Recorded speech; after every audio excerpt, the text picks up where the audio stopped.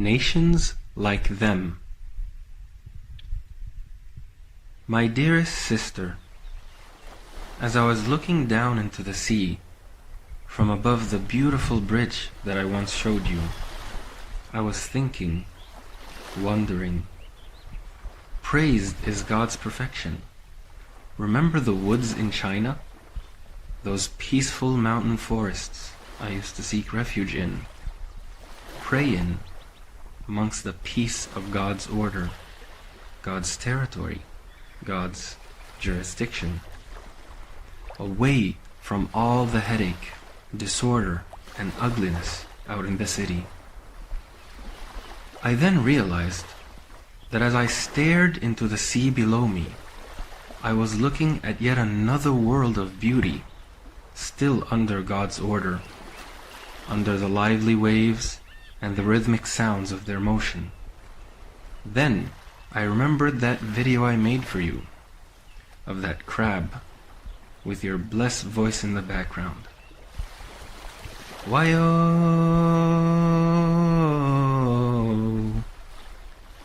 And I remembered parts of its lyrics about total peace, pure bliss, and the end of violence.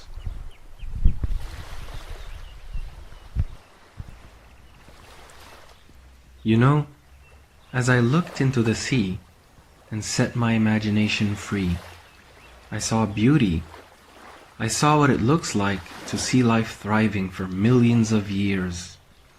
The whole sea was, as it still is, one of those worlds run exclusively by God's arrangements. Thousands of different kinds of fish living side by side in a single world open to them all. They all get to live. They all get to eat. And some of them are even arranged to prey on each other. Praised be God's perfection. Beneath all the beautiful rhythms of peace that the oceans dance to, lay constant and lively battles of quote-unquote violence and predation at some basic level. Yet still, in the bigger picture, we see life, energy, beauty, preservation, and development.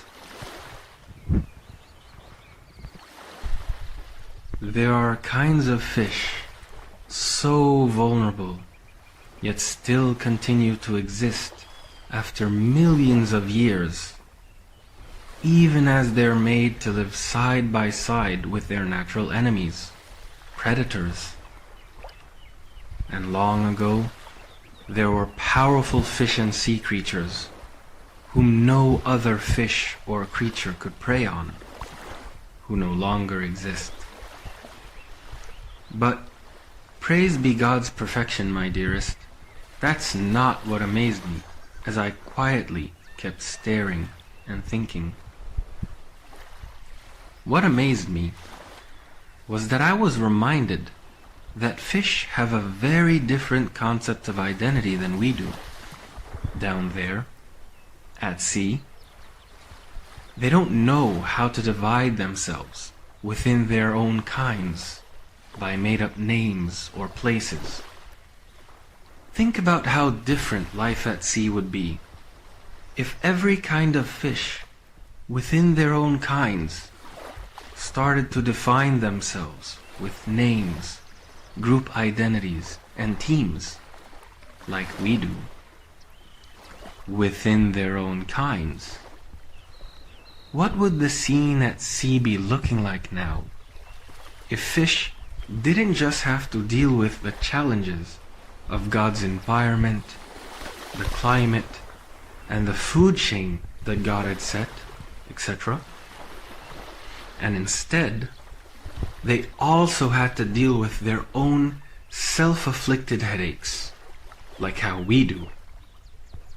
How much waste, destruction, and pointless arbitrary violence would pollute the sea? Praised be God's perfection. How different would the sea probably look if its current, single divine majesty had become partnered with so many spirits of competing, arbitrary priorities. Well, since God had set in life a constant legacy of how His order works in all the worlds He runs, it's been a long time since we've heard the birds sing together. So, let's give them a visit. Let's hear them sing. And let me tell you a story from their world. Imagine, sister, a world of many trees, forests, and moving seasons. As the seasons rotate, different places come to life and die, wake and rest. Each place full of different ingredients and special gifts to provide, bringing to all the migrating creatures different kinds of blessings, like special travel rewards from God for having made their journey.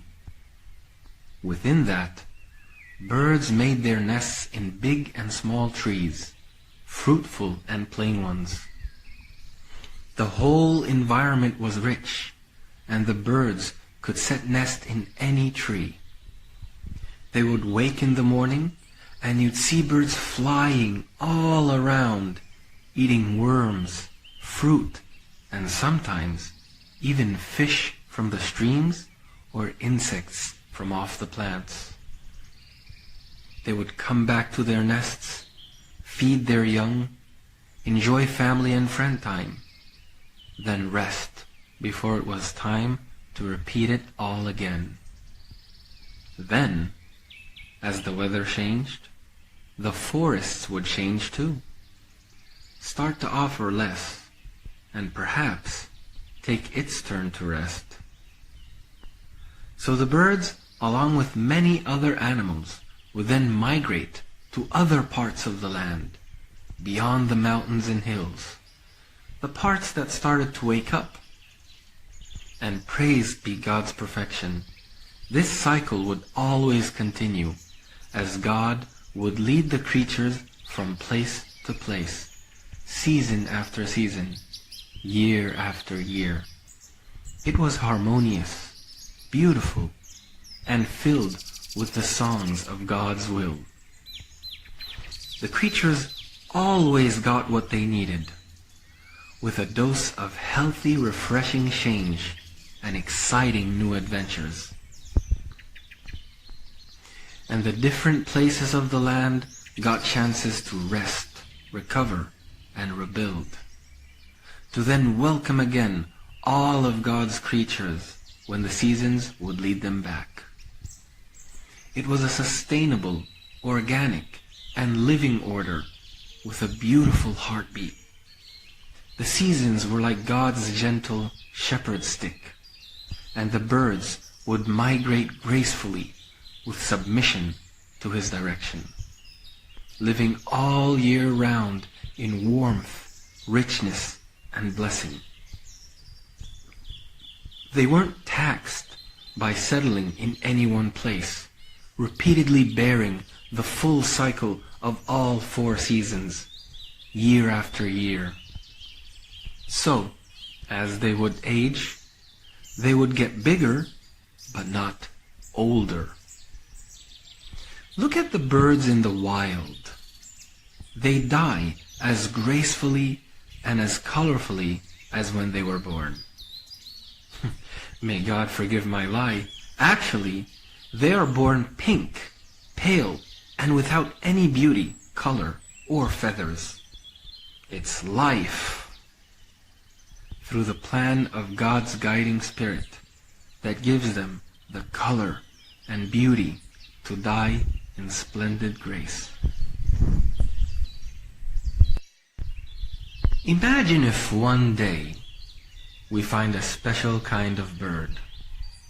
One day we find that something new had happened. Imagine if one day a bird woke up with a different vision for life. One day a bird decided, why should we wake up every day and fly far away from our nests just to eat? sometimes getting insects, sometimes worms, and sometimes fruit. Why should some of us find different things that others can't? Why is always every nest for itself, unless you have good personal friends and good family relationships to have more? How about if I can just call my tree home? How about if all the birds in my tree agreed, and my tree can also become their tree and our tree? How about if we can all be a tree team? We could make small holes in our tree and gather worms to put them in those holes. Maybe we can even store fruit in some holes too. Perhaps we can all just stash up and enjoy a convenient life while being able to stay in our own world-like tree that has everything. It all basically sounded new, convenient, fair, and helpful. So, after a while, the bird was able to convince his fellow tree dwellers to accept his vision of this new lifestyle. One that sounded like it promised an easier, simpler, and more secure life for all of them. One that perhaps meant they can make life easier for the old, sick, and young birds too, without just depending on family or friends. Because they would now all work together to make their tree itself a comfortable place, with all the treasured food they needed. A treealization. So, after they all agreed, they called their tree home, and they were all now called Homian birds. They all considered themselves to be a special group, a team with a special dedication to their new kind of group bond, their tree bond. After that, they woke up the next morning and they were changed birds. Instead of flying off with all the other birds of their kind from all the other trees, to each just go and bird with the open world, getting what God had waiting for each one of them, exploring the open world and how God had constantly updated His blessings in it, with all the new kinds of food, nest-building materials, and maybe even new birds within their kind, but with new, distant, and attractive traits to mate with for the future of their kind and their evolution, for God, themselves, and their families. They instead divided themselves into groups. One to pick holes in their tree, one to gather soil for the holes, one to go get worms, and one to go get fruit. A lot of worms, a lot of fruit. Not just for themselves, their families, and for now. Now, there was a new concept. Now, there was a home tree and whole settlement treasury to fill. After a few days, the Homian birds, in their home tree of home, were very happy. Their tree was big, and it was well watered near a river. Worms even started to reproduce inside the tree holes they had made, and fruits started to locally grow too. No one had to go too far to get anything anymore. Everything was right there, and there was plenty for everyone. So they started to have a lot of free time for just dancing and doing new things like playing games in their tree. And soon, some birds from the other trees started to wonder where their friends from that tree had all gone. How come they weren't showing up to gather food every day as they used to? And eventually, When all the other birds discovered what was happening, they envied the convenience. So some of them also started to convince their tree friends and families to gather together in the same way, to copy the same new lifestyle for themselves, though some birds didn't. Soon you had Baichins from the bait tree, the Jars from the Jia tree, the Hausers from the house tree, and of course many others, including the Tikakusa from the Tikaku tree. The whole treealization lifestyle started to become a common culture. And as soon as that started to happen, a new world began to emerge. Most birds started to adapt to their new path and the logic of making this new lifestyle work. They started to see themselves as who they were as tree groups, not just as birds. And they started to see their trees as their homes and whole world, instead of belonging to the totality of the vast forest as a shared open world. And as an unconscious, implicit extension of this isolating orientation, they also started to make new ways of recognizing each other as teams outside of their trees. They started singing more special, different songs, and making new, different ways of communicating. After all, they needed to recognize each other while cooperating outside without confusing themselves with other birds. And slowly, as everyone's ways of knowing each other became more and more creative, and as every home tree started to see what others were doing and tried to make themselves even more special, each treealization actually began to make themselves and their bird experience more and more distant, not just from the experience of the other treealizations, but also from what originally was and how they all were before. They all became more estranged from each other and alienated from their prior nature by their new lifestyle and all its cultural creativity, their arbitrary group-based livelihood and its made-up diversity. This all slowly led to every bird community casually preferring what and who they already knew and what they were already getting used to more than the strange that they had all unwittingly manufactured, just by going along the path of realizing their new lifestyle, their caring, good, fair, simple and progressive way of life. Some birds even started saying, "Yay, we left the wild. Yay, we aren't living brutish, lonely, and short lives anymore. Yay for equality and brotherhood. Everyone can get what everyone else has. We're all happy now." While actually, they all had no idea what kind of future they were all unwittingly designing.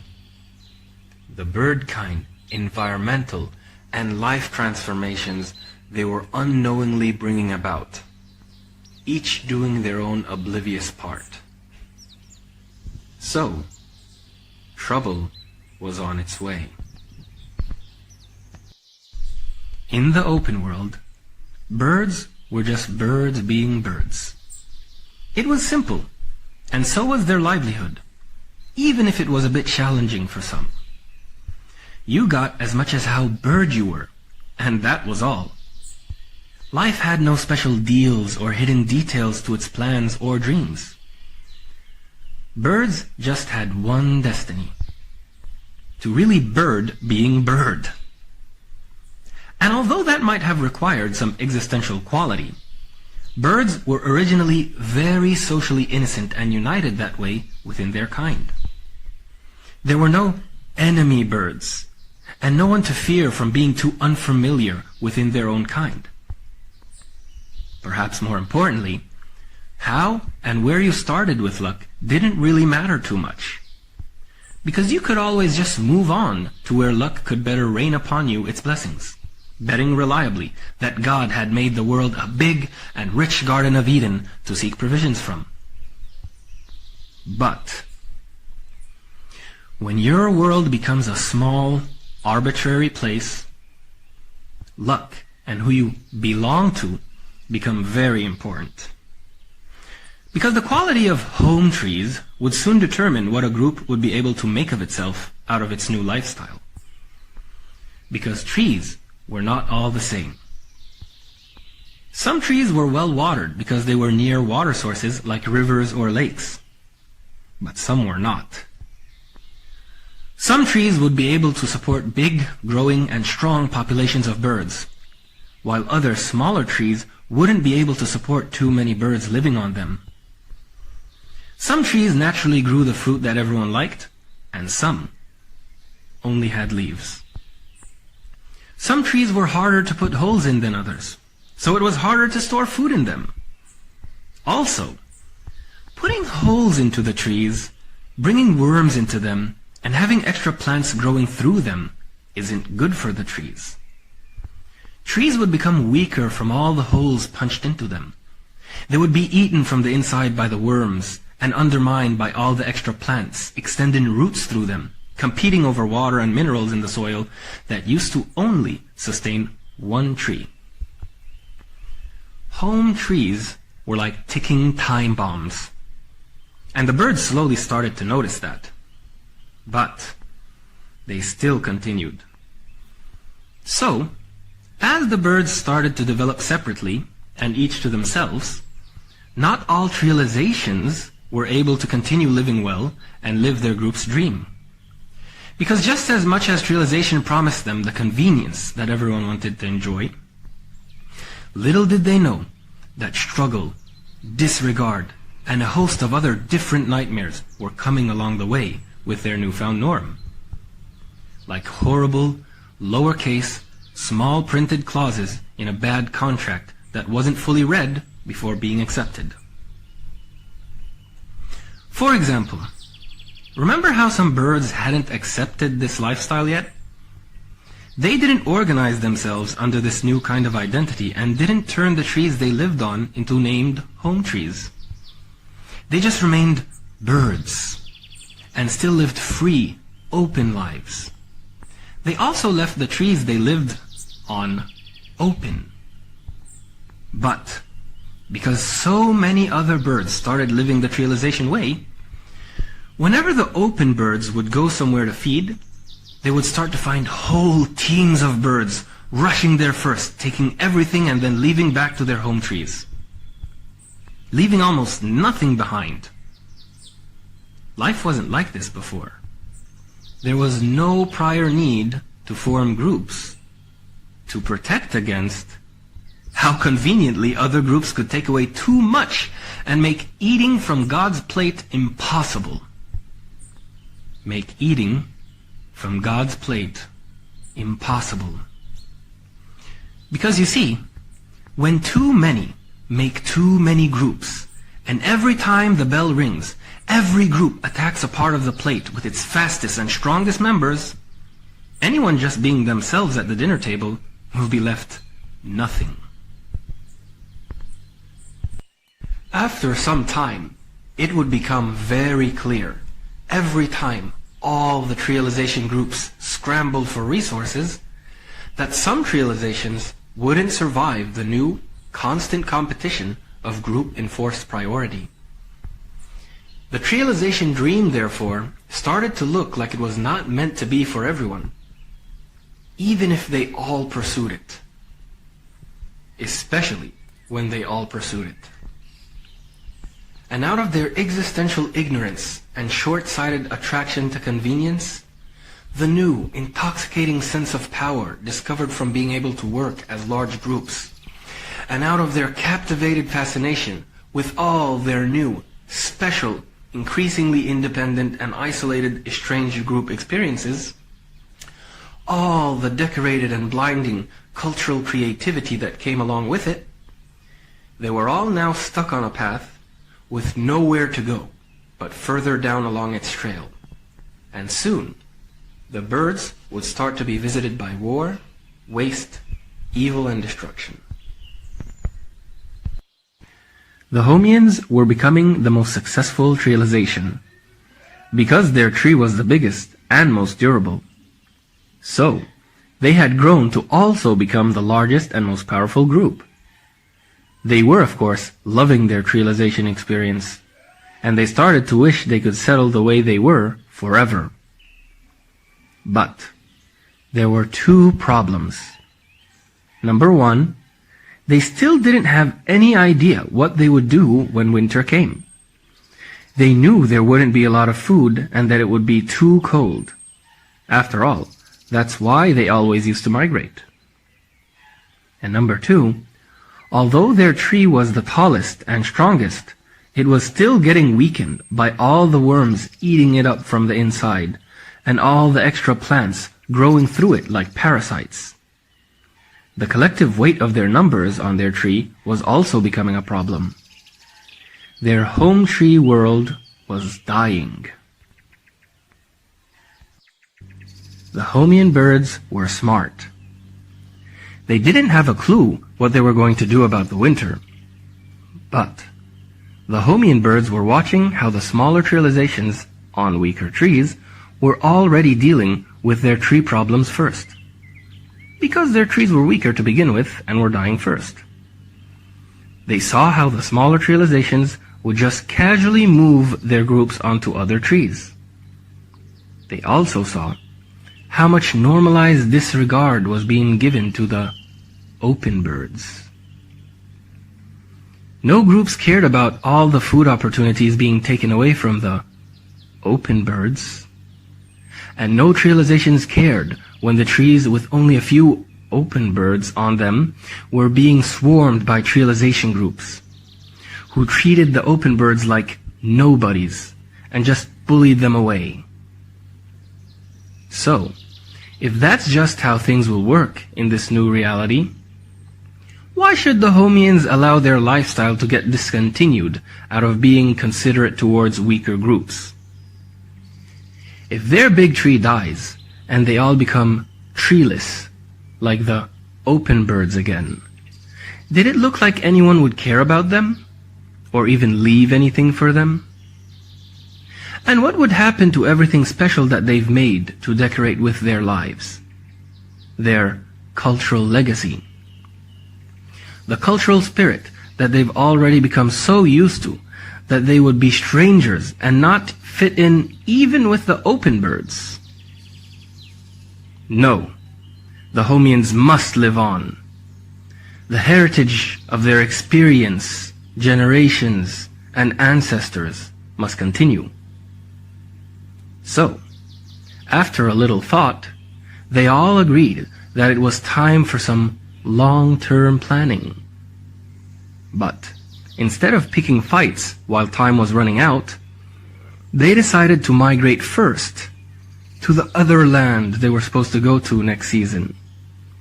They decided to travel first a little before migration time came, before any of the other trializations, just to prepare for some extra planned advantages.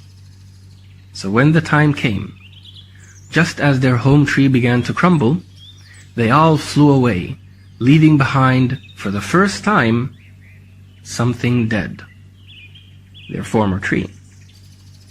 And they flew together like a military to God's other corner of Eden, beyond the mountains and the hills, not with the peaceful spirit that God had always given the birds, the spirit to explore and mingle with others along the way, the spirit of leaving their habitats alive to rest as they went where life was ready to welcome them again. No. They were going with a new spirit, vision, lifestyle, a new kind of guiding self-concept and identity, and totally new intentions.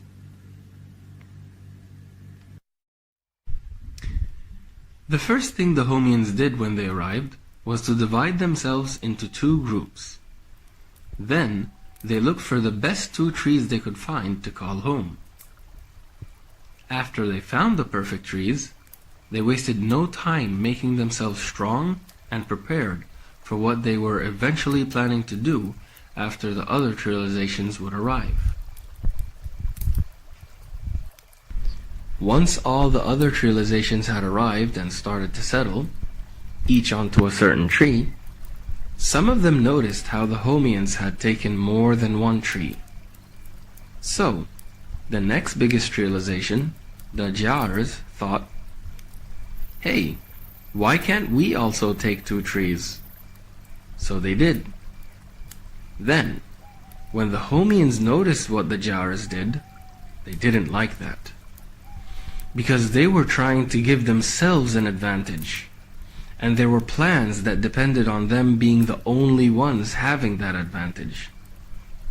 So, they decided to find 3 more open trees far away from all the other trializations, so that no one could see what they were doing and copy them again.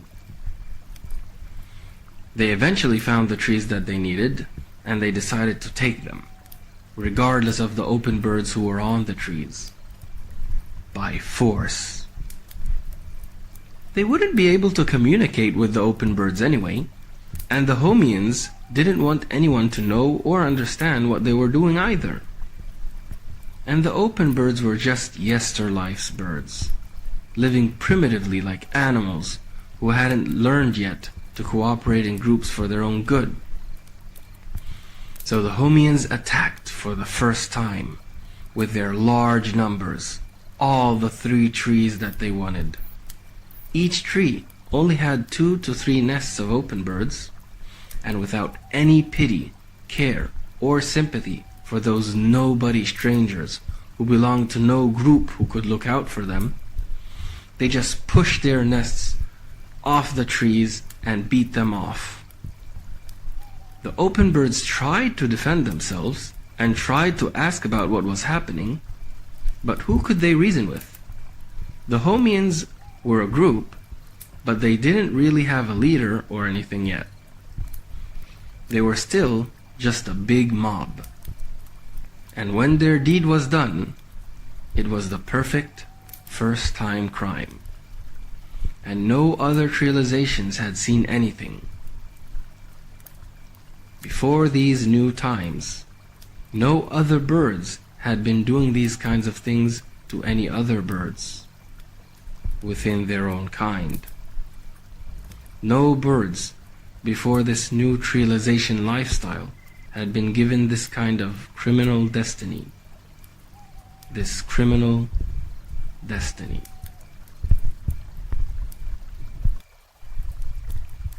You can only separate unity by teaching blindness, and only fantasies of exclusion can turn differences into feasible animosities. Things became a bit quiet, peaceful, and life as usual after that. The Homian birds started to settle in their new trees and gather their food regularly, grow in numbers, and so did the other trializations. And some of the open birds in this season's forest had taken note of what was going on, and started to gather themselves to form their own trializations, mainly out of fear of how life would be like if they didn't. After a short time, the Homians were noticeably moving around in groups much larger than any others, and everyone noticed and wondered. And of course, The reason became obvious when one of the Homian trees broke down from exhaustion, and some birds flying by saw the Homians violently attack two medium-sized open trees to replace their fallen tree. When the birds from the other realizations flying by saw the violence, it hurt their eyes, but they just casually continued to fly past the scene.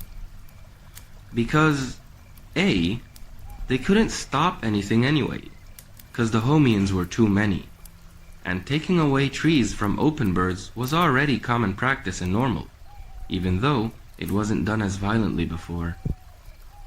B, those few nobodies open birds who were being attacked were nobodies. They could have been protected by being part of a group. Everyone was doing that now. It's their fault that they weren't. And who knows what their problems were anyway.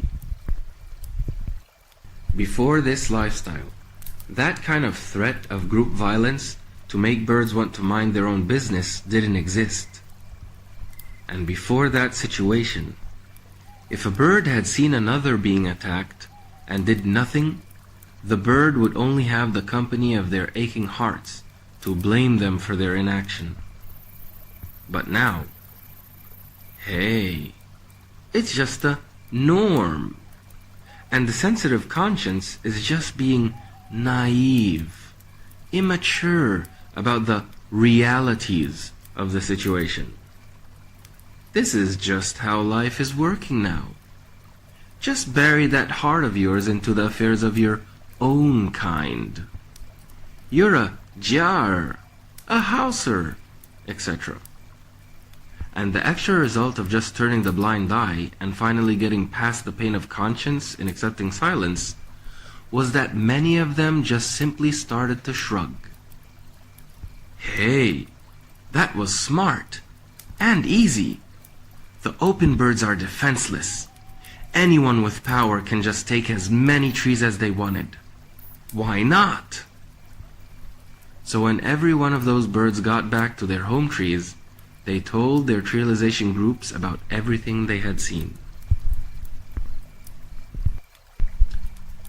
Trialization was still new to many birds in this new forest. So, some of them hadn't had developed their distinct cultures and fashions too far from what was before their newly found lifestyle yet. They hadn't grown too immersed into their made-up identities yet. So, for some trializations, the team and pack mentality hadn't yet gotten too deep into their hearts. Some of them still had the parts of their hearts that they had from God's times still awake. So naturally, they didn't like what they saw happen. After all, some birds from these newer trializations knew some of the open birds who got attacked, and still felt a connection and sympathy for them, even though they had started to grow different by getting busy with their own home tree birds and their independent group experience. And they were noticing how everyone was becoming a bit divided.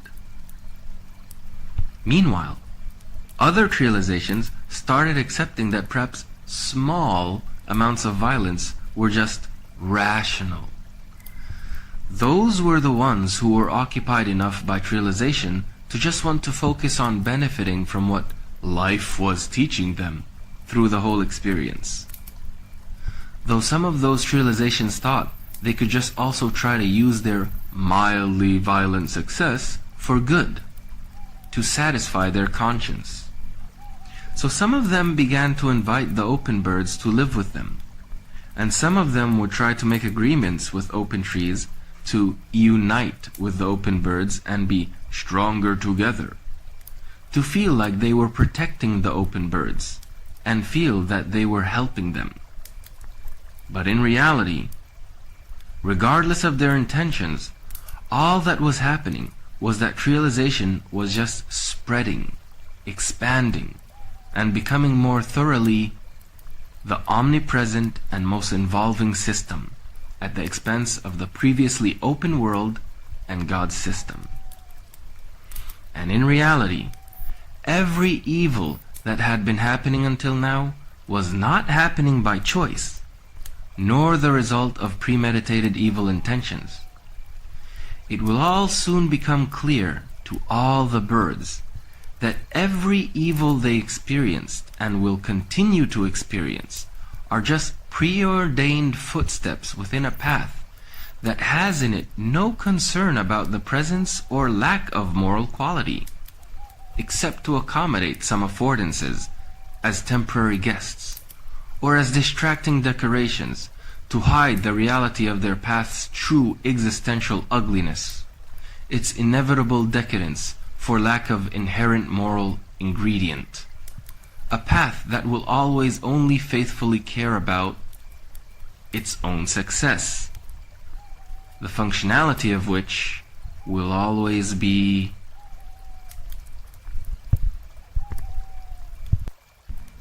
Realizations were springing up all over the place as everyone watched, until no parts of the new forest had any open trees anymore, and overexhausted trees were starting to fall everywhere.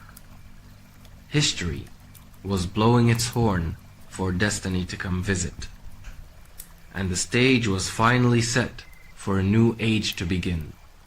A new world that had been set up by the complete consensus of all the birds of this bird kind, being divided beyond the natural open solidarity of just being bird in the world that they all shared before. Now, when it will come down to history writing its pages, it won't be about mere birds anymore. It will be about trealizations and their tree habitants. Tree inhabitants of a specific trealization. And now, with no more empty or open trees, with every population growing, with resources always being gathered in bulks by every trealization, and with trees starting to die and being in need of replacement, the Homians would be the first ones to make their planned move. Not to attack some nobody open birds, but to attack another trealization. So they attacked a small, weak trealization named the Bachans, and they successfully kicked them out of their tree. And the Bachans now, having no place to go, were lucky to receive some sympathy from one of the newer trealizations formed mostly by former open birds, who were now naming themselves the Dallows. But the Dallows and the Bachans couldn't just share one tree for long, because that put too much pressure on the tree. So they had to do something, or soon they'd all just be homeless and foodless again. The Dallows and the Bachans tried to tell the story of what happened to them to the trealizations around them, to warn them, and to maybe get some help. Some trealizations donated food because they really felt sorry for them, and some trealizations felt sympathy, but still worried about their own resources. So they donated just a little food, just enough to make their trees lighter, to help them last longer. No one, however, would accept them into their group and make them equal tree habitants. They just couldn't afford it, because almost no one had places to expand to without a fight. So the Dallows and Bachans kept flying around, looking for help. And the Jars saw the Dallows and Bachans coming, and got an idea. The Jars thought that they could take advantage of the situation, because they wanted to compete with the Homians. But of course, after how cleverly the Homians had become the biggest trealization, they had to be smart about it. The Homians had grown too big and had a lot of trees. Most trealizations were envying the Homians, and now, after everyone saw them, the Homians, be the first to force full trealizations out of their trees, some trealizations feared the Homians. So the Jars got an idea. So the Jars told the Dalos and Bachans, "Welcome, welcome," mostly in the language of feelings and signs at this point. They couldn't really communicate well, and it was still too early in history for translators. The Jars tried to tell the Dalos and Bachans that they can actually give them full tree habitantship and let them become full Jar tree habitants. Become one of them and have full equal rights to live and feed in their trees, if they would agree to join them in a fight to kill the Homians and take all their trees to make space for themselves and maybe even for other poor treelizations. Good intentions always work well for repackaging bad ones. They argued with the Dalos and Bachans, saying that, yes, you can be one of us, but where would we put you all? So, let's go and get some new space, together, for all of us.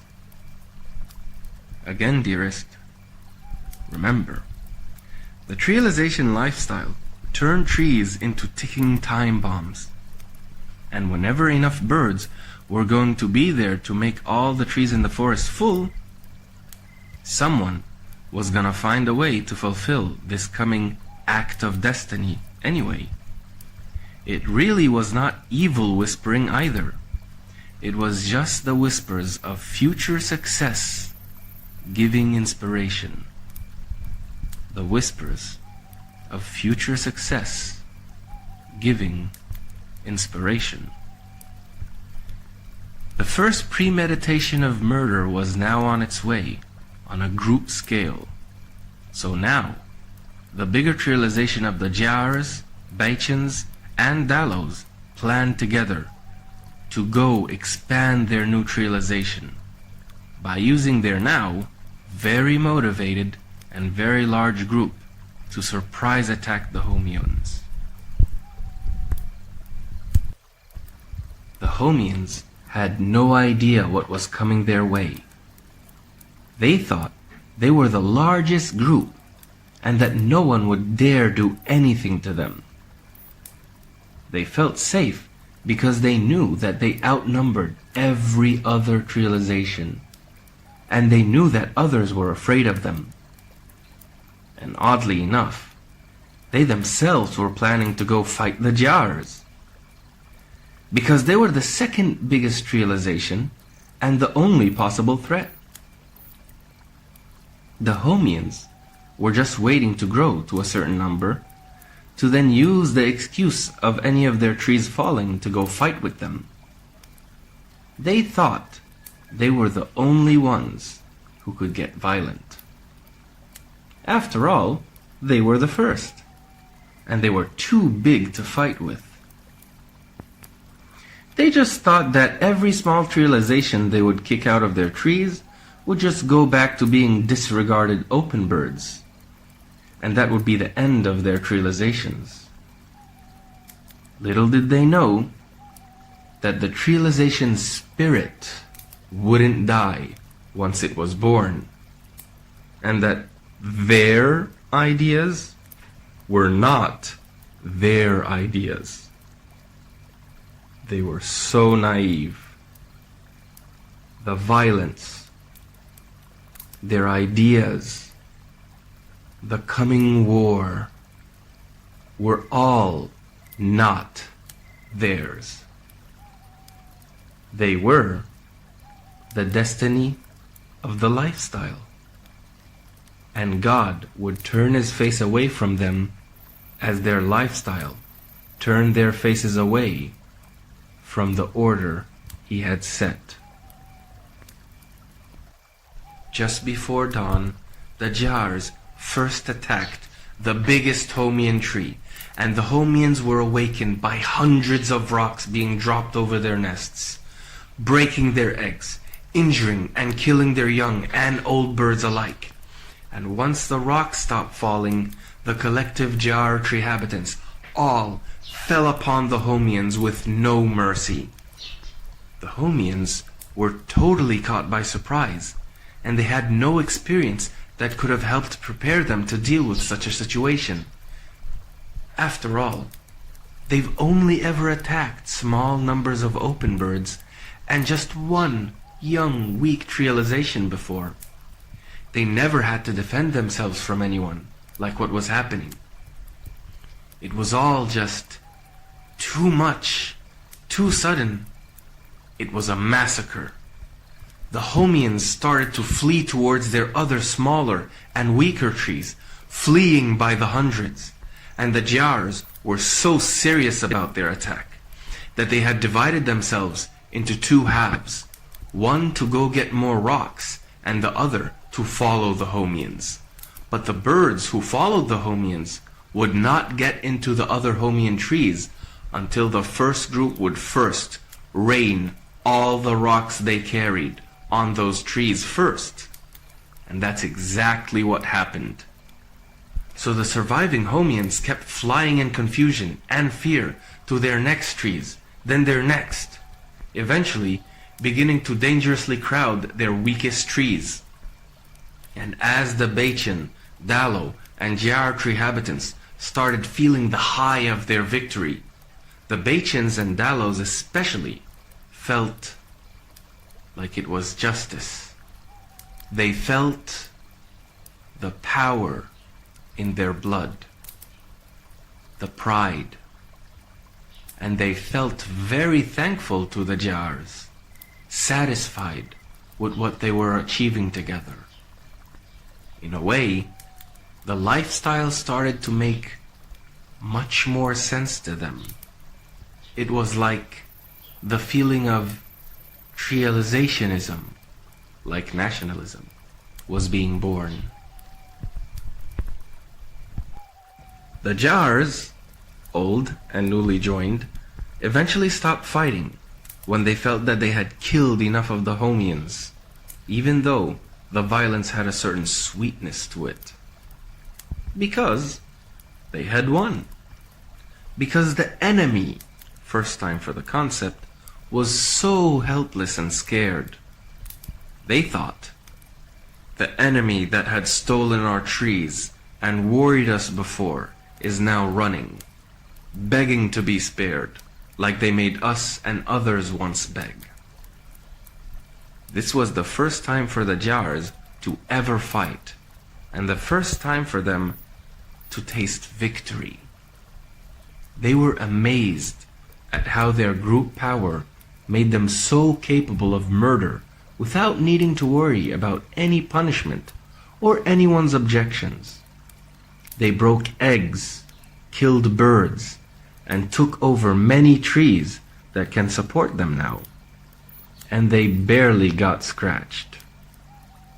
Thanks to their team, planning, and power. So they all celebrated together. The original Jars, the former Dallos and Bachans, they were all now Jars together. And they were all now the undisputed and strongest realization. The surviving Homians were in shock, watching now from upon their very limited trees that would now certainly fall much sooner than expected, how the Jars were celebrating, looking at their dead tree habitant brothers and sisters from afar, not even being able to retrieve their dead bodies. They were afraid. They had beaten up and bullied birds before, but they had never sought to kill anyone so intentionally. What they saw was a very shocking type of permission to kill, and it was very scary. So they didn't know what to expect if they went back anywhere near the Jars. They felt sad, hopeless, and scared. And some, when they finished crying, became very angry. By the time it was noon, The other trializations had heard about what had happened, and they couldn't believe it. They all sent small groups to check the rumors for themselves, and it turned out to be just as they had heard.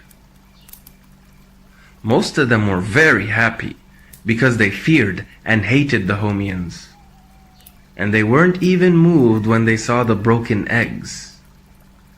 The broken bird eggs. No, the Homian eggs. Some birds were still able to think past the sudden new identity lens that became all too automatic and de-birdizing, like dehumanizing. And they felt horrified and anxious. Was this the future? They had never seen anything like this before. Before, only other animals intentionally killed the birds and attacked their eggs. Now, it had suddenly become like bird hunt bird. And this was not just about food, it was about living space. Space. Space that was once so available, open. How did everything suddenly become so different?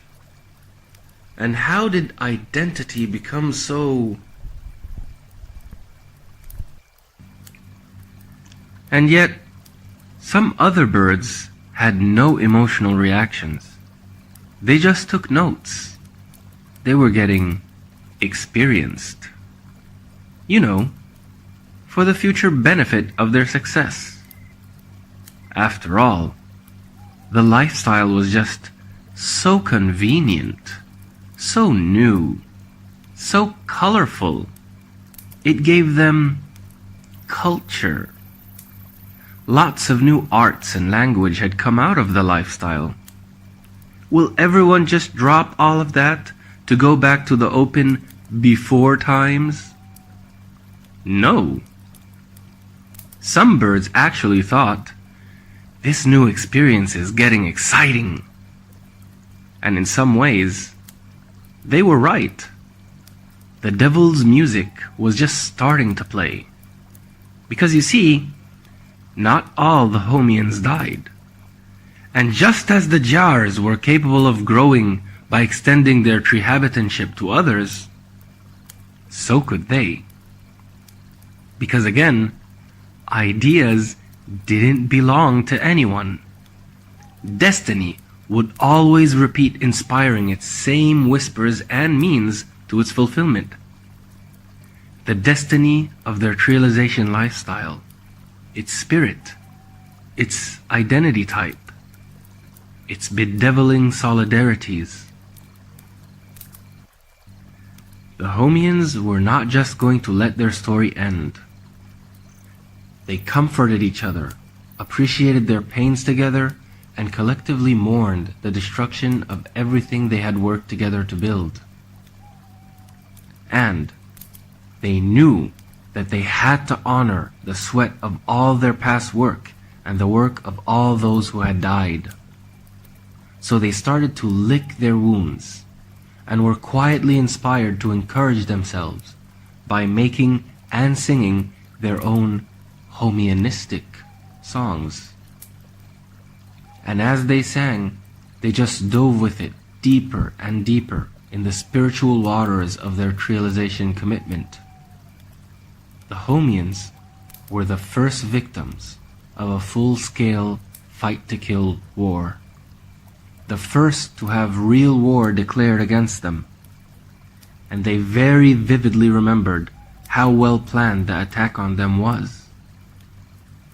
And when they compared that to how they used to attack the open trees, they felt that the jars were much smarter in how they attacked.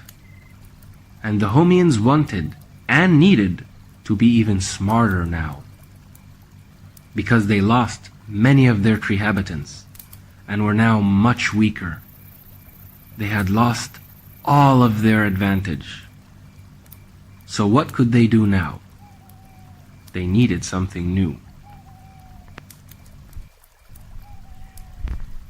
In reality, there's actually no such thing as new.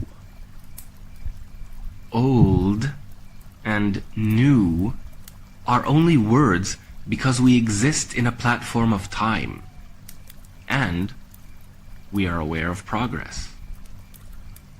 We become confused only when we are the agents of what's being progressed. For example, flowers just happen to need to progress from seed to the actual flower they exist to be because of time. But the actualized flower isn't actually new to its DNA. Likewise, a blade just happened to progress manifestively from sharp rock to cold steel knife and beyond. But all due beyond will never actually be new to the DNA of phenomenal rectification. It's just more of what is becoming more of what's supposed to, as more ingredients come, by occasion of instance, to shine its definition. So, destiny inspired or uncovered more of trialization's establishing means to the Homians. And they thought, we need to find out who's our smartest bird to make them in control. We need to start having a stable way of organizing ourselves so that in an emergency we don't just break down again in chaos. We need some of us to be extra strong to defend the rest of us if surprises like this happen again. We need a king. We need an army. Before this, birds had only needed stable food gatherers. We need to reorganize ourselves this way, fast, and those in charge must help us win, and we must listen to them. After the Homian trialization reformed themselves the way they did, the first divisions of social responsibilities were set. The ruler, the ruled, the food gatherers, and the army. They then sent some of their smart birds to try to reach out to any of the other birds who were also shocked by seeing the kind of killing and violence that had befallen them for the first time. And they reasoned with the birds, saying that they, the Homians, were actually just being wise because they loved their birds. They explained why they tried to have the advantages they had, and said that they still never used their advantage and power to kill any of the other birds, or to break any of their eggs.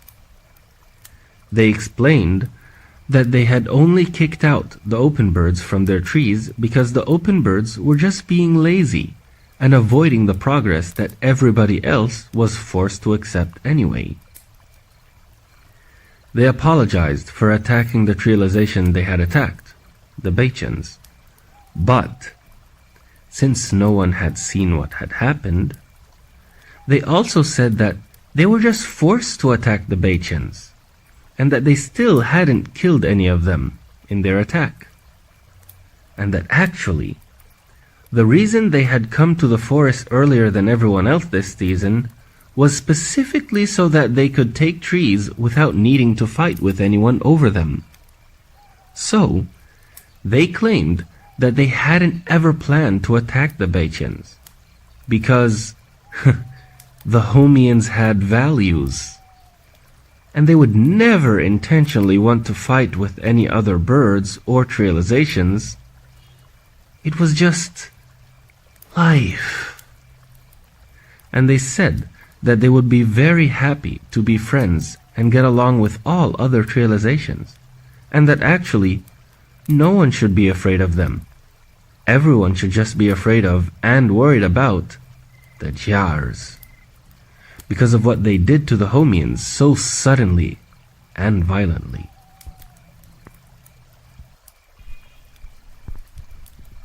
some birds started to agree with and feel sorry for the Homians.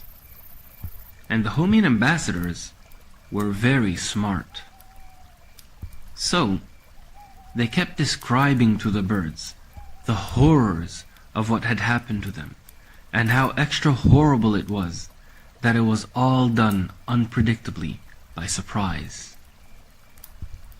They also tried to find any of the open birds whom they had kicked out of the trees before, to apologize to them. They even started to donate food to any open birds they could find. Again, actually, just trying to reduce the stress that was on the small trees they were now limited to, so they could last longer. But basically, the Homian ambassadors had two goals. Number one, to gain sympathy. Number two, to gain allies who could be made fearful of the Jars. The Homian king wasn't really trying to gain new tree habitants, nor did he want any. He was actually very smart, and soon, as everyone would also know, very ruthless. His whole family was killed in the Jars' attack. So, while most of the Homians were very sad, angry, and wanted revenge from the Jars, and yes, they all needed new living space, their king wanted to use his power for much more than just revenge and living space. Because part of him had started to really dislike the whole trialization lifestyle. He didn't really like the idea of there being Homians, Jars, and all the other named trializations. He was able to see through everyone's cultures and their fancy made-up arbitrary fashions. He was able to see how isolating those identities and cultures could make birds become. He was able to see how that, because of those independent experiences, it had become so easy for the other trializations to just see broken eggs. His broken eggs. And not be moved by any apparent remnant of conscience. He had actually watched the rock fall from above on his only egg, crushing it. And he saw how 5 birds beat his wife until she died over their egg. 2 of the 5 attackers were even very young, innocent birds, and one of them was pretty old. An old, wise grandpa bird. No, an old jar grandpa bird, with 5 jars, part of a whole big group of jars, all of whom were so power drunk and blind on being jar. He was beginning to hate the whole trialization recipe very much, and he felt that he got the whole point in one sentence. Let us be us, and them be them, and let everyone watch. The skies won't cry over anyone's loss, nor will the sun mind shining the next day, leaving all tragedies behind. So he had a plan. A big plan. Not just for dealing with the jars, but for dealing with this whole new world. To watch and see what he and his Homians were made of. It was time for politics. Long-term, secure, and selfish politics.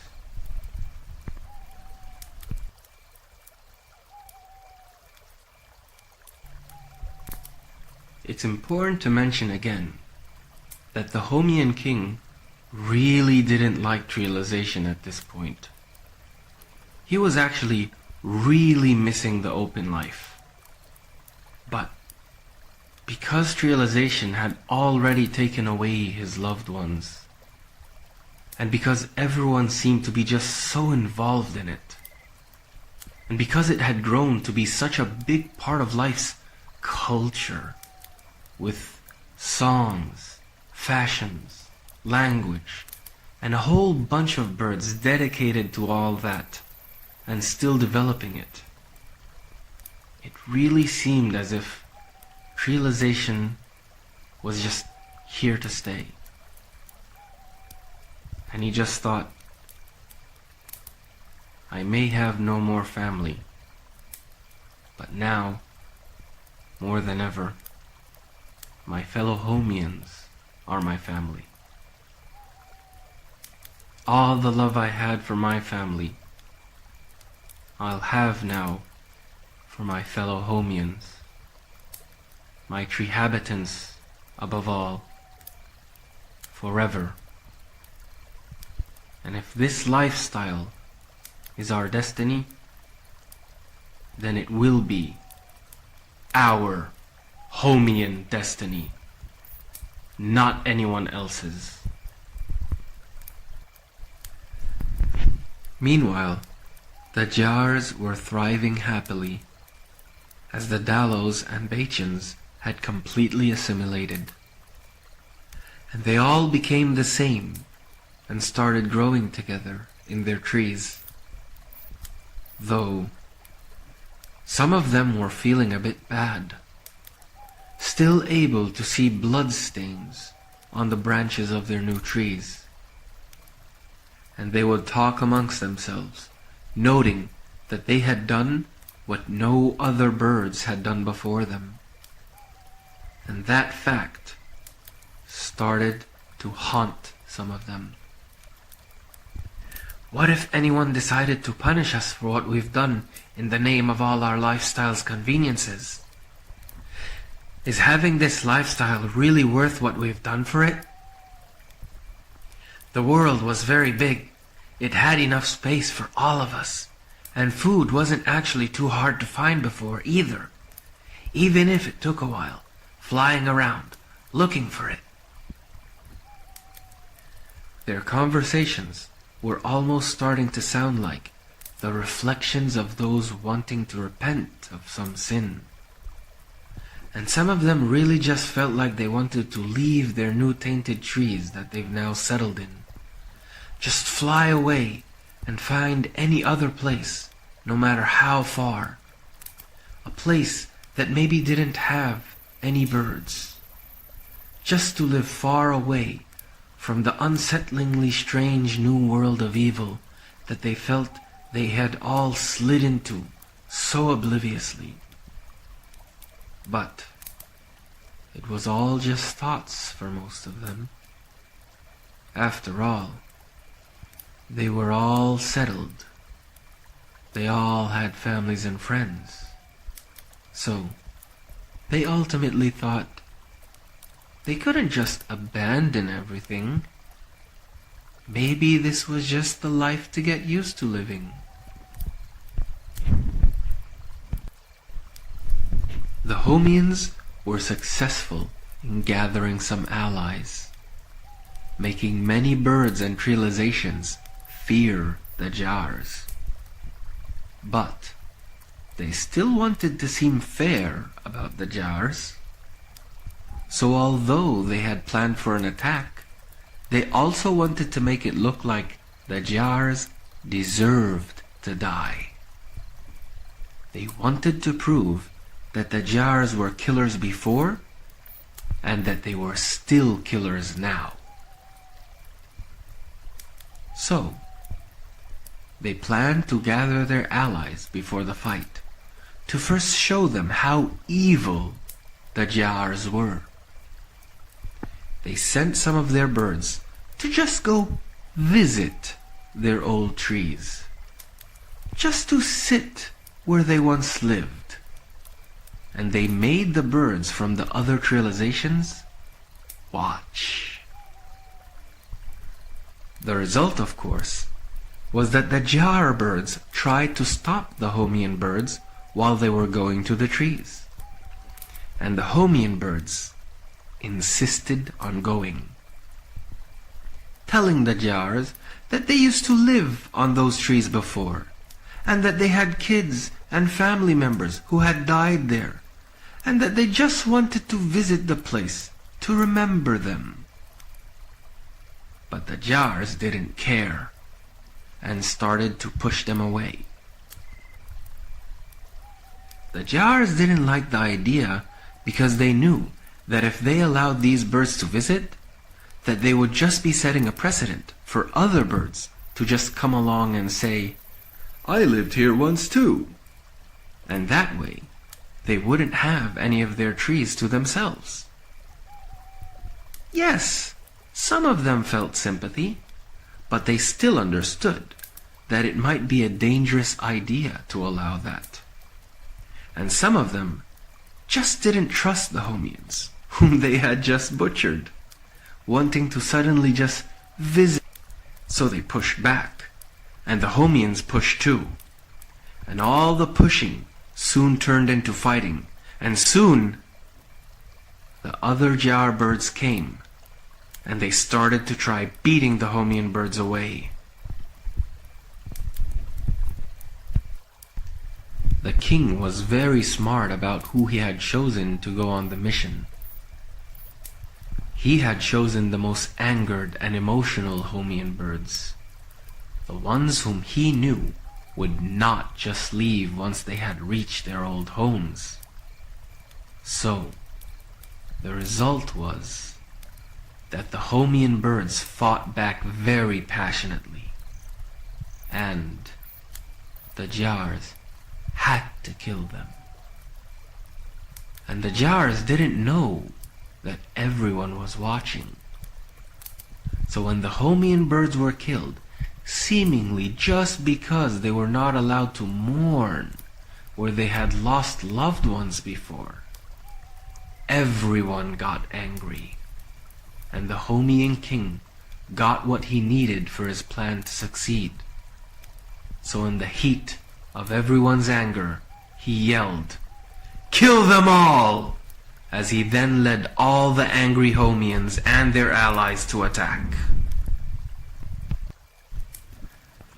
The Homians and their allies attacked in waves, and they had a very good and organized strategy. And even though they were all not as numerous as the Jars, they were winning. After all, having efficient organization, especially while having smart leadership, is much more professional and effective than just being a primitive mob. So it was total destruction for the Jars, and hot revenge for the Homians, who wanted to spare no one. They were very violent and merciless because of their memories, because they were dealing with the criminal strangers whom they hated, and everyone was now on their side. Long story short, the Homian king wanted all the Jars dead, because he knew that the Jars were being massacred now because they hadn't followed and killed all the Homians before. They had instead left enough Homians around to want revenge and get it. And he knew that could happen to them too. So he wanted to play the game right, to save himself and the Homians from any future headache or retaliation. So he just kept repeating, "Kill them all! Kill them all!" And because he was the king, because the Homians had taught themselves to follow orders from their smartest bird and delegate responsibility to him, they all just obeyed, and in fact killed everyone they could, until the last Jar was dead. After the massacre was over, not a single jar had survived. The Homian king was successful, and the Homians had only lost a very few birds. And all the other trializations who had fought with them had also now had bird blood on their claws. Now, no one was innocent anymore. And now, it was time to divide the trees with everyone who was part of the war effort. So they did, and everyone was happy. But now, with the jars out of the way, it was time for the Homian king to deal with everyone else through betrayal. He wanted to start conquering all the other bird trializations, because aiming for an arbitrary tree and bird number advantage like before wasn't enough. And he didn't want history to repeat itself with everyone now wiser. He wanted to make sure that the Homians would be the most powerful, who had most of the trees, and had such a big number difference between them and everyone else that even if all the other trializations grow in number, they would still never be able to beat the Homians, even if they united against them. Everyone's time was running out. Many of the trees were getting weaker, and the Homian king had planned to create problems between the smaller trializations, to play them against each other. So, he first sent specialized undercover birds in the dark of night to weaken the trees that belonged to the smaller trializations.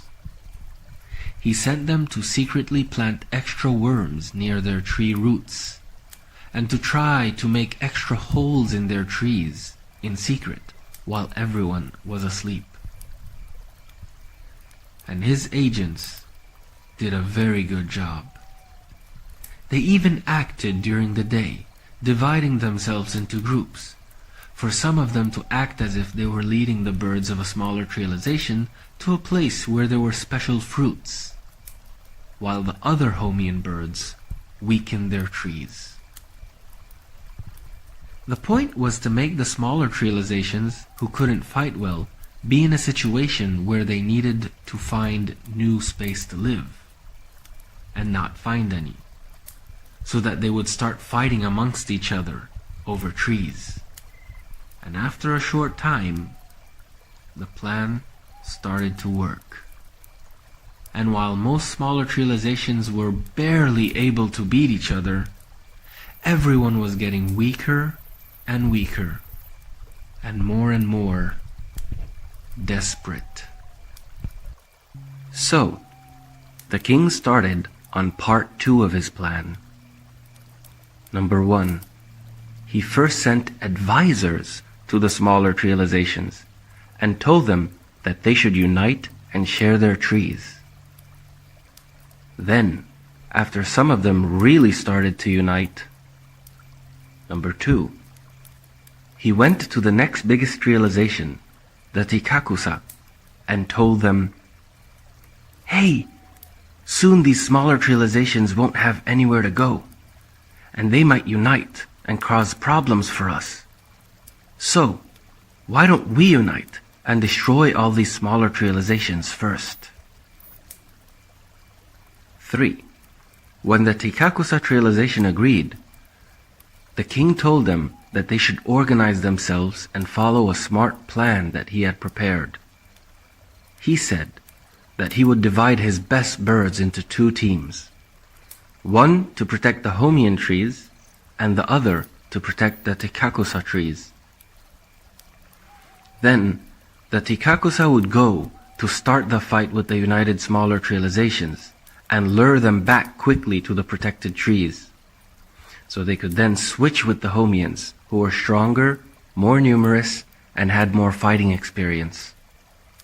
That way, the Homians would be able to finish the fight after the united weaker trializations followed the Tikakusa back to their trees, while the Tikakusa would then be taking their turn protecting the trees and making sure none of the weaker trializations tries anything smart to reach their trees.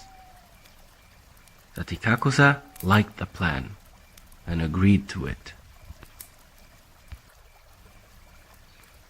Of course, not all the birds were being politically and strategically conscious or aggressive like this. Even the Homians. Most birds avoided thinking about fighting, war, and problems. The things they didn't like. Most birds were actually just focused on enjoying their own experiences and the sight of each other's new competing cultural tastes and special stuff from afar. They thought that the only problem was just that the environment was actually what pushed them to fight. Falling trees and worries about their own trees falling. Birds coming to take their trees, or them needing to take others' trees. Even if they wanted to all just help each other, it was getting harder, because taking in one bird would invite others, and that would just crowd and exhaust their own trees faster. It was frustrating, but no one had a solution, and everyone was afraid of losing when things get violent. When the Homian king knew that it was becoming very difficult for the smaller united trializations, and knew that their numbers were getting too much on less and less trees, he knew that they were all getting more and more anxious. After all, the Homian king had created their problem, and now he had the perfect solution for them: to start the war. He told them that he would help them get more trees if they would help him sandwich the Tikakusa in a fight. Meaning that he told them that the Tikakusa were going to provoke them, and said that he wanted them to chase the Tikakusa so that they would be fighting the Tikakusa from in front, while the Homians would come to finish them off from behind. And after some thought, and not being able to find any other ideas, the smaller united trializations agreed. The Tikakusa plan was to first provoke the weaker united trializations with a small number of birds, who they wouldn't be afraid to fight. Then, as soon as the fighting would begin, all the Tikakusa would join the fight, while also acting like they were losing and running away at the same time, so that the weaker trializations would get encouraged to keep following them closer and closer, bringing them ultimately to the Homians, who they expected would then finish them off. The switching plan. Praise be God's perfection. Because the Homians were more organized, more developed, looked like they had experience, and had led everyone to success against the Jars before, everyone trusted their advice. And that was actually the biggest advantage that they now had: to fool everyone. The time had come, and the Tikakusa went to pick the fight with the united trializations. So the united trializations got excited and totally followed them. Meanwhile, while the Tikakusa fighters were all out fighting, the Homian birds were killing everyone in the Tikakusa trees and getting ready to sandwich the Tikakusa from behind as they arrived. So, when the Homian birds heard the fighting coming close, they attacked. And in the confusion, the disappointment and shock, the second biggest realization the Tikakusa were utterly destroyed. After that had happened, the Homian king rewarded the smaller united realizations with some of the Tikakusa's trees, but only the shortest and weakest trees. He kept all the better trees for the Homians, and the smaller united realizations couldn't say anything. Of course, it felt unfair to them, but something was better than nothing. Some of them asked if they could become Homian treehabitants and just integrate with the Homians. But the Homian king already knew what kind of plans would be possible if you let strangers who have problems into your trees. Who's to say that the smaller united realizations wouldn't just come in with a secret amongst them to attack the Homians from inside their trees while other birds attacked them from the outside? Everything was becoming devilish indeed. And as their kind of lifestyle and its kind of identity's logic started to feel more and more inescapable, more and more necessary, like a room that locked its own doors shut once we've gotten into it, everyone was unhappy. And the only thing that would help them forget their dissatisfaction was to just take themselves deeper into celebrating their own group's successes and differences with others, and think, hey, at least we're different, and the others who weren't around anymore are losers because they weren't like us. While of course, most realizations started to try copying whatever they could learn from the Homians. And thankfully, by then, the seasons had begun to change. And as the seasons changed, everyone started to migrate to the new place with their new ways, really wishing that maybe this new season would bring with it a new story, a more peaceful one. So, once everyone got to the new place, with its new spring beauty and riches, everyone exhaled a sigh of relief when they realized that no one had to fight for space, and everything looked fine. Everyone was able to find a spot, and there was still plenty of room. The open birds of this new place were not happy, because it was the first time they had seen any birds acting the way the realization birds were acting, and they just couldn't understand what was suddenly going on around them. They wondered, why were all these new birds acting very differently, chirping in very strange new ways, gathering on the forest trees in very large numbers? Why weren't any of the new coming birds flying alone? Why were there many big and small groups of birds, all acting very similarly together, yet very differently from all the other groups? And their questions continued. Why are all these birds doing everything in big groups together?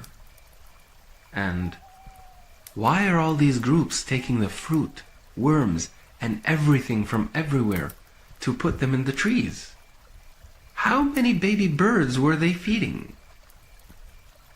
And also, why were all these groups staying in the trees for long periods, doing strange things, playing in strange ways, and not flying outside a lot like everyone else?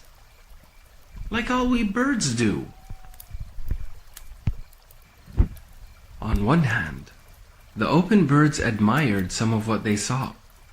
It all seemed stronger and more convenient, and they had never seen so much creativity in how to do things before.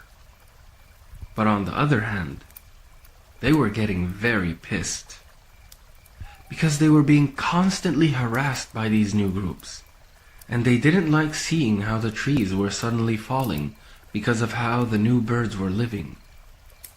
They didn't like that the worms and insects seemed to be less and less available because of all the sudden mass hunting activities these new groups were doing.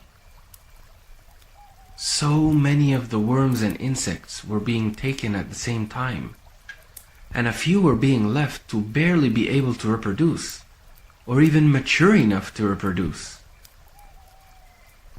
In their eyes, this new coming lifestyle seemed interesting, and it changed the birds in ways that made them stronger and more creative. But it was also killing the environment, tree by tree, and these new birds were destroying everyone's food chain supply. These new birds were disrupting a balance that everything was part of and depended on. It was like these birds were beginning to live very selfishly and at a pace that was too fast for the rest of nature and all its interconnected creatures to catch up with and be able to adapt to.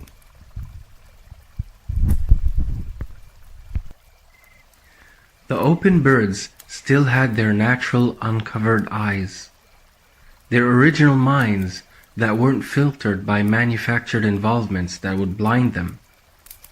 They still had a consciousness not yet polluted by forgetting how God's life setting worked. In a way, it was like having the old pure birds meeting the tree habitants for the first time, with a clear divide between their paths. And as time would go by, and the open birds would soon discover the Homians, Catchers, Chiamis, Hands, and others, and notice how violent these trialization birds were, seeing how even the good parts they liked about these new birds had very bad dimensions to them, they really started to dislike the trialization birds and their trialization ways. And, needless to say, the trialization birds had already learned to dislike and disregard the open birds a long time ago. As each trialization was gaining experience and starting to be more trihabitizationally conscious, they started to become more and more focused on showing power, on showing and exercising it.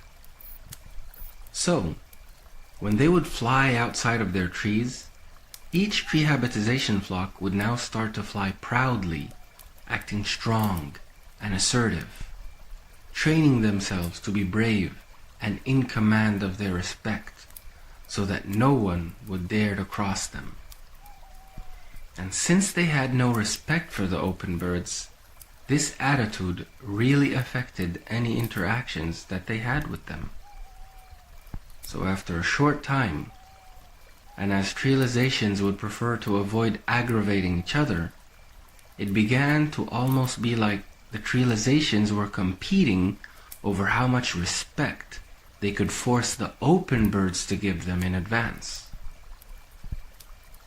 For example, one trialization would start to sing a special song when they were gathering insects from a special place, so that any open birds around would hear and know that they were there. And if any of the open birds would come to feed as they sang and gathered what they wanted for themselves, they would all then attack those open birds with no mercy. So things were becoming really bad, and the open birds were getting tired of it. So they started to gather themselves, not to try to make their own trialization, but to try to find a way to communicate with the trializations to solve their problem. They wanted to try to reason with the trialization birds, because they were too many, too strong to just fight. The open birds were thinking of ways to approach and explain to the trialization birds their point of view. And the first problem seemed to be how to communicate with the trializations, because by now each of them seemed to have their own strange language. The open birds would eventually take the time to learn some of their languages, but then the bigger problem seemed to be how to explain to the trialization birds the things that they thought were already intuitive, that they had also only known intuitively. To the open birds, the problems with the trialization way just seemed to be so obvious that they didn't have the ability yet to explain it in words. It was just so obvious to their hearts, to varying degrees, how the trialization birds were becoming so different in a way that disrupted how everything worked. It just seemed so obvious how trialization was corrupting the nature of its birds and making them very destructive. Because the way life was before, birds were only violent when their instincts told them to be. They didn't used to need to plan or decide to be violent. They didn't used to train themselves to be violent, and it wasn't a standard part of how they collectively lived to be violent, especially not for their kind of birds, or for any kind to be so within their own kind. Because the way life was before, birds were only violent when their instincts told them to be. They didn't used to need to plan or decide to be violent. They didn't used to train themselves to be violent, and it wasn't a standard part of how they collectively lived to be violent, especially not for their kind of birds, or for any kind to be so within their own kind. The way life was before, birds would all basically sing in the same way, chirping directly from their hearts. And birds of the same kind basically danced the same dances too. And if they danced differently, or did something special, it was to attract mates or to make new friends, not to make each other different or make each other strangers. The way life was set before, bird life didn't cause tree death. The way life was set before, trees used to live only with the burden of growing their fruits and being home to only a few animals, insects, and birds. Trees weren't made to be farm, ranch, and city at the same time for the interests of only one kind. The way life was set before, you just had to be a bird to be blessed like a bird. You had to wake up, fly, find things, feed yourself, and only need to feed those who would make you a good father, mother, or friend to feed. The appetite of some birds wouldn't cause the hunger of other birds. And you weren't obligated to help feed entire bird societies. That was God's job.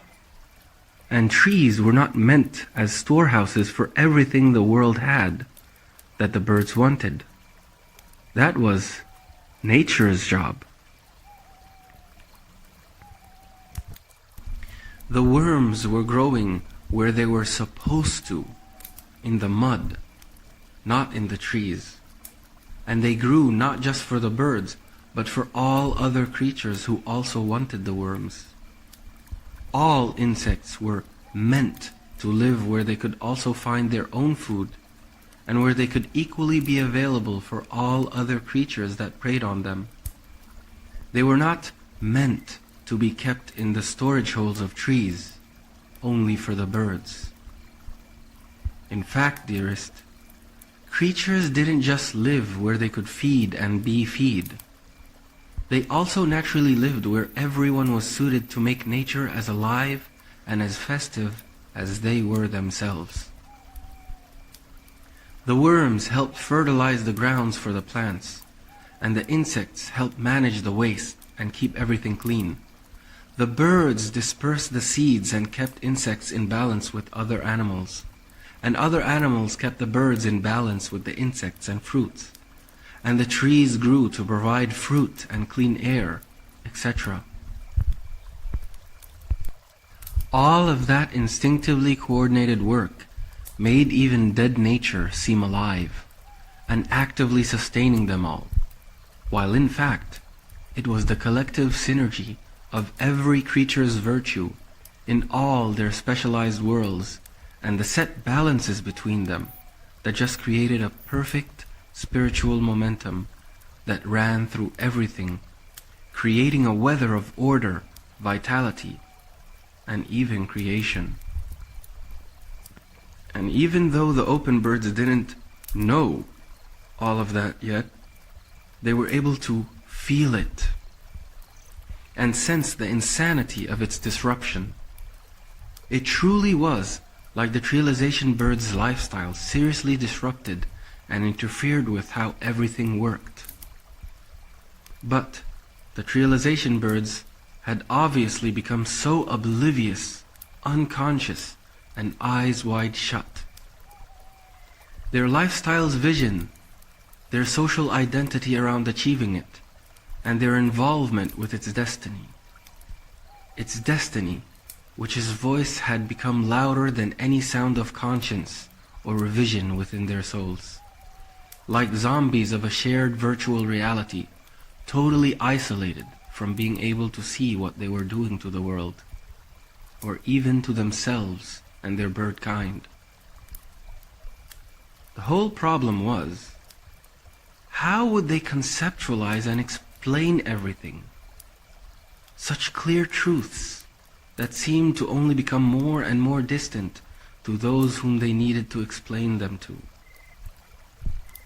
And you know, dearest, if you would have talked to the birds about God, using any word to say God, they wouldn't have known what you were talking about at that time. Not because they didn't know God, but because the meaning of God's presence was such a granted part of their experience that they were only guided subconsciously by its sense, without having a conscious concept or word for it. Like how birds were able to tell quantities while not having any words for numbers yet. They had just never needed any specific words for them yet. They just knew God by latent impression because of how they lived in the way life was always working for them. By how life's order looked so alive and laced with a caring spirit, caring for all of its parts and the parts its parts depended on at the same time. Like if there was a mind behind all the big things that organized the cosmic harmony they shared. Things like the night and day, the seasons, and the arrangements hidden within following their rhythms of rest, work, migrations, and searching for their provisions. They saw God in how food always grew, shelter always renewed, and how everything had a chance to rest as much as it worked. Even the ground, waters, and air seemed to be maintained in the same way. They saw God in how all the animals, insects, and plants followed the same calls of night and day, and the seasons, like a single world obeying the calls of a single king. They saw God in how the distribution of their instincts gave balanced growth in perfect unity. Some ate animals, some ate plants. Some were more aggressive, some were more calm. Some had babies faster than others. Some lived during the day, and some during the night. They saw God in how they saw the world looking like one beautiful system, always becoming more colorful, more variant, developing new things, creating more things to take care of, and help take care of the world too, all the time. They just felt like living in harmony like that, and benefiting directly from that harmony's hands, made them feel like they were living within the providence of a managing divinity, a God present. It was just a natural feeling, cooked within their experience.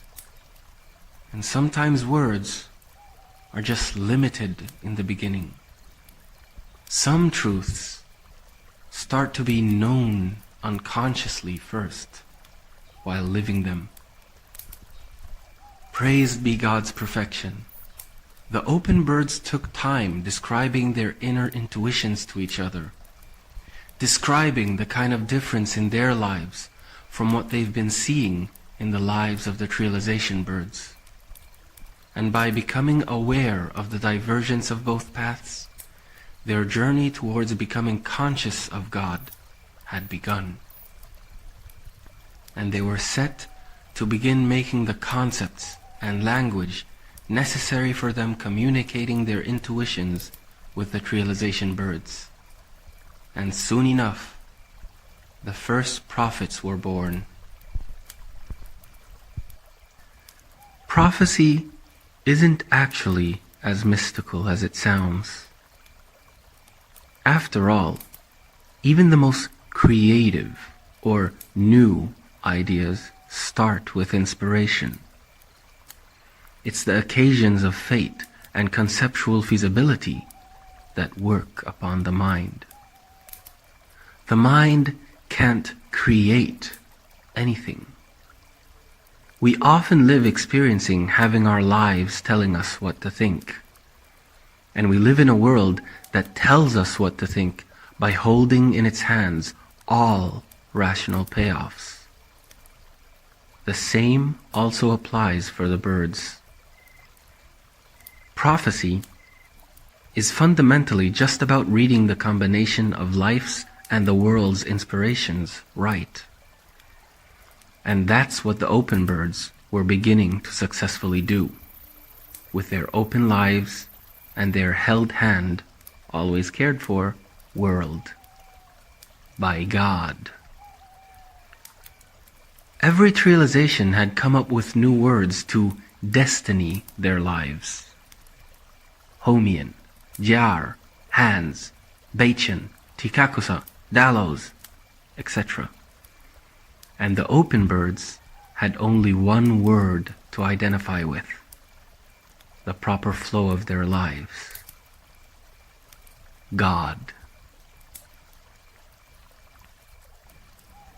The open birds wanted to first communicate with the younger and weaker realizations, the ones who were still new to their realization life, the ones who could still remember God's life. The ones who were not yet too success-blinded, chasing dreams. The ones who hadn't become yet too busy-blind with their own ways. And the message of the open birds wasn't going to be to teach the realization birds anything new.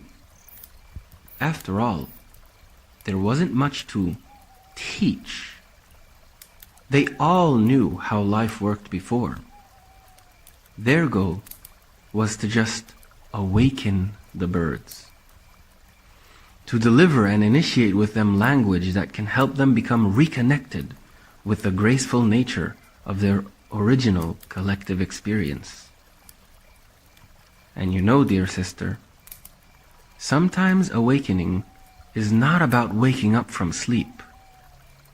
Sometimes waking up is just about lighting candles in the space of your mind, so that your thoughts and experiences find their way to making you smart, more present in life, and more connected to all the blessings your reality has to offer. These candles are often words, concepts, and ideas. They open your eyes from the inside. Like how when birds see other birds, they don't just see the bare birds they see with their external eyes. Their woke eyes inside make them see a friend, a mother, a father, etc. And all birds had already experienced life's active and caring divinity. God's hidden and blessing hands behind all of life's arrangements of grace and progress for all the world and all the creatures within it. They've lived with God's in-craft built-in order, programmed within the distribution of their natures and the deep mechanisms controlling them from inside of their hearts. All of them. They've heard and followed God's dictating voices behind the cycles of weather, day, and life, organizing all of life's activities for everyone, including when they rested, woke up, settled, and left. All of them. So the birds didn't need an education about God. Again, they had lived God in their experience and in how they all used to see each other, all in line, obedient, all together, with all the living worlds of the plants, animals, fish, insects, and even the skies, winds, seas, and rivers, all dancing to the same tune and rhythm put upon them all to follow together, making out of virtue and balance a creating, sustaining, and living providence. One that holds hands and surrounds them from every corner without, and from the very deepest latencies within. All they needed was a word to help them wake up and snap out of trialization's hypnotic oblivion, to bring back what they had all shared before for granted, so that they could now share it together once again with due reverence. When the open birds reached the first realization whom they felt safe and respected enough with, a realization that hadn't yet sunk itself completely into its own language, making it hard to communicate with, they first greeted them with their true wishes, the wishes that everyone had been wishing by now, after realization had brought them so much decorated division and the lordship of war. After it had brought them to thinking about each other in ways that they never had before. After its violence, competition, and excess had poisoned all their blessings. They told the Ordus, whom they first met, "Peace be upon you." The Urdu birds were a bit suspicious about the situation, because when they had seen the group of open birds heading towards them, they thought that they were perhaps another trialization on their way to give them trouble. After all, by now, everyone had gotten used to the idea that a group of birds moving together usually meant that they were some kind of trialization, because everyone was gathering and trying to secure a good life and home tree by living the trialization lifestyle. And everyone knew that the open birds were the only loners out there. So when the open birds had suddenly moved together in a large group for the first time, the Urdus were surprised to know that the group of birds that had come to visit them were all open birds. After all, what was bringing them together if they were not a trialization? What was this strange new group about? After a few moments of the Ordus wondering about their questions, they didn't really know how to respond to that new greeting of "Peace be upon you." They just obviously didn't have a problem with peace, and the idea positively put them at ease. So they just said it back. "Peace be upon you too." Then they asked the open birds, "Who are you?" The open birds, of course, hadn't had a name for themselves. After all, they were just birds, and that was part of the whole point. They just had a word with them to deliver: God. So they just told the Urdus, "We are no one. We are just birds like you." The Urdu birds were still suspicious of the large gathering of birds gathered in front of them, because they remembered that before they had become Urdus, they themselves had never just gathered together in big groups before, except for perhaps during migration times, or just by coincidence of the morning and evening rush hours, when all birds used to be flying together, enjoying the sunrises and sunsets. But things had changed since those times because of the new ways, because of the new home tree culture that creolization had brought about.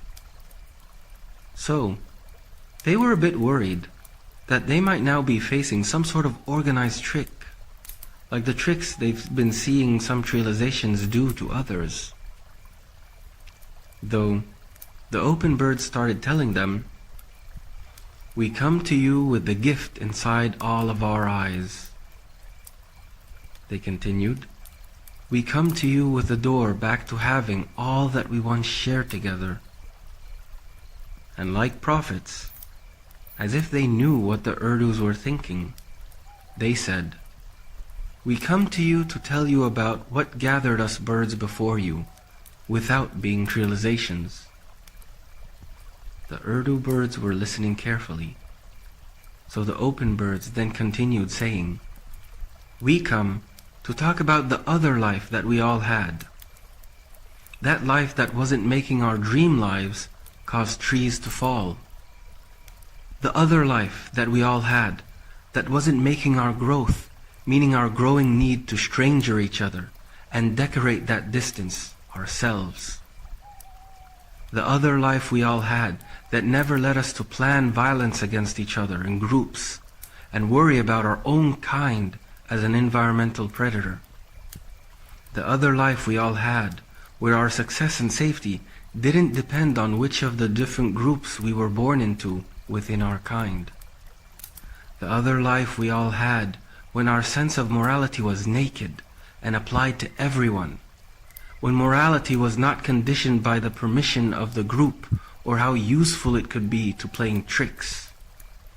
The other life we all had when everyone was just blessed, just according to how bird they lived, and how honorably they lived, making the natural roles they lived meaningful. Friend, family, colleague, and good doer. The other life we all had that definitely meant more hard birding for some of us, but that was still totally less heart-hardening against our own conscience. Less heart-hardening for all of us. The Urdu birds felt very reminiscent because of what they were hearing. They felt they could understand what the open birds were talking about, and asked the open birds to continue speaking.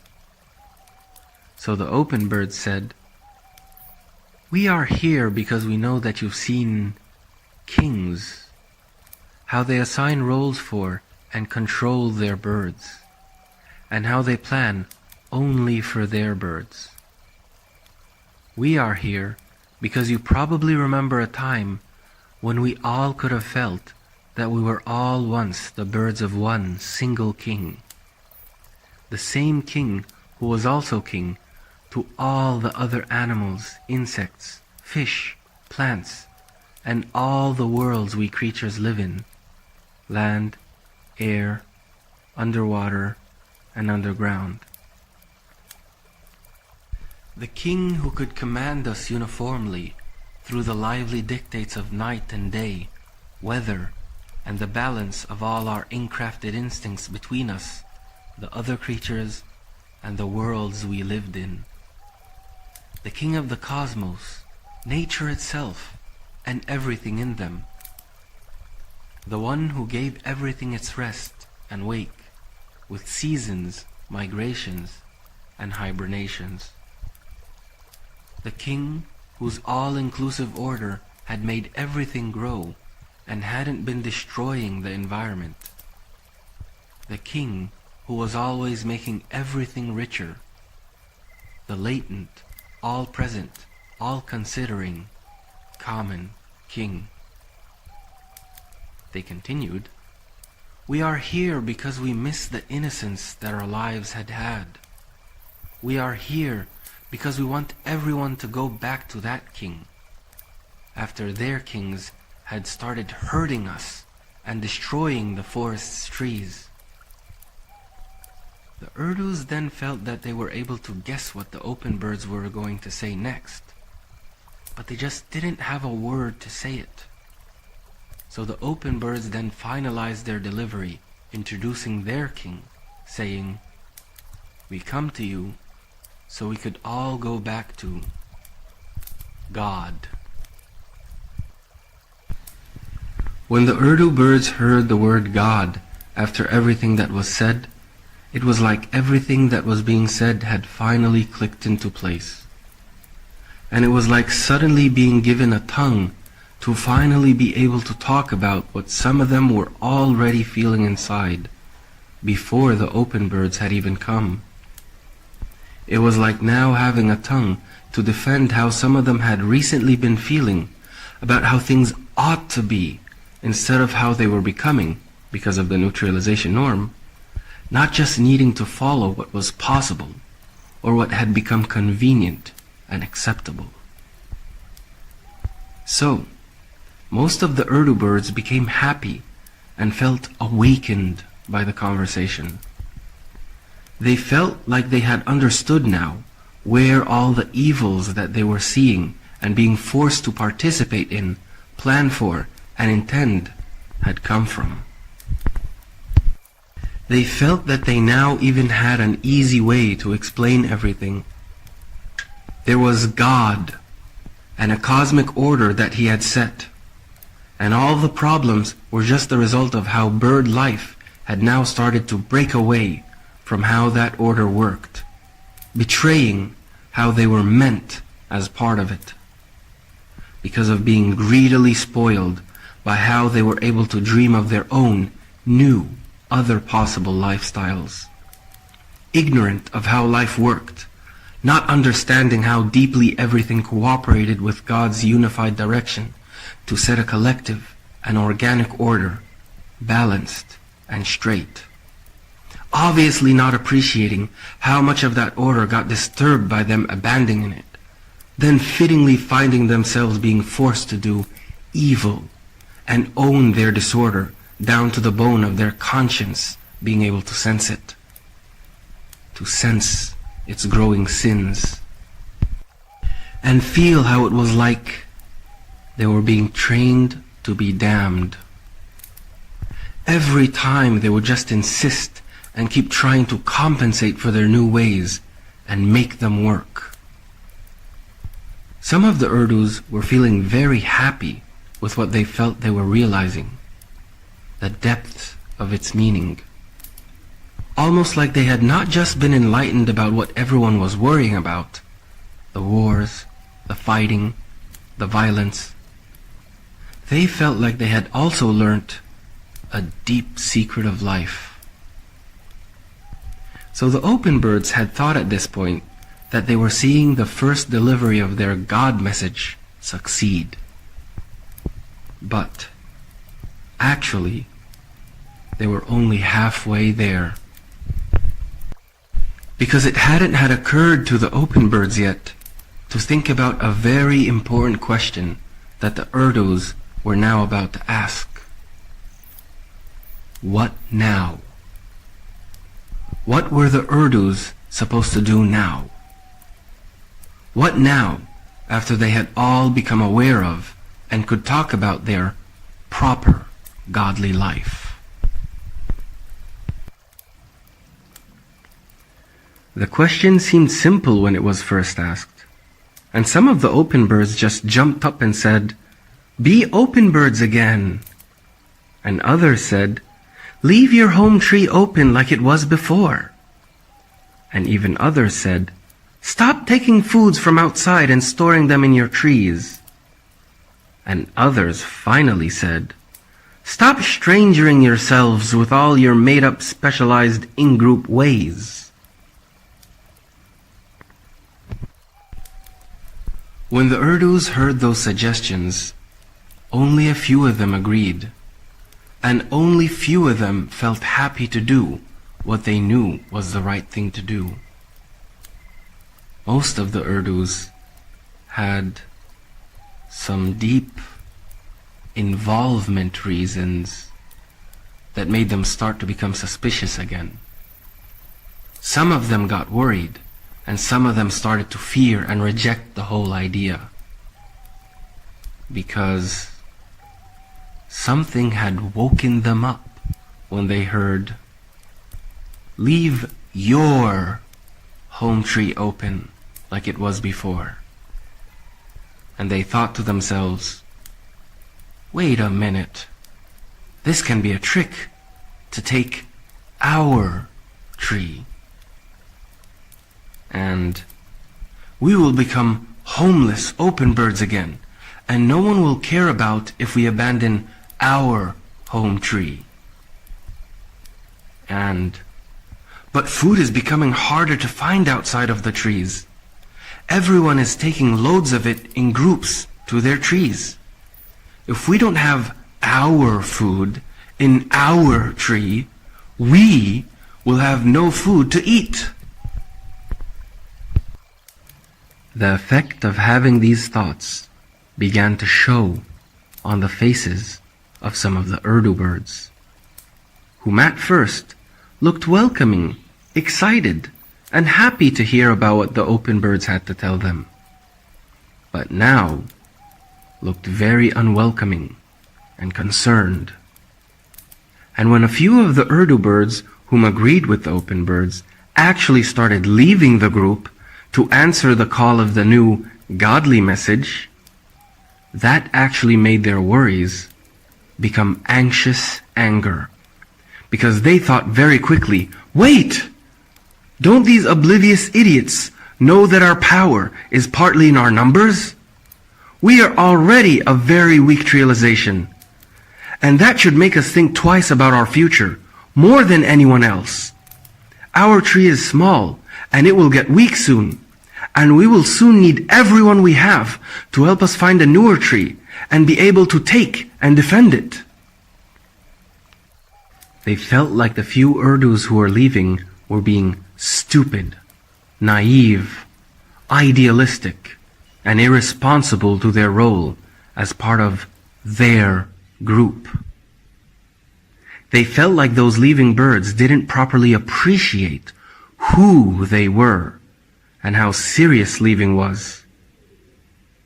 So, as most of the Urdus watched the birds who were leaving to join the open birds and stop being Urdu birds anymore leave, they lost patience and started to demand to know, "What's the plan? What will the ex-Urdus and open birds do together now? What will we, the Urdus, who were weak and now even have less birds than before, do?" When the open birds started to notice the anxiety and worry of the Urdus become panic and anger, they felt that they were suddenly faced with a reality that they hadn't yet fully understood. And in a way, as wise as they felt their understanding of reality had become with their message of godly living, they suddenly found themselves feeling very naive for expecting everything to just go back to normal if they just had a tongue to make God with part of bird conversation. And the sudden panic that ensued made some on both sides wake up in very different and opposite ways. Waking up is partly called waking up to be a way of describing a difference that happens to the mind and one's practical abilities. A difference that could be described metaphorically like the difference between someone who was asleep and limited and someone who woke up and had become, by waking up, more present, aware, and able to progress.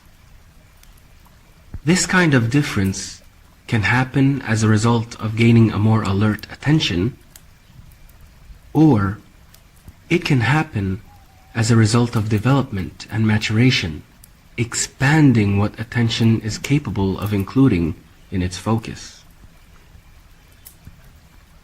So, it's just a natural, automatic part of functioning that what you become closer to becoming, or what you need to become in life, can wake you up. Everyone wakes up, and awakening is always apportioned to promote the direction of what someone is to become. Being an open bird was to the direction of being part of the godly life. So that's why God's concept came upon their tongues as part of what they were awakening into making of themselves. The Urdus, however, especially those who were more committed to being Urdu, were actually living for their realization. They were living to be Urdus. So that was why alarms had quickly gone off in their minds when they had suddenly started to realize what the concept of their birds needed to mean for their Urdu realization. The remaining Urdu birds quickly demanded from the leaving Urdu birds to come back and not leave.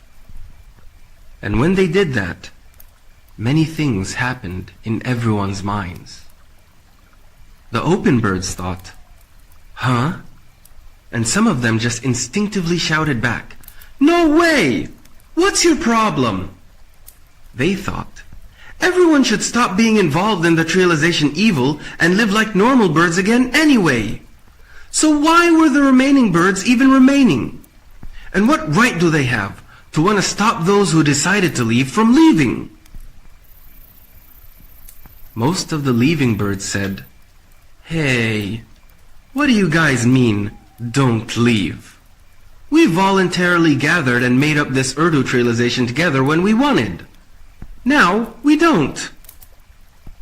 They thought, everyone could always do whatever they wanted. There was and is no necessary relationship binding us to anyone. The relationship was just as made up as the word Urdu. Who are they to tell us not to leave? But a few of the leaving birds thought, now what? They wanted to leave, but for some reasons they had never experienced feeling before. When they heard the remaining Urdu birds shout, "Stop!" they felt something inside their hearts that felt like they should obey. Something that felt like they were abandoning something that they were part of. Even though they had decided to leave and wanted to a very few of them, when they heard, "Stop!" they just felt like they were supposed to obey. And it was the first time for them to feel their spirit shrink in self-conscious obedience. When they heard the shouts, "Come back!" The Urdu birds who wanted to stay Urdu birds thought, "Who do these irresponsible idiots think they are? Are they crazy? They're throwing away their lives with no backup plan, and they're seriously putting all of us in big danger. Our safety and ability to make a living depends on our numbers and on us sticking together, especially when we had just started our sterilization and are comparatively weak. This is bullshit. They were with us.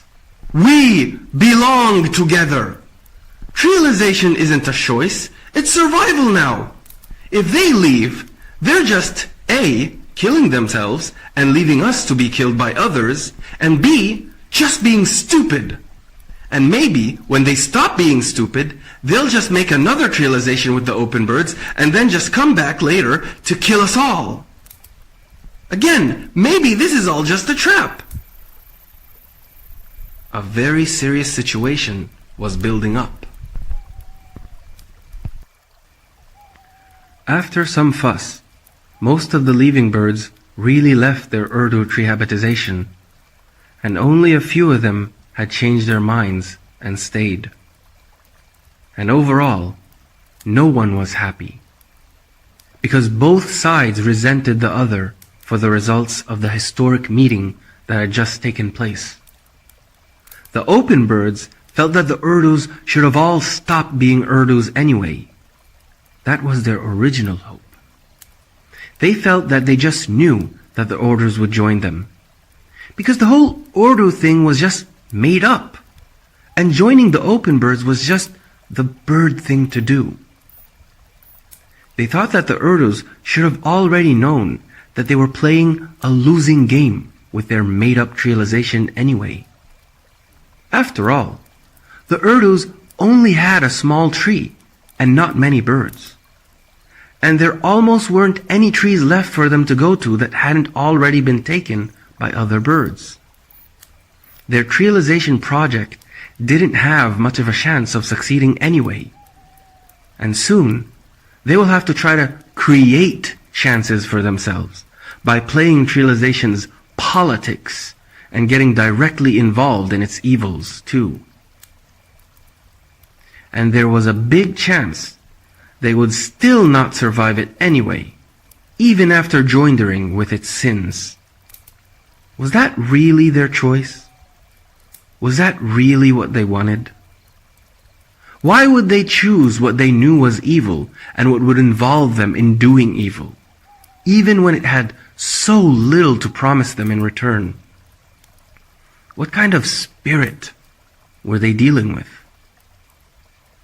They thought, since the Urdus had just recently started, they shouldn't have already become so dependent and brain-polluted by treelization's lifestyle, to the extent that they would refuse to go back to living the normal bird way to rectify their conscience. Most of them weren't even born into their treelization. They weren't ignorant or experience blind about how life could be without it. So they thought, how could most of the Urdus choose to continue, even after clearly exploring together how treelization had changed things to the worst, even for the environment? The open birds felt disappointed, because they felt that they were trying to do good and bring back the right way of life that cared for everyone and everything.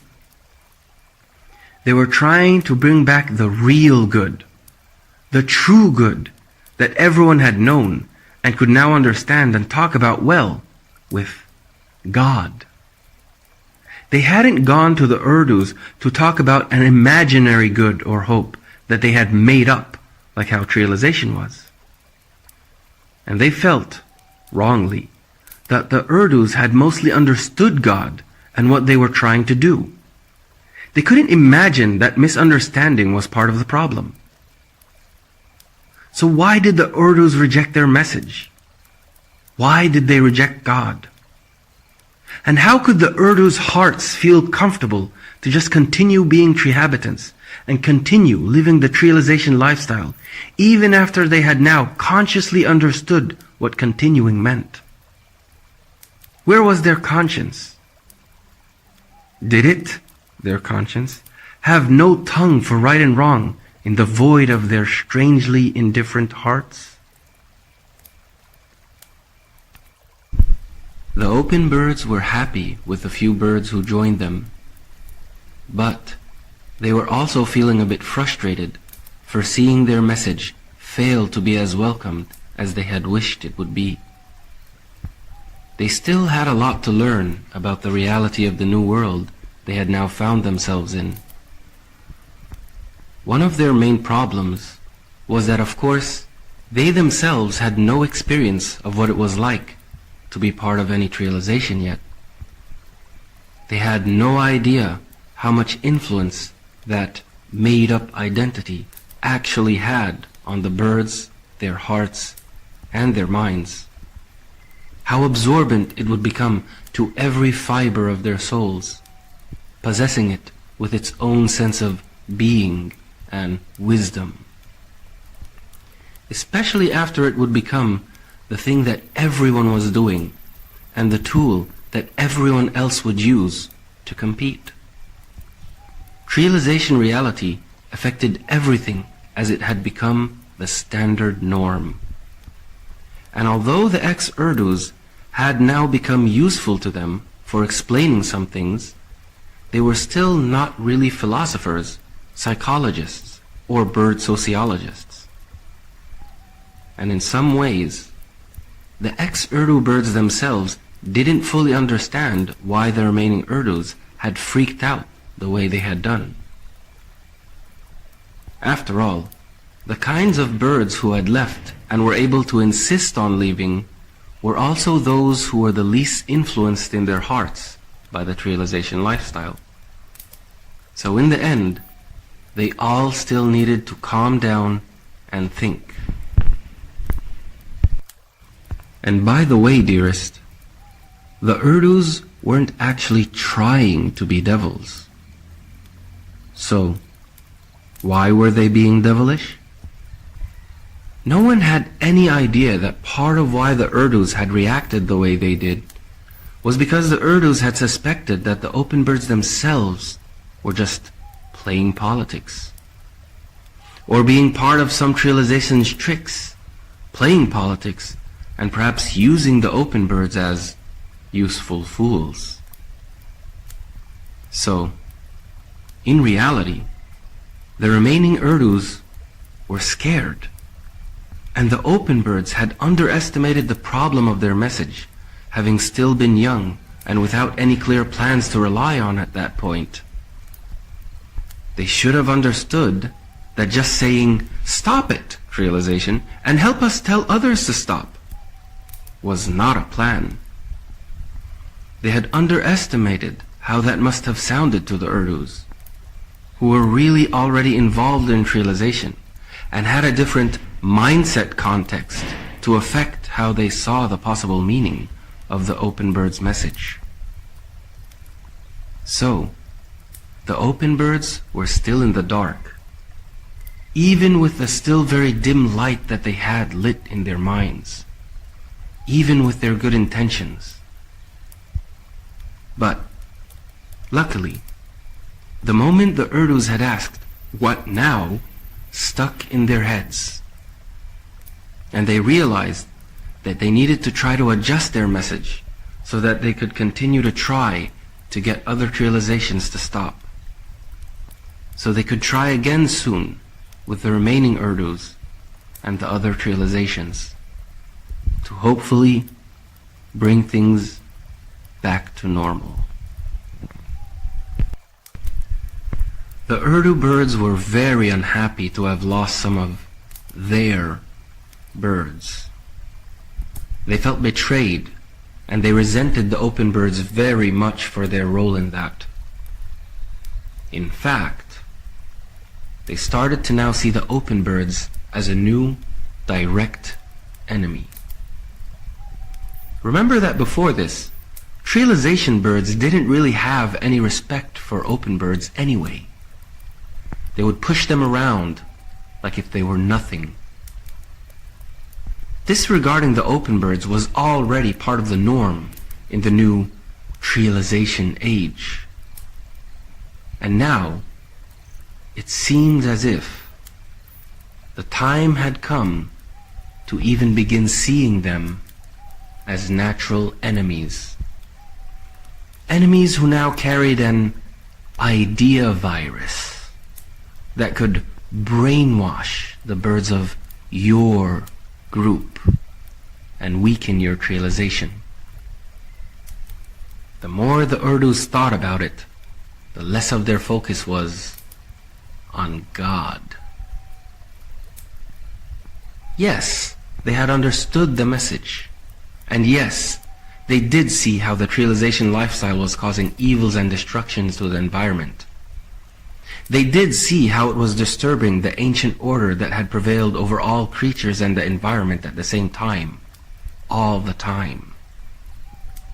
But they also felt that it was a truth that they could do nothing about. A truth that they couldn't progress with in the new realization age. So they just decided that the open bird's truths were just a negative way to look at realization life, a way that just made them look sinful while not helping them solve anything, even if it was true. Also, they just thought that believing it was just putting them in harm's way all over again. Whether by making them open birds again for everyone to disregard and not be able to find any food or trees to settle on, or by just making them lose more of their birds and become weaker compared to the other neighboring trialization groups. They really didn't even think too much about the evil they caused. Everyone was doing it. Nor did they care to think too much about the God who had his hand in everyone's hands to honor. To them, good had become the good life that they could bring themselves, and evil was now just anything that would prevent them from reaching that goal, or would let others achieve it at their expense.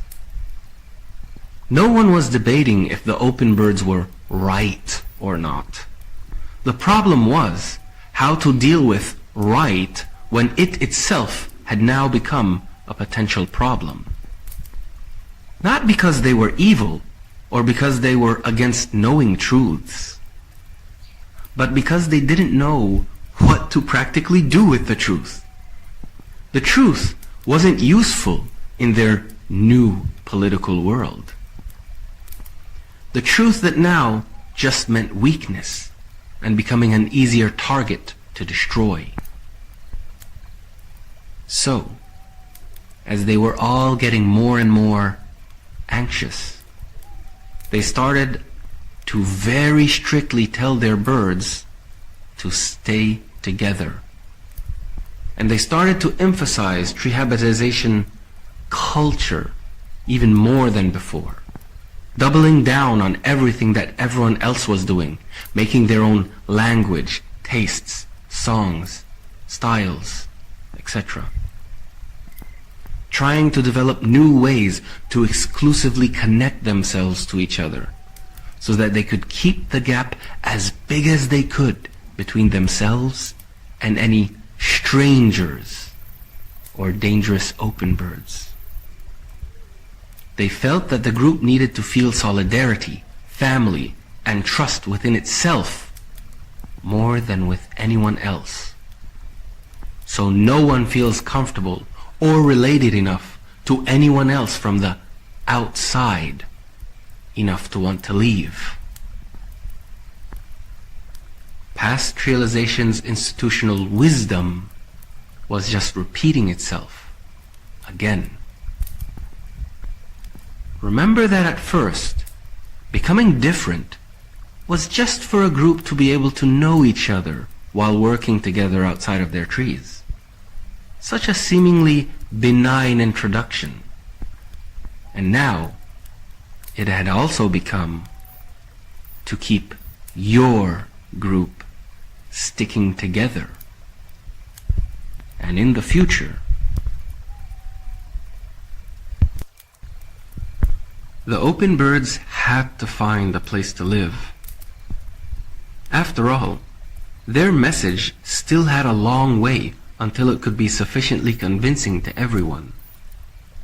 They knew that at least for now, if they could stick together until they could succeed, they wouldn't be pushed around as easily as before. And at least for them, it was the message of God and their original cosmic handinship with Him, God, that gathered them together. They just needed to figure out how they would now live differently. After all, part of the whole point was for them to not just go as a group to occupy any tree for themselves to stay on, only to later get involved in all of what doing so involved the realization birds in. They also had to come up with another way to live together as a group that was not based primarily on what a convenient life was supposed to look like. But instead, what a life that was based firstly on satisfying a sense of moral responsibility was supposed to look like. They wanted a lifestyle that wouldn't arrange for them unnecessary evils to act upon and participate in. They didn't want a lifestyle that would arrange for them to destroy the environment and disrupt God's handheldedness with the world and every kingdom in it. Plants, animals, fish, birds, the weather, the environment, etc. And realistically, this goal was going to be hard to achieve.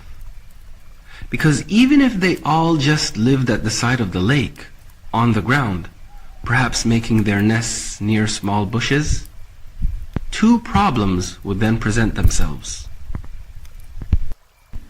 Number one, the fact that so many of them would gather in one place would obviously put too much consumption pressure on that one place. Insects, fish, or small plants would be eaten away in that space faster than they would be able to grow back. Number two, the ground itself wasn't meant to be their place. They would be found too easily by snakes and other predators. So it also was more dangerous than usual for them to be on the ground. Not to mention that when the open birds tried to fix the first problem by thinking about spreading themselves out into smaller groups in different places, the second problem of safety would just become worse. Also, if they really became small groups that lived far away from each other, the trialization birds would just be able to push them around to harvest food from wherever they were, or even attack them. And then, they would probably lose some of the birds who had become dedicated to the open life, and it would be hard for them to protect each other. It just seemed that the whole situation drove them back again to worrying about the trializations and needing to deal with the implications of its viral norm, almost as if to force them to need to become one. And that annoying, evil lifestyle seemed to be forcing them to play its own games. So in the end, they thought that maybe for now they could at least all live in one place with big numbers and divide themselves into groups for some of them to guard against predators while the others rested. And the open birds felt frustrated because they started to realize how political being able to manage themselves until God's normal life came back was. They had to figure out how to design a group lifestyle that represented the life they had faith in. Faith in. And they had to demonstrate their trustworthiness to achieve life as they believed it should be lived. The open birds had homework. They had a life of meaning to design, to prescribe for themselves and for all the open birds of the future. And perhaps now they had a hint of what the first steps towards dealing with the what now question was about. They had a religion to make. Neither the Urdus nor the open birds were wasting any time trying to figure out what to do next. On one hand, the open birds were planning to speed things up by contacting more than one trialization at the same time. And on the other hand, the Urdus were planning to merge with other trializations that might accept uniting with them in exchange for warning them in advance about the open bird's message. So, the Urdus found a small, modest trialization near them and told them, "Be careful! Beware! There's a big plot being designed against us small trializations.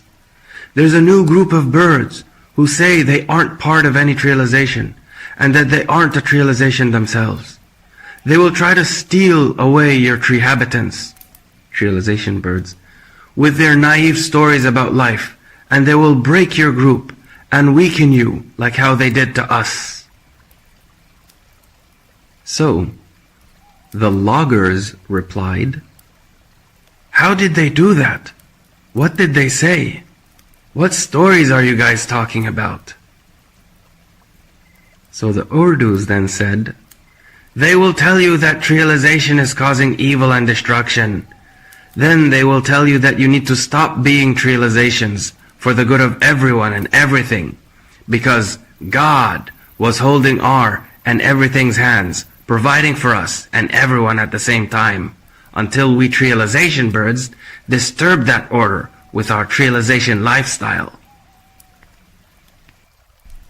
The Urdus really wanted to scare the loggers, but until now, they hadn't actually lied yet. After all, they really thought that they were doing the right and wise thing.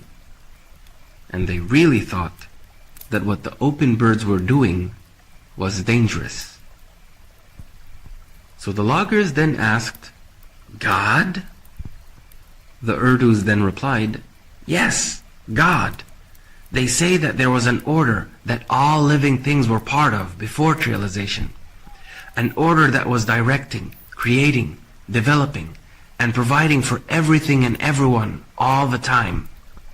They say that night and day, the seasons, our instincts, and how the world organizes our placement and changes for us all at the same time is like the unified, all-caring guidance of one king, caring for all worlds, having his hand in everyone's hand, leading us through life by just being who and what we are.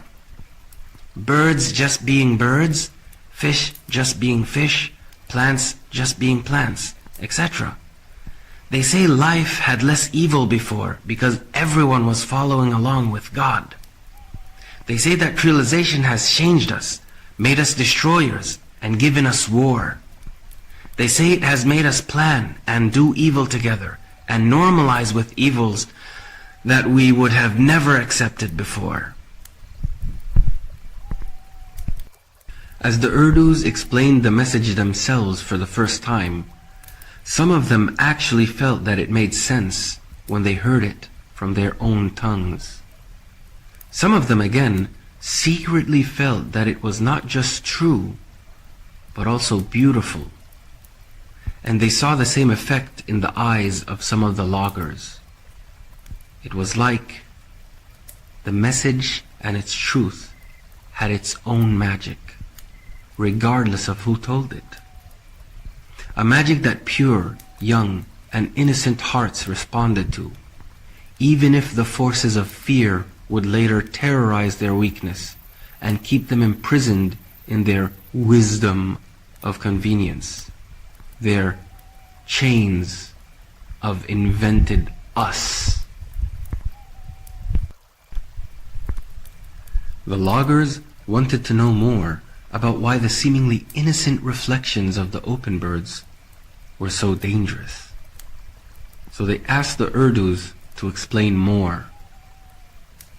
And the Urdus were a bit shaken at this point because of how the first part of their conversation seemed to have went a bit positively in favor of the open birds.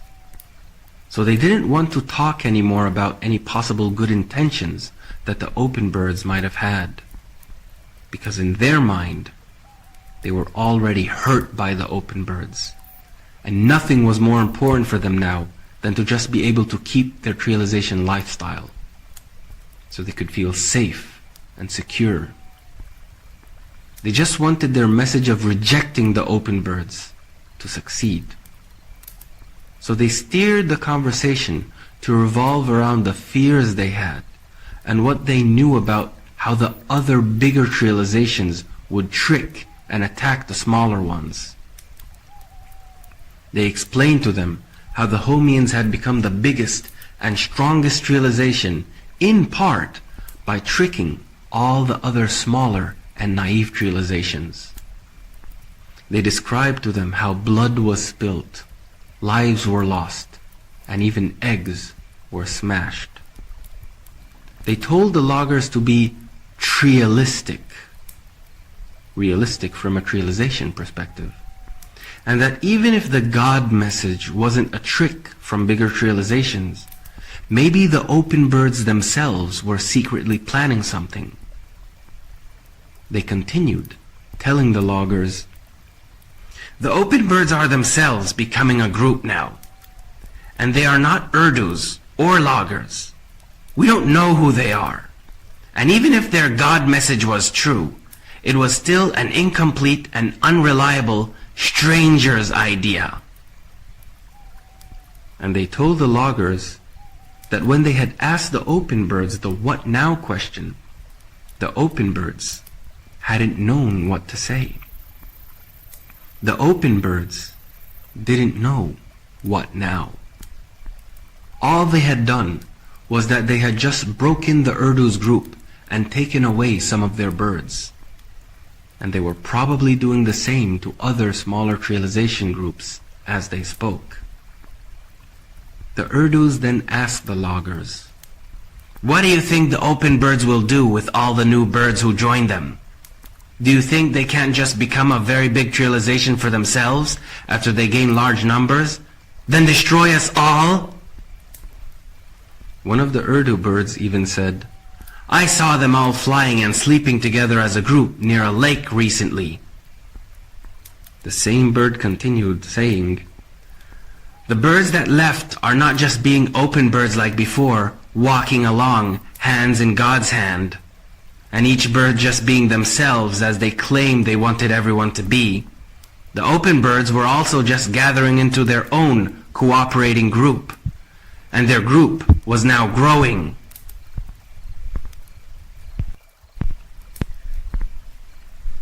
When most of the loggers heard those last points, those loggers who had been becoming so naturalized as treehabitants, those who had been becoming so trialistic on their own, those whom had become only able to understand other trialistic minds like their own, those whom had become unable to imagine the possible reasons and innocent intentions of the open birds, whom they themselves once were.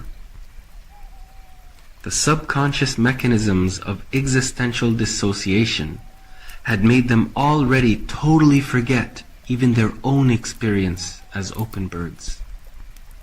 They'd lost the ability to imagine being in the open bird's shoes, to understand why the open birds would be doing what the Urdu birds said they were doing. The trialization birds had just become more and more cognitively, sentimentally, and spiritually disconnected from the open birds. Those strangers whom it was now best to just suspect rather than risk wasting anything trying to understand their already rejected ways and immature ideas. The question of what was really happening, the truth and understanding, were not important anymore. Conscience just needed to take the back seat in this new trialistic world. After all, in the trialization birds' minds, trialization had become the unavoidable and wiser norm to live. And one mistake could mean they all die, lose everything, or become poor and disregarded by all other birds. So it was best to just play the game right. At least until the open birds could be clearer about their what now trap, the way the Urdus and now most of the loggers had started to think.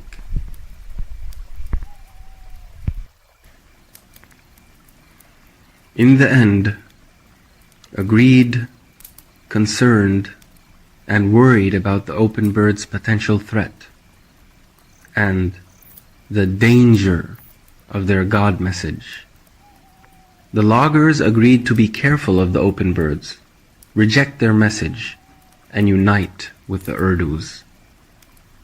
They had sympathy for the Urdus, who were at least like them, as a trialization that had become victim of some suspicious threat.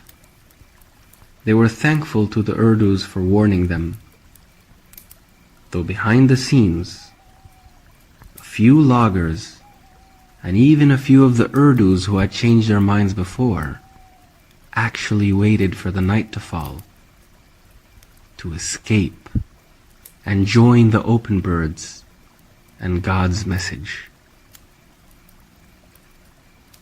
God is greater.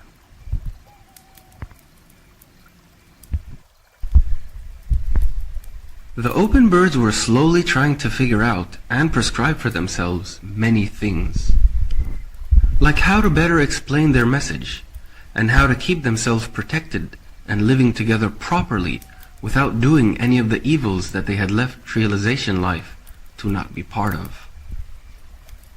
Talking amongst each other, considering God, they had come up with some new ideas to further relate what living a godly life was like. But overall, the what now question of how to live life after having left realization was a truly difficult practical question, one that they were starting to really appreciate how difficult and important it was. Not just to know how to answer the question for the realization birds who had asked, but also so that they don't end up seeing themselves just become groundalization hypocrites now that they were gathering on the ground while they waited for their message to mature and succeed.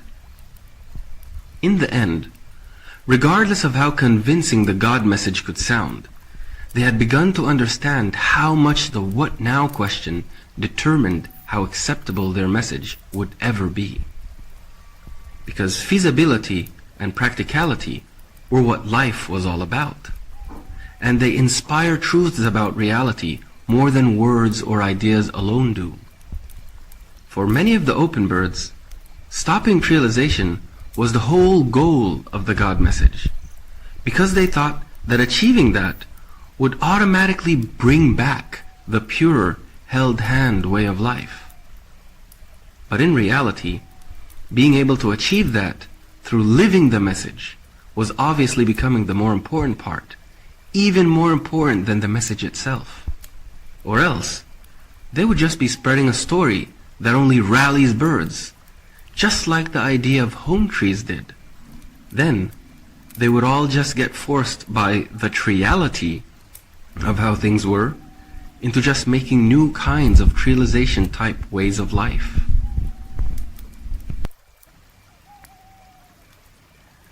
When the new leaving logger and Urdu birds had arrived, claiming that they wanted to join the open birds were very happy.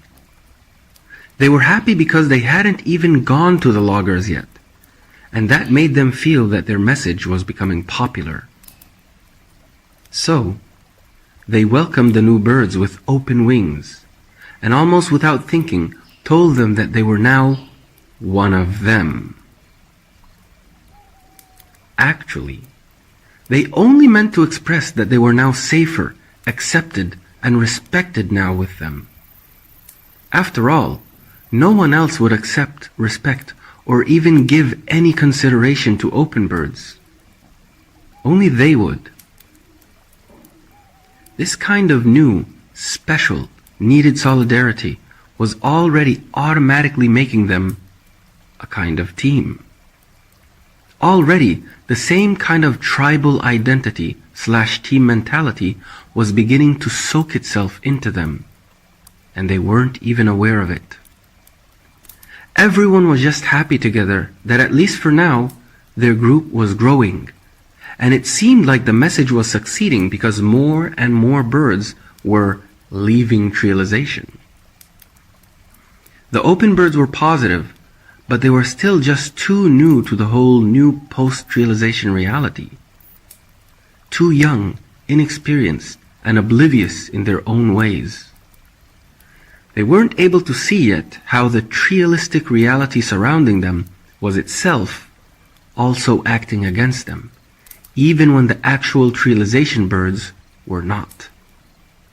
For even if they were gaining some success against the realization birds, and being able to enjoy some newfound food security with their numbers, as they all now went to eat together instead of being alone and pushed around like before, trialistic realism was indirectly soaking itself into their hearts, as their livelihood was trialistically becoming more and more a convenience of their group virtue/spirit.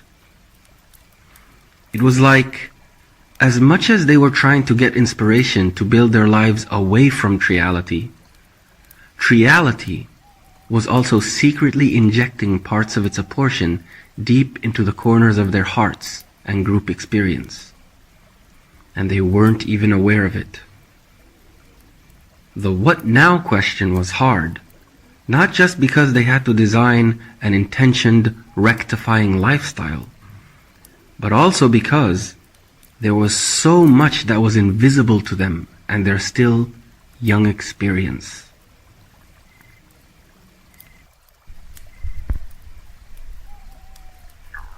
When the Urdus and loggers woke up the next day and had found that some of their birds were missing, the Urdus quickly shouted angrily, "See, it's those damn open birds and their evil message!" As the loggers heard the Urdus' shouts, and as they were checking around, really finding that they were missing some of their birds, they too became very angry, and all of their doubts about what the Urdus had told them instantly disappeared. They were right about the open bird threat. But still, though they had felt sympathy for the Urdus the day before, and had said that they would unite with them, some of them who had already been dreaming of their trialization one day being glorious like that of the Homians, or any of the other bigger trializations, didn't like the idea of uniting with the Urdus. Because they felt that trialization was like a race for survival and owning priority. And they felt like uniting with the Urdus was like if they were suddenly needing to race while being tied to someone else. And as they had already been developing their own ways, tastes, and styles, some of them also felt annoyed that needing to unite with the Urdus would also be like forcing themselves to interrupt exploring their own styles, tastes, and ways, just so they could make new ones with the Urdus, taking into consideration their foreign opinions too, to mix with and share common ground. Because after all, they would need to develop shared commonality to make their unity work well. So, some of them didn't like that. They had been growing to enjoy being special and feeling interested in seeing their own special ways get its independent chance to grow, as they also grew to identify with it. Also, actually, a few of them were wishing that they could just take advantage of the Urdus, beat them, and take their tree for themselves. After all, why not? That's what would happen to any other birds who get weak all the time, getting attacked by the strong. And it could have happened to them, the loggers, if they were the ones who were weakened. And as usual, it would have just been so normal if anyone had attacked them in their weakness. No one would have said anything or cared. Who knew what the Urdus themselves could have done to them if they, the loggers, were the ones who were weak? The loggers knew a little about the triality around them and how things were happening. They knew a bit about the Homians and the other bigger trializations and the smaller competing ones. Stories, fights, betrayals, tricks, and all the clever ways of doing things. Some of the loggers also wanted to be smart about how they do things and not end up in any disadvantage. But now, the loggers were all very unhappy about losing some birds, and especially those who didn't like the idea of unity, were very angry. Because now, they felt like they had no choice but to unite with the Urdus. Because they've now been weakened too. It was angry frustration everywhere. And now, the loggers had started to really dislike the open birds too. And now, they had to think, now what about the unwanted unity that was now forced upon them by the influence of the open birds? Do they just share their trees with the Urdus? Until when? Who will be in control? How much will they need to change their own ways to homogenize with the Urdus? Why should they change for the Urdus whom they've barely met? How will they decide things? Etc. In the end, they just thought that for now, perhaps they could agree to just share trees with the Urdus, defend each other if any trialization came for them, and maybe they could help each other get some new trees. Then later, they could divide the trees they get equally, and each of them could then just go their own way and become independent again.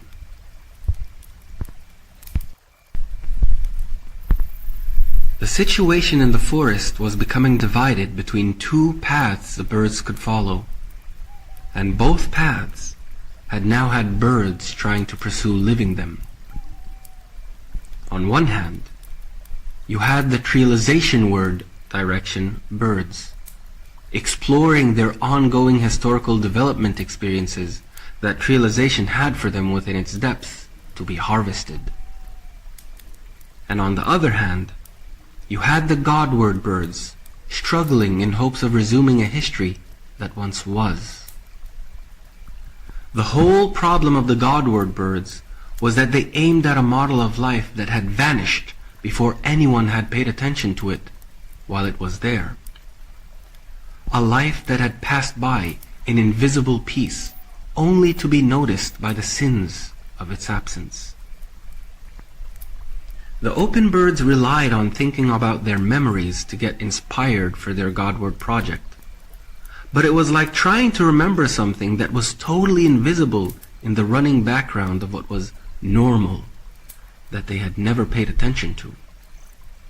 Like trying to remember the details of what the sky looked like when they went out looking for food on a lucky morning. They could just hardly remember anything to resume. Also, the history they were seeking was a history that they weren't themselves its managing custodian. They hadn't been doing anything that they were aware of for it to work. They were just being birds.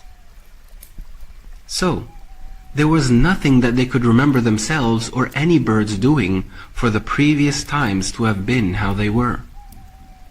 It was like trying to find a formula where they couldn't see any formula. They were just stuck thinking of what not to do, what wasn't done, and what had went wrong.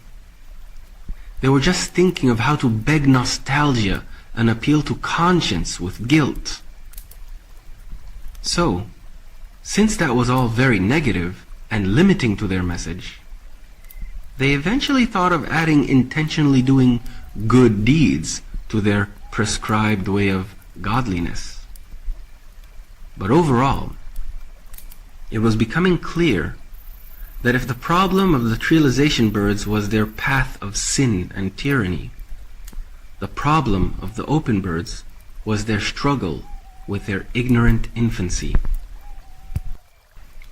Meanwhile, the trialization birds were all trying to pay attention to life as trialization had made it, like sports teams watching closely the events of a developing championship that they were all participating in.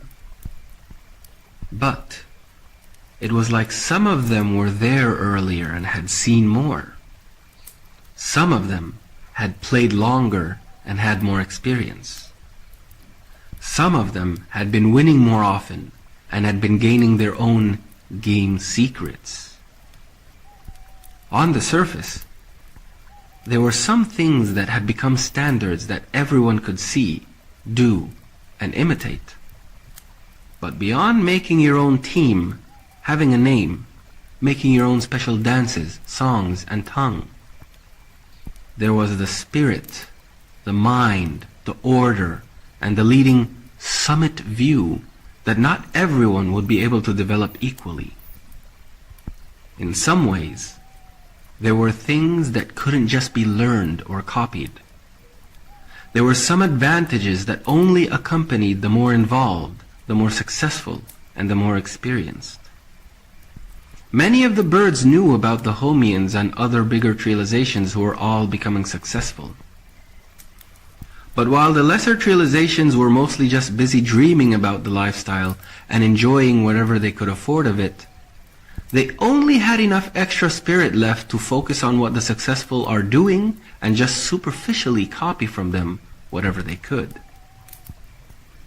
The more successful trializations, however, focus on actually playing the trialization game, not on living its life, which was already granted to them by the momentum of their success. To them, real trialization was all about who was their second and who was their third, who was having trouble, and what advantage cards could they make for themselves in how they live and compete. What advantage cards could they find for themselves in their environment and things that others hadn't found yet or paid attention to? How could they organize and enhance their trialization ways to bring their competitors down? What could they find or do first to secure for themselves priority over trees? To let them be able to cook a future that would be on their side when its legacies visit.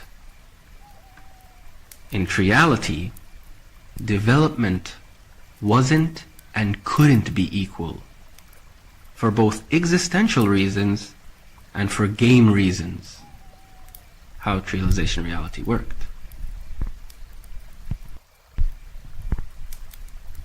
The open birds woke up near the lake and started to organize themselves for their morning meal.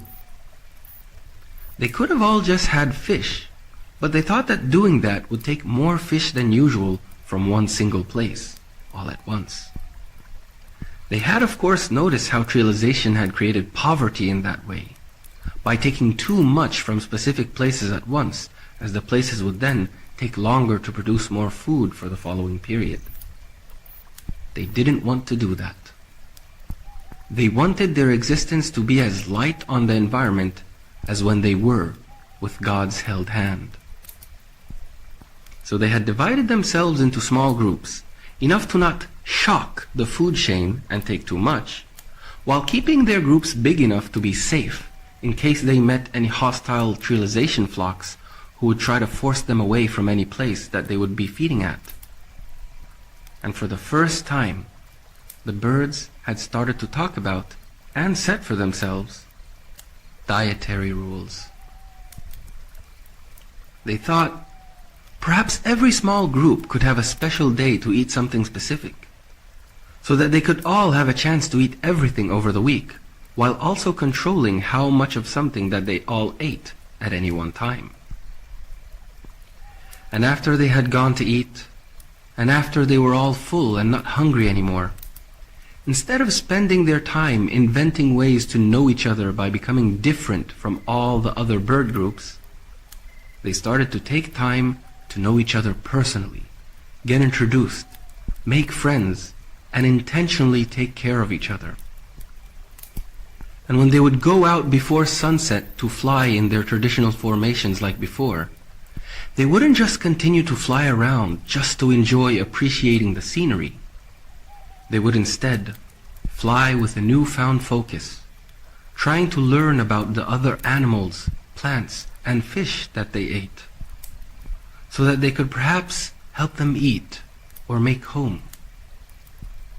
That's how they thought of using their spare time, and they called doing that kissing God's hand. The open birds were intentionally designing more and more of what they did, to consider the moral difference and Godwardness that they had chosen to live by. And as mentioned earlier, they had also started to think of things that they could do to do good on purpose, to represent the good intention of their message. The open birds were gradually learning new what now ideas along the way. And as they did, each idea would beget new ideas about the kind of reality they wanted to live in. But they were running out of time, because as their activities were becoming more and more visible because of their organized movements and growing numbers, and as other birds watched from afar and briefly interacted with some of their groups while they fed, the open birds were doing everything they did in ways that the other birds couldn't understand. So, rumors started to spread, trying to explain what they were doing using the popular trialistic logic.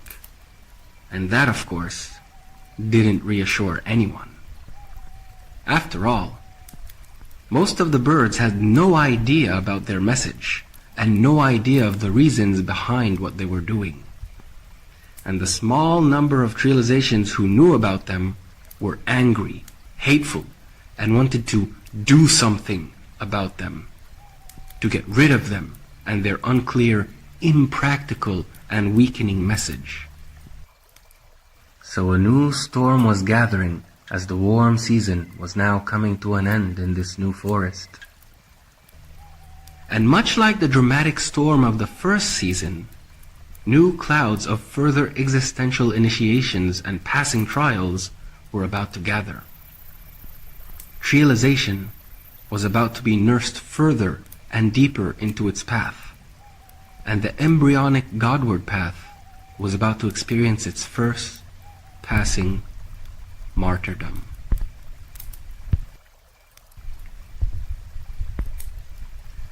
The Homians were actually doing well and getting stronger on the other side of the forest. They were the most line-bound, finish line-bound birds in the trialization race. Yes, race. To them, trialization wasn't just about its convenient way of life. They knew that the way of trialization life itself had made itself into a race. Especially because after everyone had become involved in it, it had in fact become a constant race for new trees, and eventually the power, cunning, and cooperation means needed to even take trees that were already being used. It was a race in which you could only go faster by being the first to find, the best to cooperate, and the smartest to fool. And the Homians were carrying the original sins of war on their backs, and their example had created the precedence that they knew that others would start to compete with. Ultimately, the Homians grew to have more birds and trees than any other trialization around them. They felt strong and secure, but they weren't stupid. They had a king, and they had specialized groups. They didn't just manage having food in their trees, they also trained and managed fighting groups, scout groups, and information gathering groups. Their culture was getting more and more influenced by professionalizing everything they needed to do. Not just for what survival meant in terms of food, but also in terms of what it meant for being a trialization, competing amongst other trializations. So they were alert. And the Homians had already noticed and were watching how the open birds were changing from afar. Some of them had brief interaction with the open birds while flying past them. And the Homians knew that the smaller trializations on the other side of the forest were getting angry and trying to find a solution to the open bird problem. a problem that was evolving. Because at first, no one worried about the open birds. They were just the birds who were not advanced or trialized enough to make their own trialization and take care of themselves.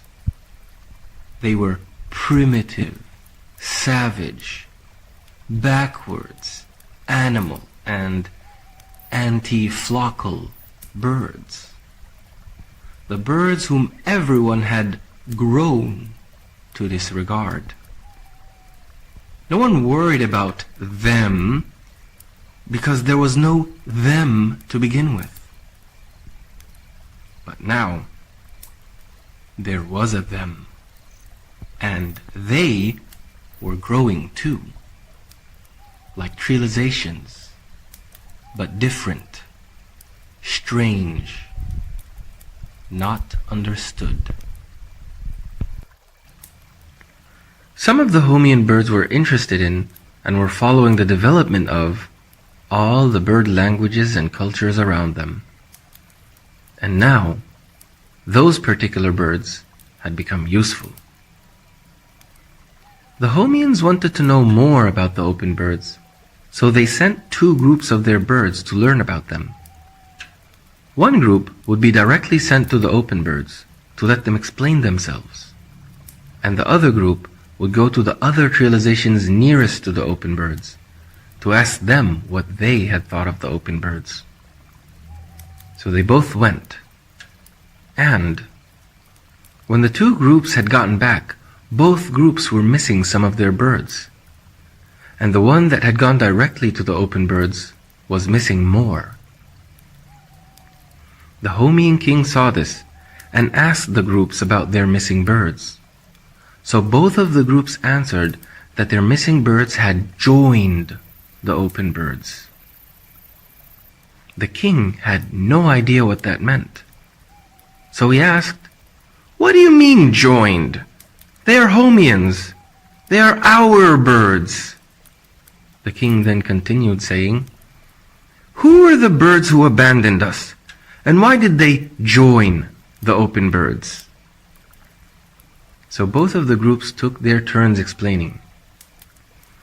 The group that had gone directly to the open birds first explained that the open birds had a message that they were spreading, and that they were trying to convince birds to stop being trialization birds. They then continued, saying that the birds who had left them were the ones who had been convinced by their message. The Homian king listened quietly. So they continued, saying that the open birds were saying that trialization had changed how life worked and had made it evil. The open birds said that the convenient life that trialization gave was morally blinding and spiritually dividing the birds. They said that the trialization lifestyle was making birds normalize evil and cause destruction that had never happened before. They said that trialization's evil wasn't only affecting the birds, but everyone and everything else too. The Homian king just continued listening carefully, and it's important to remember that the Homians were the first trialization. So they were the first to do some of the evils that the open birds were talking about. They were also the first trialization to be burnt by some of the greater evils that trialization had hidden for them along the discourse of its lifestyle's experience, being the first victims of war. So the king was aware from experience that trialization had in it potential evils and invisible implications that could surprise and endanger everyone. But as much as the Homian king actually understood why the open birds would think the way they thought, from his point of view, from his glory in survival and confidence in his compared success compared to other trializations, he had just grown to think that most of the evils were just necessary evils. Evils that just help prevent greater evils from befalling him and his own realization. And though his conscience might have hurt from time to time because of the kinds of plans he had sometimes made, the orders that he had sometimes given, and the things that he had sometimes done, the lives he had learned to ignore, he would console himself by the thought that it was all for the public good, the Homian good, that reality made sure that only the Homians would care about anyway. So, in a way, the evils of trialization felt impersonal. Not an expression of malevolence, just a matter of growing up, accepting life as it is, being trialistic. Mantle, becoming in handled control over your life, puts a seal on the heart and mind. When one gains control over life with certain ways and means and becomes stable, everything in the spirit changes in order to help maintain that control. The way you see things, the way you feel about things, and the way you understand them.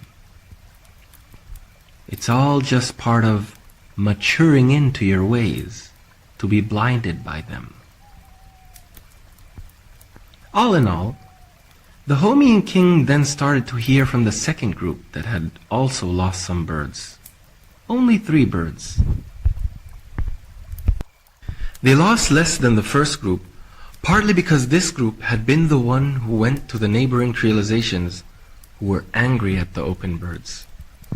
Specifically because they had lost some of their birds to them. So this group had heard the critical side of the story. The side of the story that trialistically made sense. They told the king that a couple of the neighboring weak and young trializations had lost many of their birds because of the open birds. They said that those realizations were upset, and some of them had been uniting to keep their numbers strong enough to be able to maintain their realization lifestyle. They said that those realizations were angry because they couldn't fully understand how the open bird's message could be trialistically useful. And that they were afraid because they were suspecting that maybe the open bird message was just a trick from the bigger realizations to weaken them before a coming attack. The king listened quietly as they continued saying, "Only 2 of our group's birds had left in a very strange way. We couldn't understand why they did, but we quickly got an idea and sent another one of our group's birds to act as if he wanted to join too, so that he could go and watch them closely, then come back to tell us the whole story later." The Homian king was very happy to hear the last part of what they said, and chose to reward the second group for their fast response. But the king still wanted to know about which kinds of birds were possible to convince to leave, because his quick mind was already busy trying to make plans. The missing birds from the first group were mostly young birds, or very old ones. The young ones were mostly the ones who didn't really fit in, or those who were too innocent-minded. The old ones were mostly the ones who were the most sad or unhappy from what had happened in the first season. The ones who most remembered what it was like before realization, and weren't really young enough to be able to enjoy it anyway, but were old enough to judge its path. As for the second group, the first missing bird from them was a specific bird who had always used to talk about having special dreams. Dreams that sometimes came true, and everyone liked to hear his stories. The second missing bird from the second group was a bird who was always just very interested in experiencing new things and doing things by himself. He was very independent at heart and always talked about wanting to find himself. Even after the Homian king had gotten answers, part of his mind still wondered. How come all those birds had chosen to abandon their comfortable life and secure future as Homians, as being part of the strongest realization, to become open birds? Especially the two who were part of the group that had heard how worrying the open birds' message was, and had seen how the open birds were obviously cooking for themselves trouble in the minds of the realization birds around them. Why? After the king was done with the meeting, he didn't know what to feel like. He just felt quiet. He dismissed the two groups and gave them strict orders to not tell anyone about the open birds or say anything about the missing ones. He told the groups that if anyone would ask, to just say that the missing birds were sent to travel, looking for new trees or to gather information. The two groups then agreed and obeyed. The now ex-Homian birds had been introducing themselves to the open birds as the spy bird had then shown up. And when the spy bird reached the open birds, he acted like he was totally on board with joining them so that he could try to understand what was going on. Though, as the case was, sister, even though the word spy usually has a sinister meaning, the spy bird was not evil himself. He really wanted to understand the open birds, and it was also his first time to be a spy. He would have wanted to know what the open birds were doing for his own curiosity anyway. Yes, he was also doing it because he knew his duty towards his kind.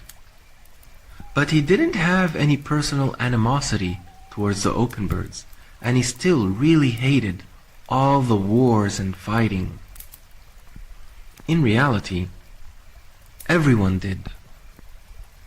Part of the reason why he and others in the Homian trialization, and even other birds from the other stronger trializations, wanted to start learning about other birds, their languages, and growing cultures, was because there was a growing demand amongst the bigger trializations for rectifying their conscience. A wider demand to want to discover the positive possibilities that realization could offer between them, and try to find an understanding of how peace might be possible from within realization's realistic lifestyle. So he greeted them, acting happy about seeing them, and took a moment to reprimand the other two birds who were with his group for not having waited for him to come along with them. Then he told the open birds about how, despite of what he had heard from the other realizations, who were growing to hate them, he felt very interested in joining them, because, he said, there was always something inside of him that felt not right about the whole triality that realization had established among the birds. He said, like the others who had joined, that he was interested in learning about other birds and realizations, because he felt that he loved seeing all the different imaginative bird cultures that realization's settlement lifestyle had created. He felt that it had made birds become very interesting, and said that he loved learning about all the new ways and different things the birds could now do. And he was also honest, and mentioned that part of him still felt a bit sad, because he also knew that his duty was always going to be to use his knowledge to help his own kind, the Homians, preserve their trialization's living standard, protect themselves, and guard their ability to own priority for themselves, ultimately at the expense of all other trializations and birds.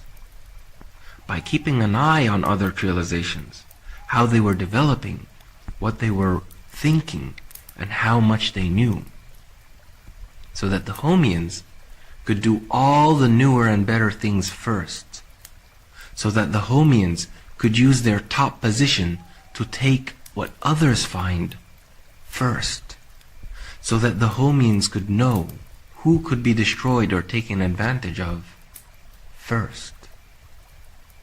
He dishonestly said that he felt that all that was wrong and that he wished it would all stop. Because of the fact that the open birds had no idea of the spy bird's ultimate intentions, they felt very moved by what the spy bird was saying. Especially so for the open birds who were never part of any trialization before. What they were hearing was unexpected and inspiring, because the open birds knew that triality was spiritually dividing and changing the hearts and minds of birds in ways that had even made common sense uncommon. So when they heard what sounded like a bird-kind spirit resonate through the spy bird's words, it was like hearing a long-lost song of commonality and hope in their ears. A song that they had felt belonged to God, helping them further gain inspiration for their godly open bird message from such an unlikely, and if they had known, unintentional source. They now thought to themselves, these new Homian converts were trialization birds who didn't just have the same approachable conscience that everyone had, that could wake birds up to recognize the evils of their ways and lead them back to living the godly way of life. These Homian converts also had something else in them that the open birds had now seen for the first time. The open birds were discovering that there was more that tied birds to finding God than just the pinches of reflecting conscience. There was also this beautiful bird-kind spirit that still survived and flowered, despite all of the blindness and divisions that they've seen trialization train its birds into. That wonderful spiritual instinct that was able to free birds from the appeals of trialization's most secure settlements, bringing them back to find home in God's message and reach it even before it reached them.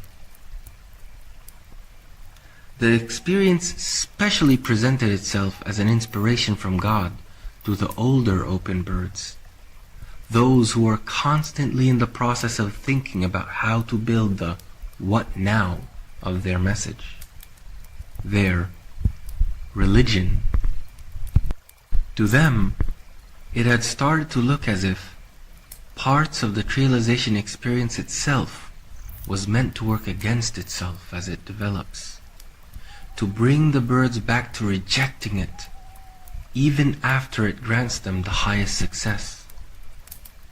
And they had already been talking about how being godly was partly a matter of birds being true to their better incrafted instincts, like not wanting to do evil or be destructive, like making a living by just being what it meant to be a bird in the world, without demanding any excess by the artificial power of group. Now, it started to seem as if their orientation towards in-craft rectification seemed to have sent a new visitor, bird kindhood, to knock on the doors of their awareness with more towards the meaning its concept held. Their incrafted nature seemed to be built blessed with many means for the birds to be able to restore their way back to the godly life if they would ever get lost. Means that were like having return rope instincts that would guide the birds back to healthy godliness if life would ever take them too far into the wilderness of its stray paths. Once the elder open birds started to absorb what they were learning, they also started to feel that their pursuit of finding God's way was being blessed and given successive steps of progress. Everything seemed to be happening like a beautiful story, step by step, with a well-planning author behind every event. It was as if they could truly feel God's presence along the path they were taking, rewarding their persistence with more guidance to move them forward towards achieving His, God's, life again. Even if they couldn't see God, they felt His presence the same way they would feel the warmth they would always follow as they would follow along the gentle lead of migrating seasons.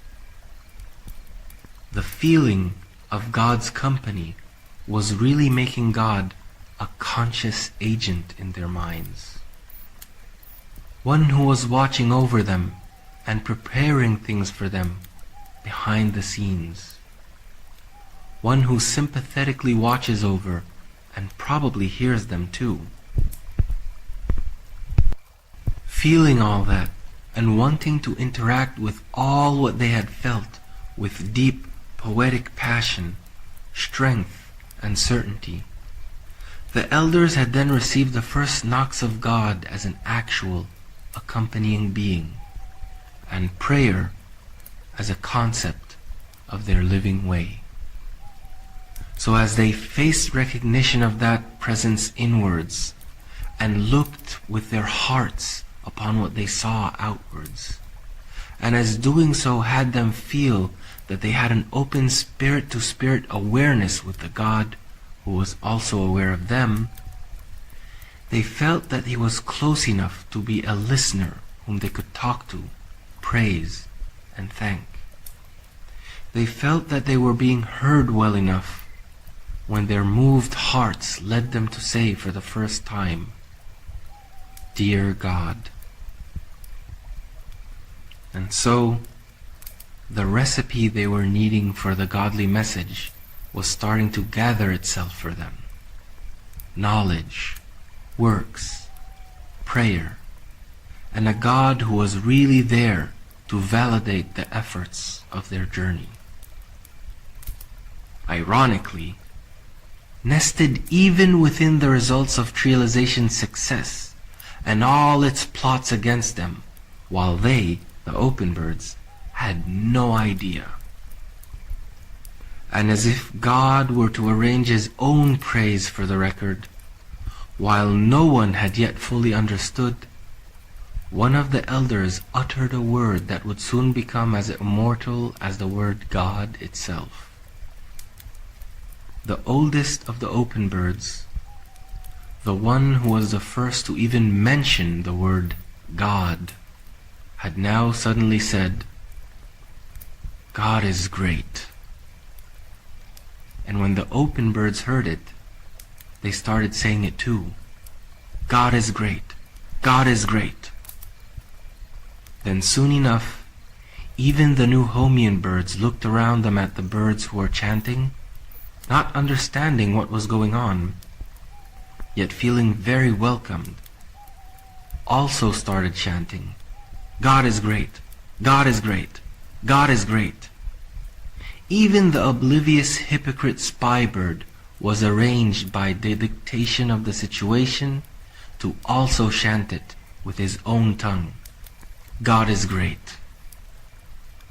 As the open birds welcomed all the newcomers very warmly and so full of hope.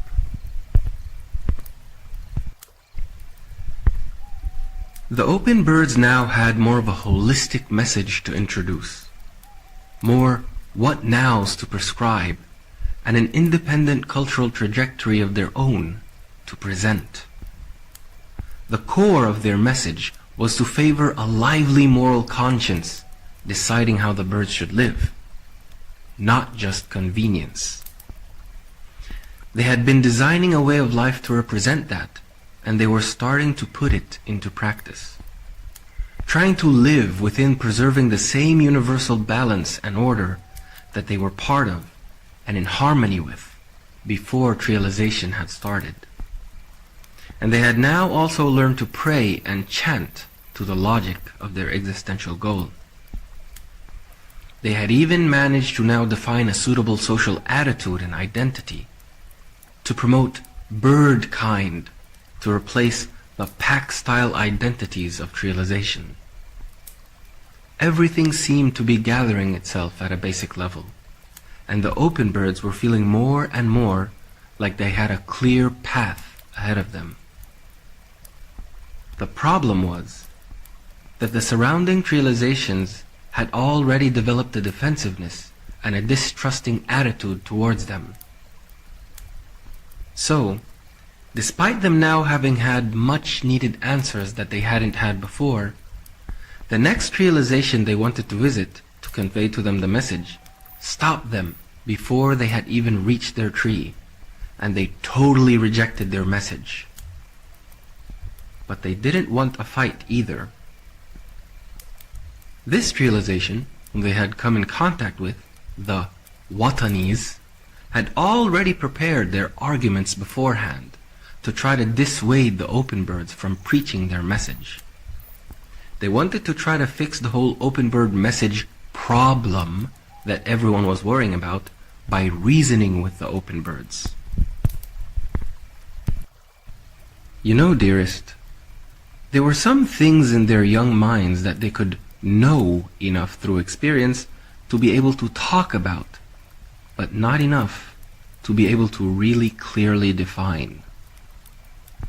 What these things would mean for them at this point would be defined in light of their personal experiences with their concepts, and in context with how they would make those concepts work for them in their lives. For example, love. For some birds, love meant something that manifested in a relationship full of beauty, heroism, and intimacy. So that's how they would know it to mean and recognize it to be. For other birds, love was an emotional chore that meant performing duties, meeting expectations, and conforming to typicalities. So that's how they would know it to mean and recognize it to be. While for other birds, love was something that just kept them stuck in relationships, no matter how abusive they were. And that's how those birds would know it to mean and recognize it to be. And finally, for a few birds, love was just something that they would prefer to relieve themselves from recognizing altogether, denying to themselves any meaningful knowledge of it, while just casually using its reference without being willing to commit any standards of meaning to it, beyond whatever worked for playful enjoyment or for taking advantage of those who were committed to its meaningfulness. In reality, love is so real that its meaning is nested in so many of our experiences that inspire its reference, and all the various associations with its living concept. But there is still the problem of how to define it in a way that everyone could see and build upon well. So, although most birds had a concept of love and had a general idea of what it meant, their beliefs about it were a bit chaotic, messy, and open to being problematic. After all, the birds had already been saying, All is fair in love and war. Sadly, the young concept of God had the same problem. So the Watanis took advantage of this and started to question what the open birds had meant by God, and how they knew that God didn't want the birds to live the trialization lifestyle. The Watanis continued, arguing that they had also believed in doing good and not doing evil, as much as they could, but they also said that evil had always been there, even before trialization had started. They argued, saying that trees could grow back after some time, even if trialization destroyed them. And they said that there were many other things that would always destroy the trees too. They mentioned that thunder would always burn trees down, and that strong winds would always tear them off of their roots. They said that even other animals like termites would always destroy trees, eating them from the inside. They said that they saw no difference between food growing in their trees or in natural places. And the Watanis just kept giving their prepared replies very aggressively, addressing most of what the open birds had told the other trializations whom they had met before. And the Watanis even started to say that they liked the idea of God, and that they believed that trialization lifestyle really did lack a meaningful understanding and clear conscience to living it. The Watanis were a medium-sized trialization, and like other trializations that had free time to make their own culture of dances, songs, ideas, and even stories, they used their storytellers and poets to think about new ideas similar to the idea of God. But they wanted ideas that supported their trialization lifestyle. They told the open birds that they liked how the idea of God was very spiritual and empowering. But they said that they didn't believe there was a God who was like a leader who managed everything. They just thought that the whole world was alive, everywhere, and that everything had its own spirit and life, just like the birds did. They believed that everything was alive, deserved respect, and had its place in nature's harmony. They said that they believed that reality is like a big community of spirits, and that the birds needed to learn about all the different spirits of the world, and respect them all, and learn how to be good to Mother Nature. They also said that trialization was just a new spirit in the world.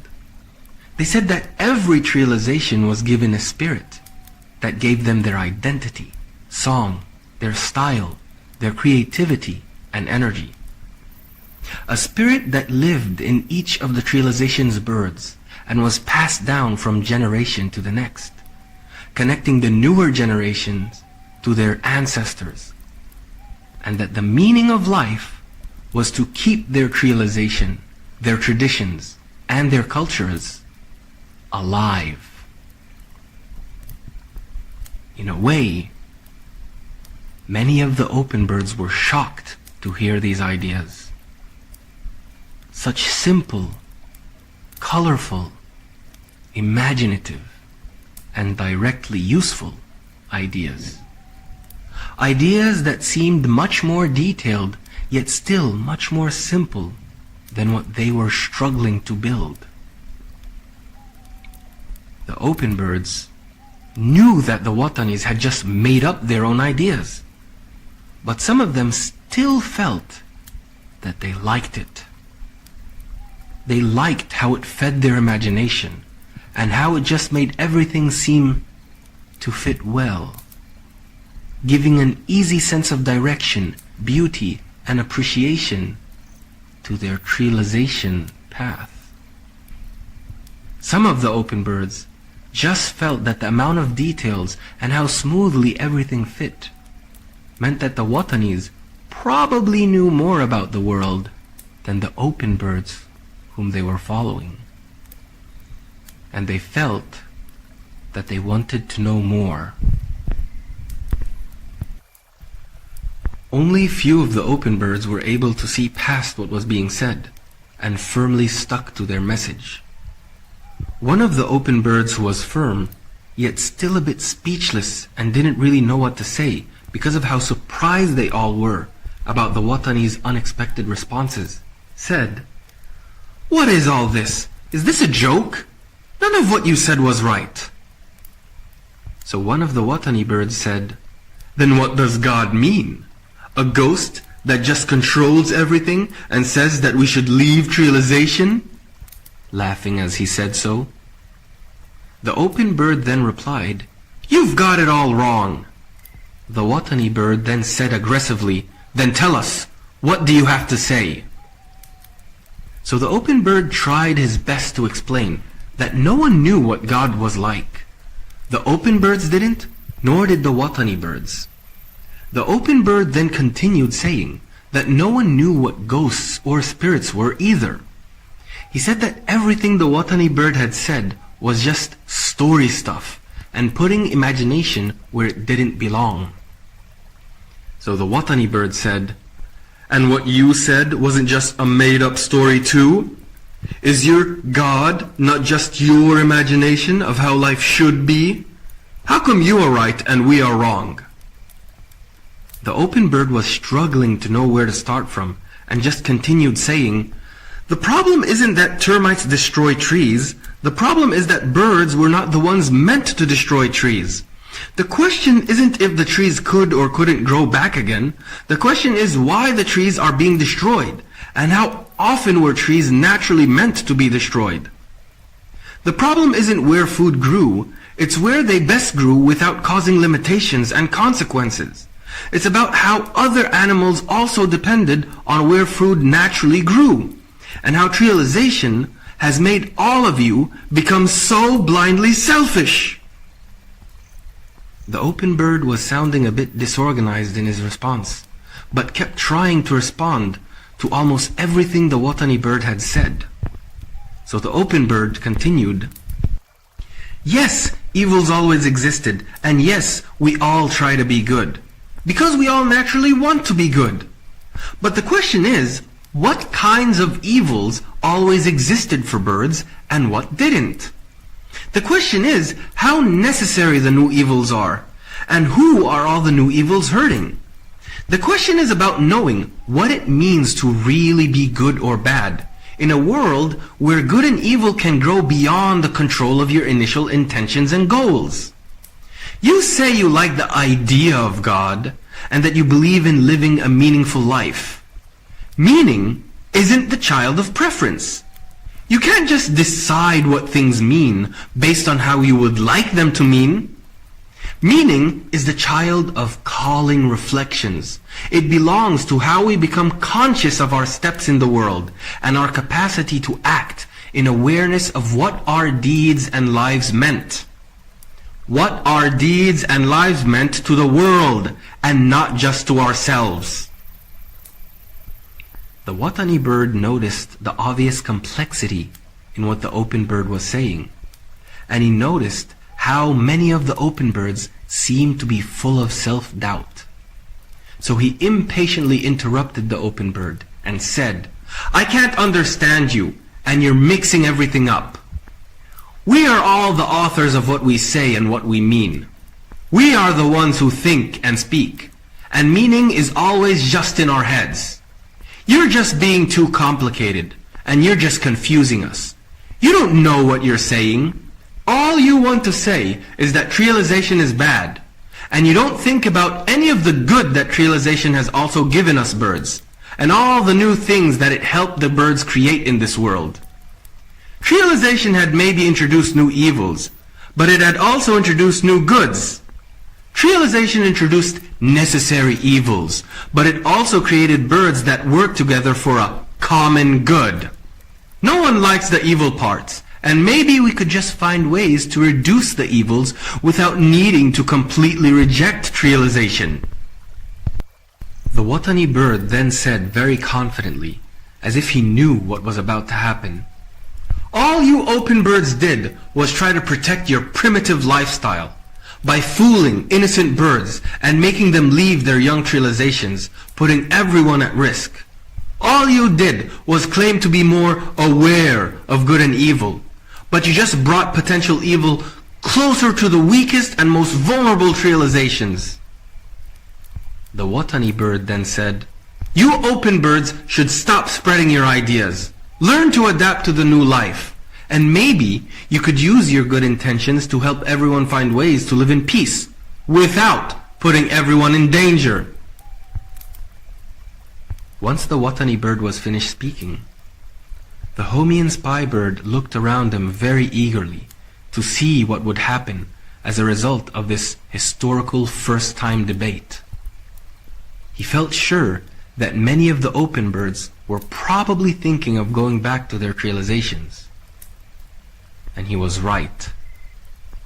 The open bird who was speaking wanted to argue more, but before he could say anything, some open birds were already starting to fly away, and others were starting to whisper to each other, arguing amongst themselves, some saying that the Watanis were right, and some saying, "No, we're just being confused."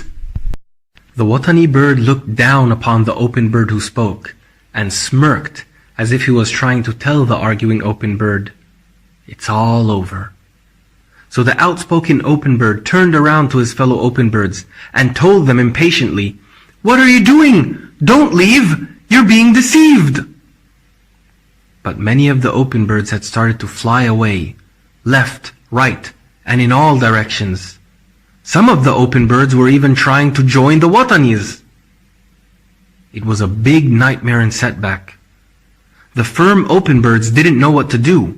They just shouted, "God is great! God is great!" And they gathered around that chant, taking their own direction away from the place.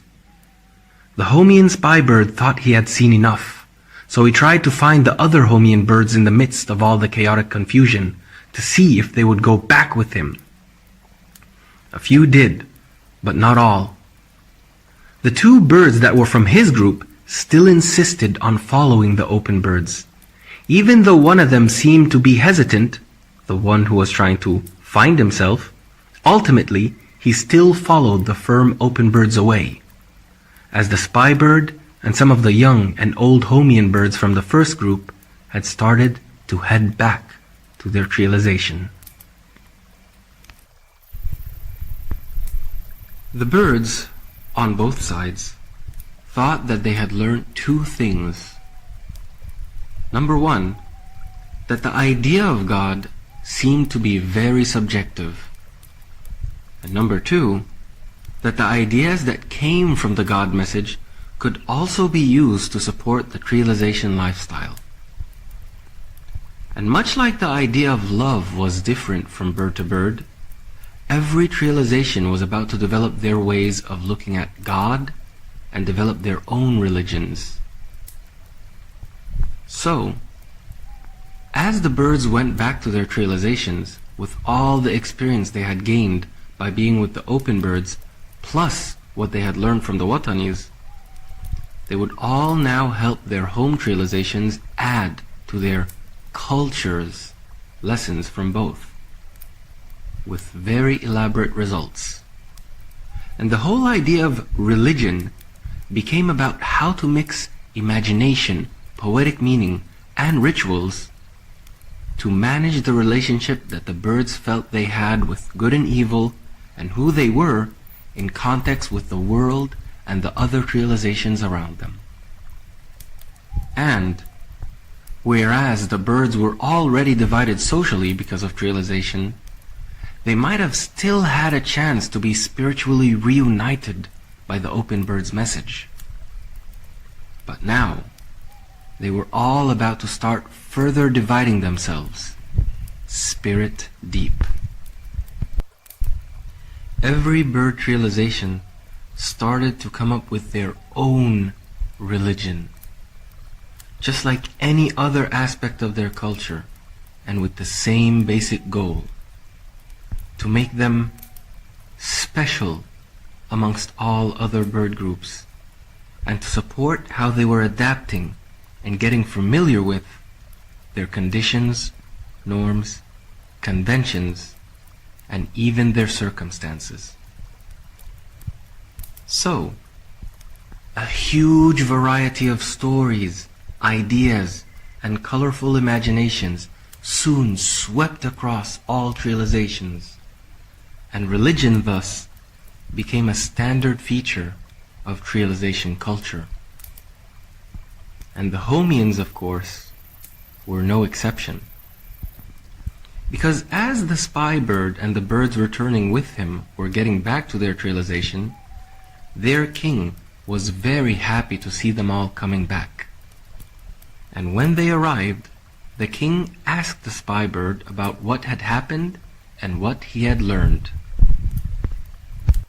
So the spy bird told the king about what he had seen and heard from the open birds, and how the Watani trialization had totally revolutionized the open bird ideas that everyone was worrying about.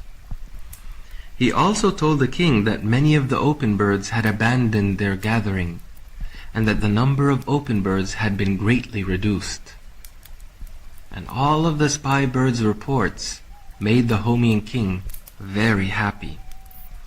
And as he listened, he had particularly enjoyed hearing about the new handy field of religion that was being developed, and how it seemed to be a good investment of everyone's imagination in favor of their trialization lifestyle.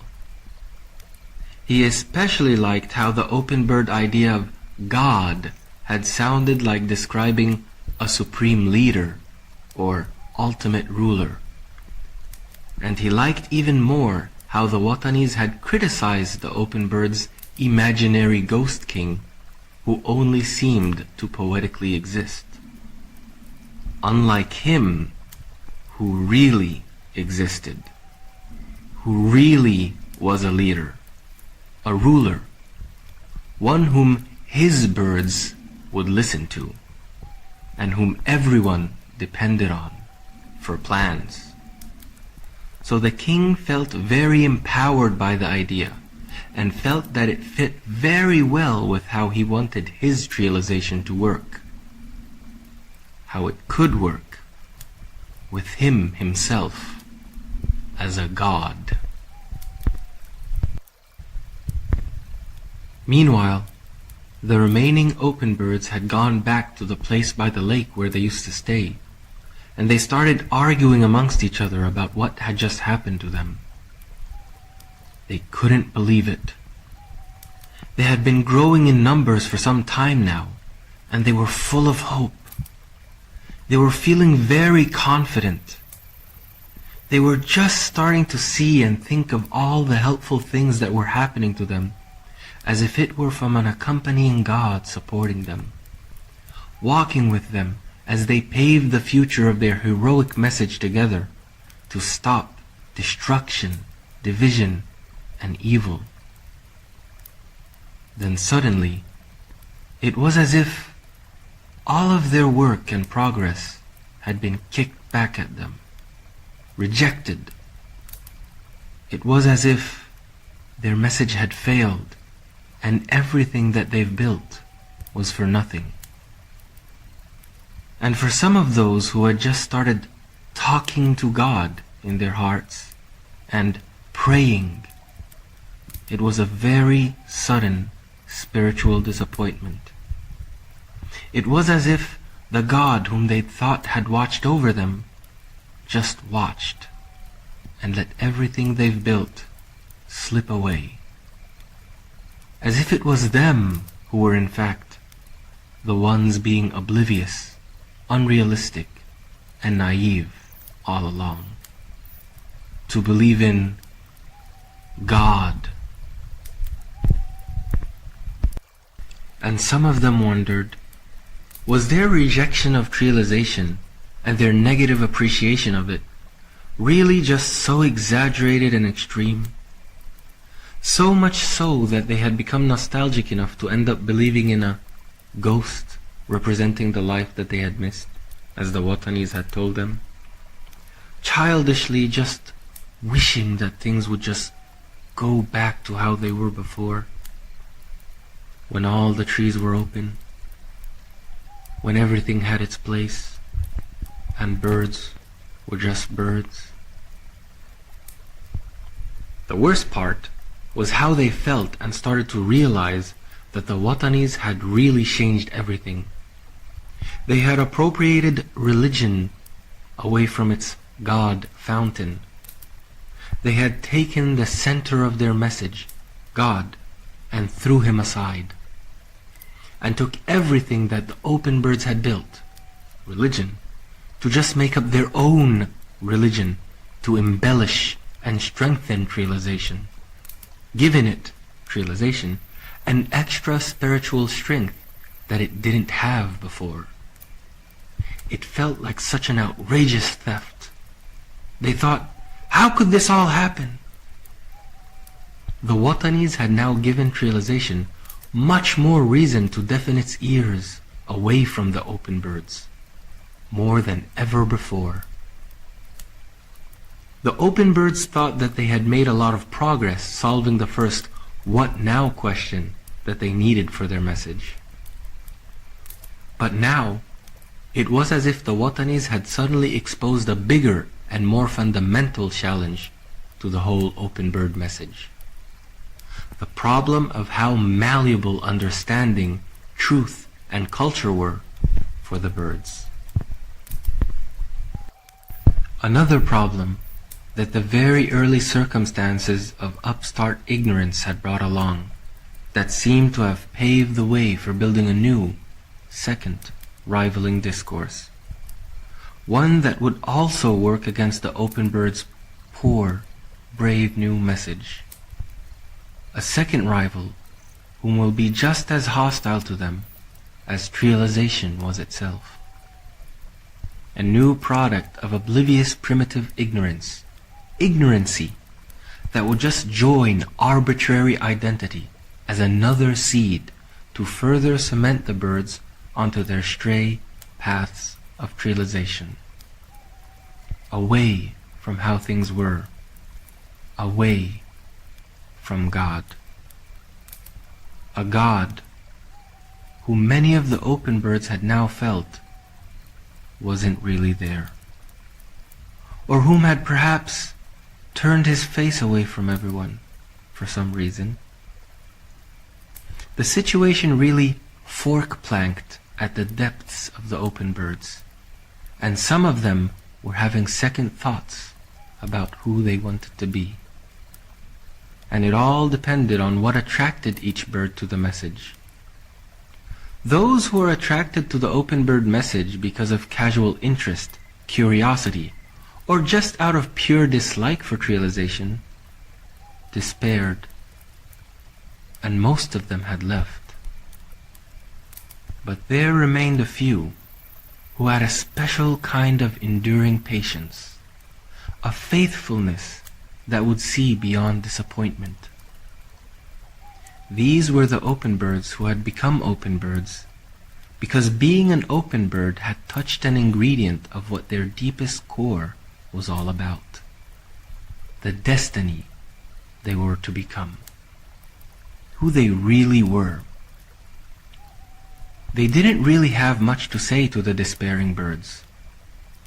They didn't even really know why they just couldn't feel as devastated by the situation as the other birds were. To them, they just had an instinctive capacity to reject negativity and instead be aggressively positive. Some of them were old open birds, and some of them were new ones. They were open birds because being an open bird brought them to life from deeper within their souls. It made their hearts more intentionally beat. It had become who they were, the life of who they were. And like life itself, it had become their constant breath of positivity, initiative, persistence, and passion. They had faith in it. even as they had not yet known what to say or how to explain what was happening. They just thought past everyone's frustrations and said, "The birds around us hate us, and now that we are weak, they will probably come after us." They thought to themselves, "It's probably better that God let those birds leave us at a moment of peace, rather than in the middle of a fight." After all, the Homians had used betrayal before as a weapon, as they had come to know from the Homian birds who had still remained. It's good that they were now a more trustworthy group, even if their group was now smaller. It was okay, they thought. Perhaps God had just tested them to enhance their security in a special way. Not by numbers, but by purity. After all, the open birds never wanted the power to wage war anyway. It was all about just being able to reach a blessed truth, for all the birds to be able to stop the wars, destruction, and estrangement that had recently plagued their kind. A truth that perhaps could still shine to guide the birds back, God willing. And perhaps the next steps that they needed to discover in order to help them develop their faith could only be harvested from having those with the strongest instincts of faith being put exclusively together in a situation that would help the inner ingredients of their instincts shine, so that they themselves could become more self-aware of them, the ingredients of faith, and so that the rest may later capture from their light through their living demonstrations of faith. Little did they know that the shaking event that had just happened, though tough, was actually just as much of a milestone for their message as much as some of them had thought it was an undoing setback. And out of it, the remaining open birds were beginning to learn to culture a concept from their experience with God as a discourse of fate to be trusted, beyond the superficialities of immediate events and the circumstantial swings of luck. So with the hardships they faced, they were being rewarded along their path of being firm, with more of the provisions they needed to continue building their message, one growing concept at a time, thanks to the unshakable positivity, persistence, and initiative that some of them had, from having a faithful spirit within them, guided by healthy instincts that had come to life. The open bird's path was indeed the right path. They were sure of it, because of the difference of what walking their path had introduced through them, versus what walking the path of realization had introduced through the realization birds for their kind. They were taught to think of the greater good, while the realization birds had only thought about a common good amongst themselves. They were learning to belong to each other by faith and a healthy conscience, as good and bad would naturally bind and separate, while the realization birds were owning each other by what they called identity. They were calling for openness, while the realization birds were calling for occupation and relabeling it as making homes. They were learning to want closeness with everyone as part of a single bird kind, while the realization birds had taught to call division and estrangement culture. They were calling for birds to depend on their naked spiritual quality as birds, while the realization birds advocated for depending on being possessed with a group selfishness, calling it being a team and thinking it was being selfless.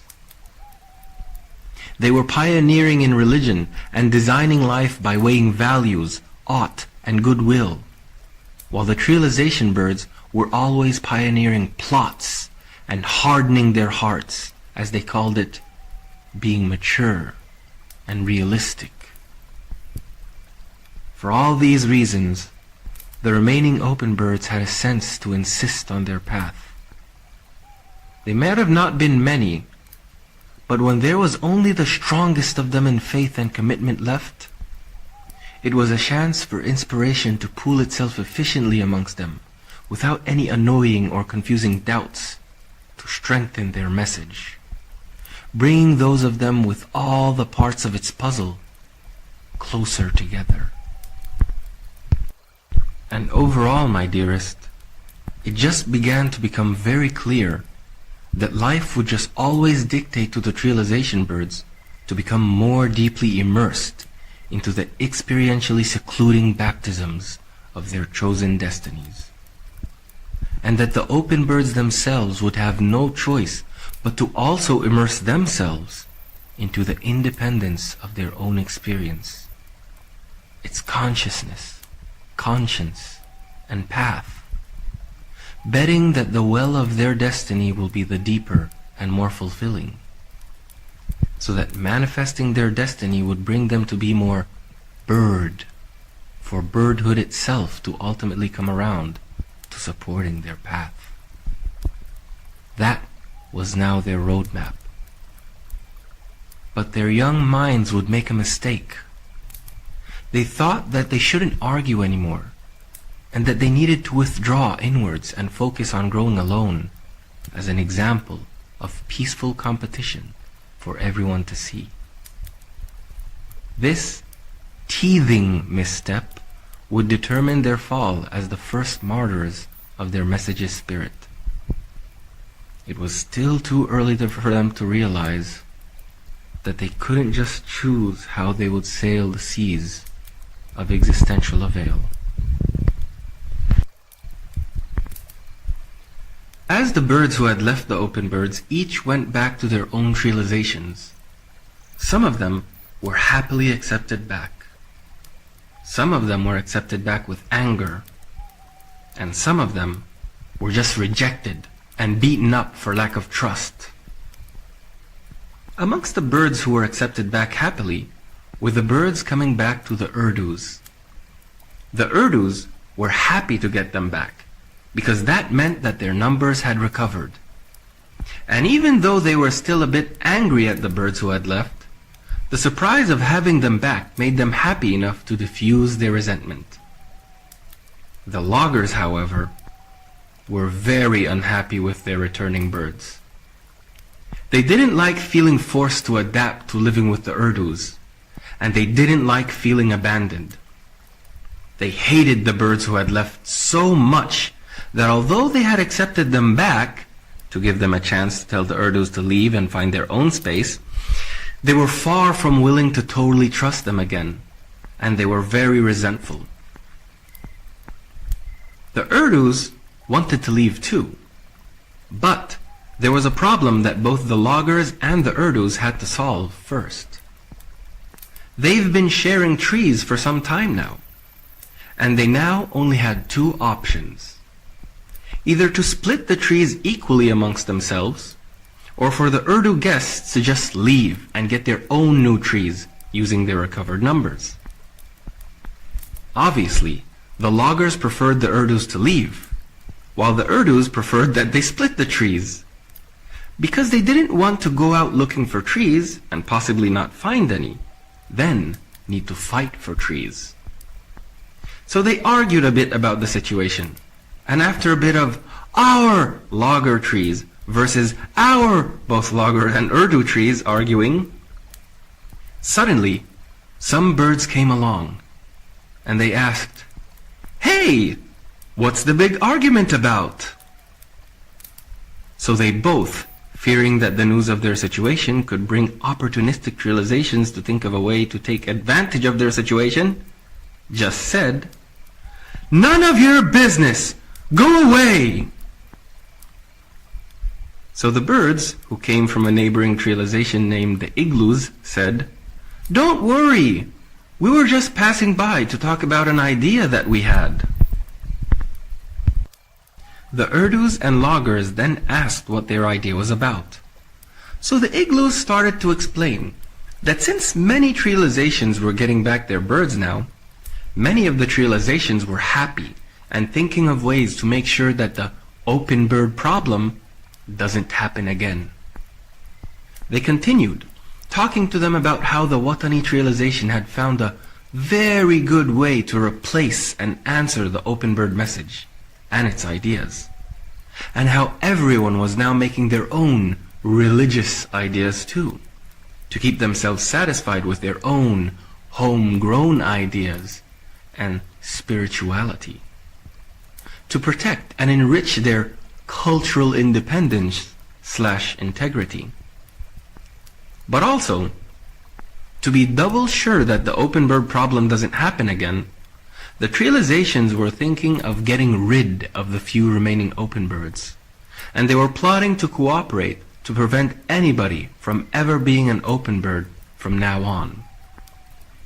They've been deciding that any bird found alone must be now made to join a realization or die. The realizations were thinking this decision would be a win-win for everyone, since it would be good for the lone birds to join realizations anyway, to make them become realized and be part of a developed lifestyle, and it would also help smaller realizations grow. Also, by preventing any lone birds from struggling alone, then trying to repeat the open bird message, they could prevent the whole problem from repeating and protect realizations from being weakened by losing any birds to that kind of message again. The loggers and Urdus liked what they were hearing, and basically told the igloos that they would be glad to help get rid of the remaining open birds. The logger and Urdu leaders had even gotten another idea. They agreed that they would both send the birds who had once abandoned them to be the ones to deal with the remaining open birds. After all, they thought that those birds should prove their loyalty, and that they had really disassociated themselves from any relationship with the open birds and their ways. They thought to themselves, "These birds who had left us once put us in danger of being attacked, so now they should be the first to fight for us. And they would have an advantage anyway, because they were open birds before. They could get closer to the open birds without being suspected. That's the best way." And they agreed to postpone splitting the trees amongst themselves, the Urdus and loggers, until after the open birds were dealt with. So, after they had both come to an agreeable consensus, they told their returning birds about what they wanted them to do. And because the returning birds wanted to prove their loyalty and fit in again, they agreed. They had to. They owed their groups because of their previous betrayal when they had left before to join the open birds. Now, they had to earn their place back by performing their duty. Dearest, God knew which betrayal would be the true betrayal. Some of those birds sadly felt in their hearts that it was like they were traitors either way. It was a sad and confusing position to be in. At least the first time when they had gone to the open birds, they weren't intending to betray anyone. They didn't think that what they were doing was betrayal. They just wanted to do what they thought was right. But now, because they had went back to their realizations, the situation itself defined what they had done before as betrayal, even if it wasn't what they had actually meant to do. For the first time ever, They felt as if life could decide what they meant and who they were more than their intentions and how they saw themselves.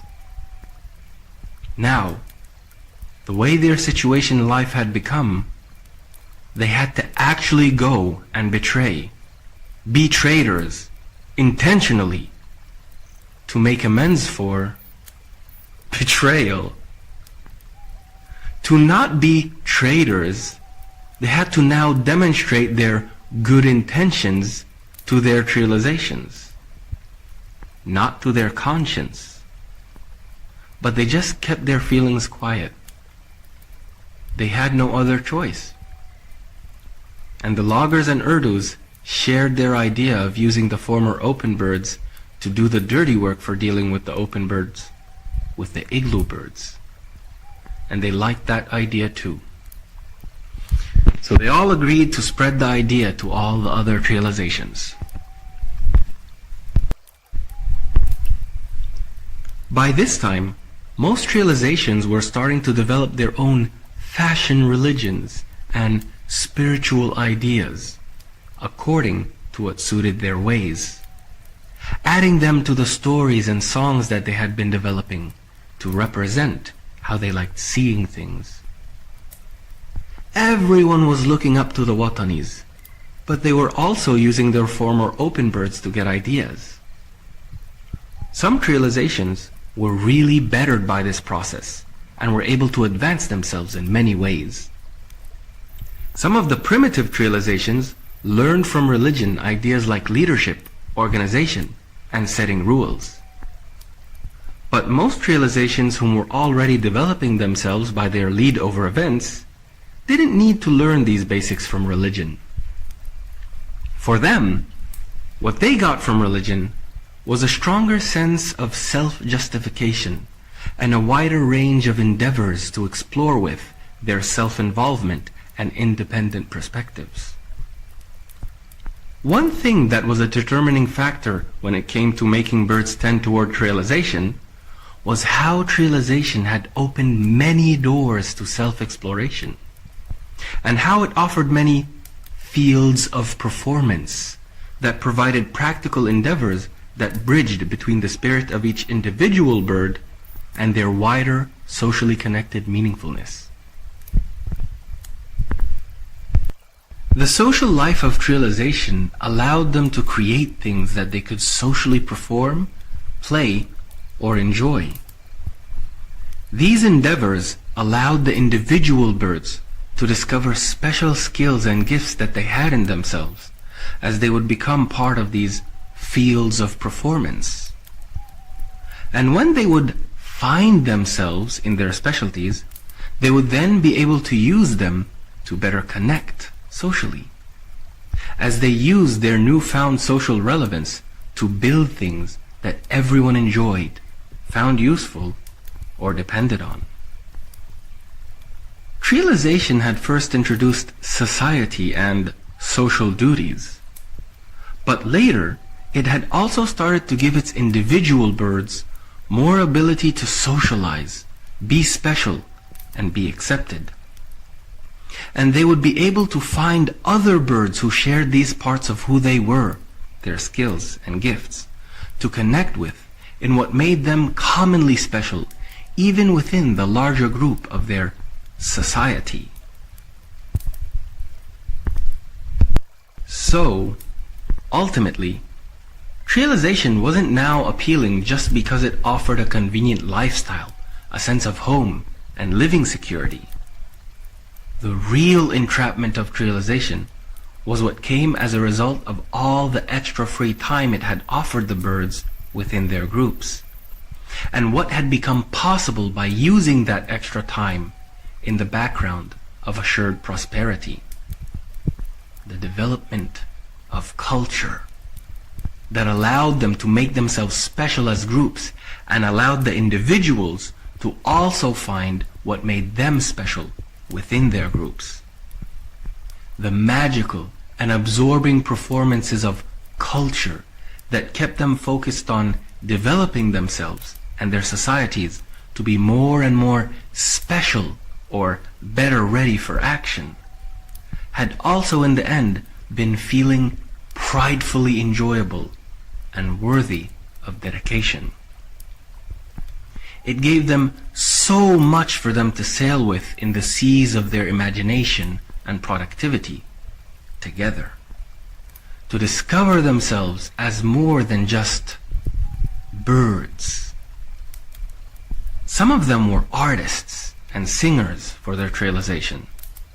Some of them made languages for their trializations. And some of them were specializing themselves to better take care of their stored food. Some of them were discovering their physical strength and becoming the fighters of their trialization. And some of them were being known for their special smarts and cunning, becoming the leaders who kept everyone safe. It was like trialization had given everyone common goals to unite them and personal occupations to give them a sense of purpose as individuals. And now, once they had also discovered religion, every trialization could use it to further thread everything together. All in all, trialization had given birds a window to be. One that they didn't have before, and that had so much fun and gathering entrapments laced within it for them to discover, enjoy, and socialize with. It gave them a window that showed them how interesting bird life could get, in a way that also supported for them a very comfortable and new way of life. So, trialization had its birds hypnotized by much more than just easy food and stable settlement. There were psychological, social, individual, and collective reasons that had all grabbed the dedication of the birds who were involved in trialization. So much festivity, exploration, and liberation of manifestive capacities in comparison to the open life that they had before without trialization just made their previous open bird life seem so old, less festive, boring, and anarchic, with no progressive goals or occupations to busy or improve anyone with, no meaning to offer the way trialization birds had come to see it.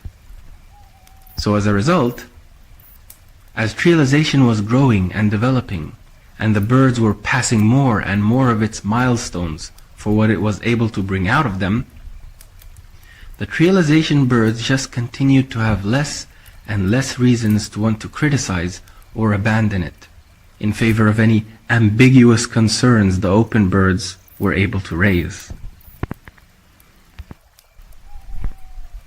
The time had come for the trializations to summon their ex-open birds, to push them to do what they had to do. So, as they, the ex-open birds, gathered to go on to fulfill their duty together, every group representing the trialization that they had come from and their new religions that they had helped create, they moved forward to betray the open birds whom they were all once brothers and sisters to. They moved forward to replace the message that they had known, that was inspired by the naked voices of conscience and reform within them, with the innovations of a conscience that they had re-educated. Most of them didn't care at this point, and just really wanted to get it over with and move on. But some of them had started to really miss the innocence that they had as open birds, its naked moral conscience. And what they were about to do started to sadly remind them of the necessary evils they had once left the trialization lifestyle to abandon. Some of them started to recognize that they had made a very big mistake by abandoning the open birds and going back to trialization. But they had trapped themselves, and they didn't want to feel stupid and hesitant twice. So as they despaired, They just gave up to life and felt that they should just let it, life, decide who they were to become. They had barely fully understood the God message anyway. Perhaps there was just no God. Perhaps it was just a beautiful poetic idea to glorify life as it once was before life itself had decided to change everyone, including now, them. The ex-open birds had planned to first find the open birds and know how much their current numbers were. After they knew that their numbers had become very small, they planned to send a small group first, to act as if they had come back to the open birds and had changed their minds about going back to their realizations. To say that they were just afraid and had panicked when they had seen everyone leaving, because they thought that maybe the Watanis were going to attack them at that weak moment. They knew that the open birds would be accepting and would excuse them. So they had planned to then use that small group whom they had sent to lead the open birds into a trap. A place where representatives from every realization were going to be, to watch, as the bigger group of the former open birds would attack, and the smaller group from within would also attack from amongst the open birds, causing maximum confusion. And that's exactly what happened. As the dramatic event took place, some of the open birds had stood firmly and said, "If you are going to extend your hands to kill us, we won't extend our hands to kill you. Be the killers like those whom you have joined, and let our deaths prove your criminality. May the stains of our blood never dry." Then, after hearing those firm words from amongst them, and still seeing the insistence of the realization traitors to kill them, seeing the blood start to spill in front of their eyes that had once seen those killers as their brothers and sisters, specifically so that they could all live better and protect the bias of conscience towards innocence, not betray it. Some of the open birds couldn't bear just standing and waiting for their fate, seeing, hearing, thinking about what that historical moment meant. So in an eruption of anger that exploded from the deepest tips of their hearts, they shouted, "God is greater!" And they started to fight like vicious lions. They fought so courageously and with so much inspiring passion and fury that the traitors started to panic and started to feel a shock in their hearts, as if part of them was suddenly woken up, making them realize the horror of what they were so unbelievably committing. But under the watch of the representatives from their realizations and the other realizations who were nearby, they just kept trying to fight, even if half-heartedly, as they were retreating in fear and shock. Even when they had outnumbered the open birds whom they had fought, even though the open birds were the ones in initial shock from having been attacked from all around them and from within, the traitor birds eventually freaked out and started flying away. But then, a big surprise had come for them. Because the smarter and more serious realizations didn't really want to take any chances trusting the traitor birds, whom they had already known as having the potential to leave their realizations, and whom had now also proven that they could be traitors.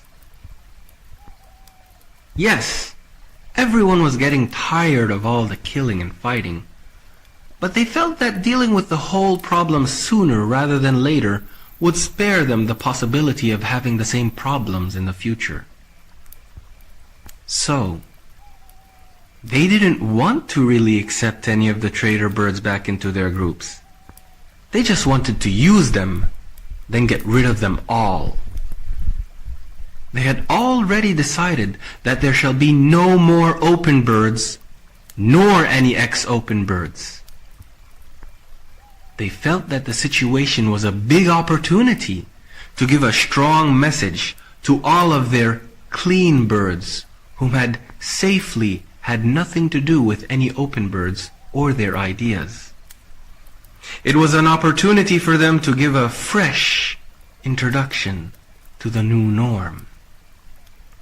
The new norm beyond the old, primitive open bird past. A message for all birds to never think of abandoning their trializations and to never be part of any open bird movements. So as it was, the Watanis had teamed up with the Homians and some other teams from other trializations, and they were all secretly waiting for the fight to finish so that they could get rid of all the remaining traitor birds. And as they had seen the traitor birds fly away very cowardly, the trialization birds just felt extra disgusted of the traitor birds, whom had outnumbered and outfoxed the open birds, yet were still escaping like cowards. So, as the Trialization Alliance had suddenly revealed themselves in full power and great numbers, the traitor birds froze in shock, not understanding what was happening, as now they were the ones being attacked from behind and in front. And the Trialization Alliance charged at them with no mercy, killing them first before even reaching the very few remaining open birds. It was a massacre. A massacre that became quiet for a moment after all the open birds and the traitors were dead. Then the Watanis, Homians, and 3 of the other big trializations started to butcher some of the other weaker trializations and chase them back to their trees, finishing them off as well. They didn't attack all the weaker and younger trializations, only the ones who were too small and wasteful. Those who had wasted some of their birds becoming open birds before and didn't deserve occupying any trees anymore. Like the Urdus and others. They did that so that from now on everyone would learn to be very strict with their own birds, to prevent any open bird problem from ever happening again, to make everyone hate the open birds and know that they meant death, so that everyone would attack or assimilate any open birds they would find in the future, so that everyone would help turn the page of history past the pre-trialization past. And they thought that they were totally justified. In their minds, it was like doing the other smaller trializations a favor by emptying out some trees to let the smaller trializations who hadn't been influenced by the open birds grow. According to their intentions, they hoped that they would be doing what they did to start a better, more stable, peaceful, colorful, and trialized future. And as everything came to a conclusion and eventually settled down, the seasons began to change, and migration time had once again come upon them. It was time for everyone to follow the only thing that was left for them to follow from what remained of the godly life that they all had abandoned and murdered. The call of the season to migrate and switch forests.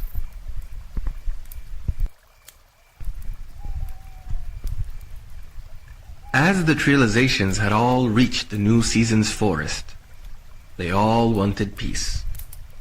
They were all excited now that the wheel of history had moved forward, and that everyone was now part of a Trialization.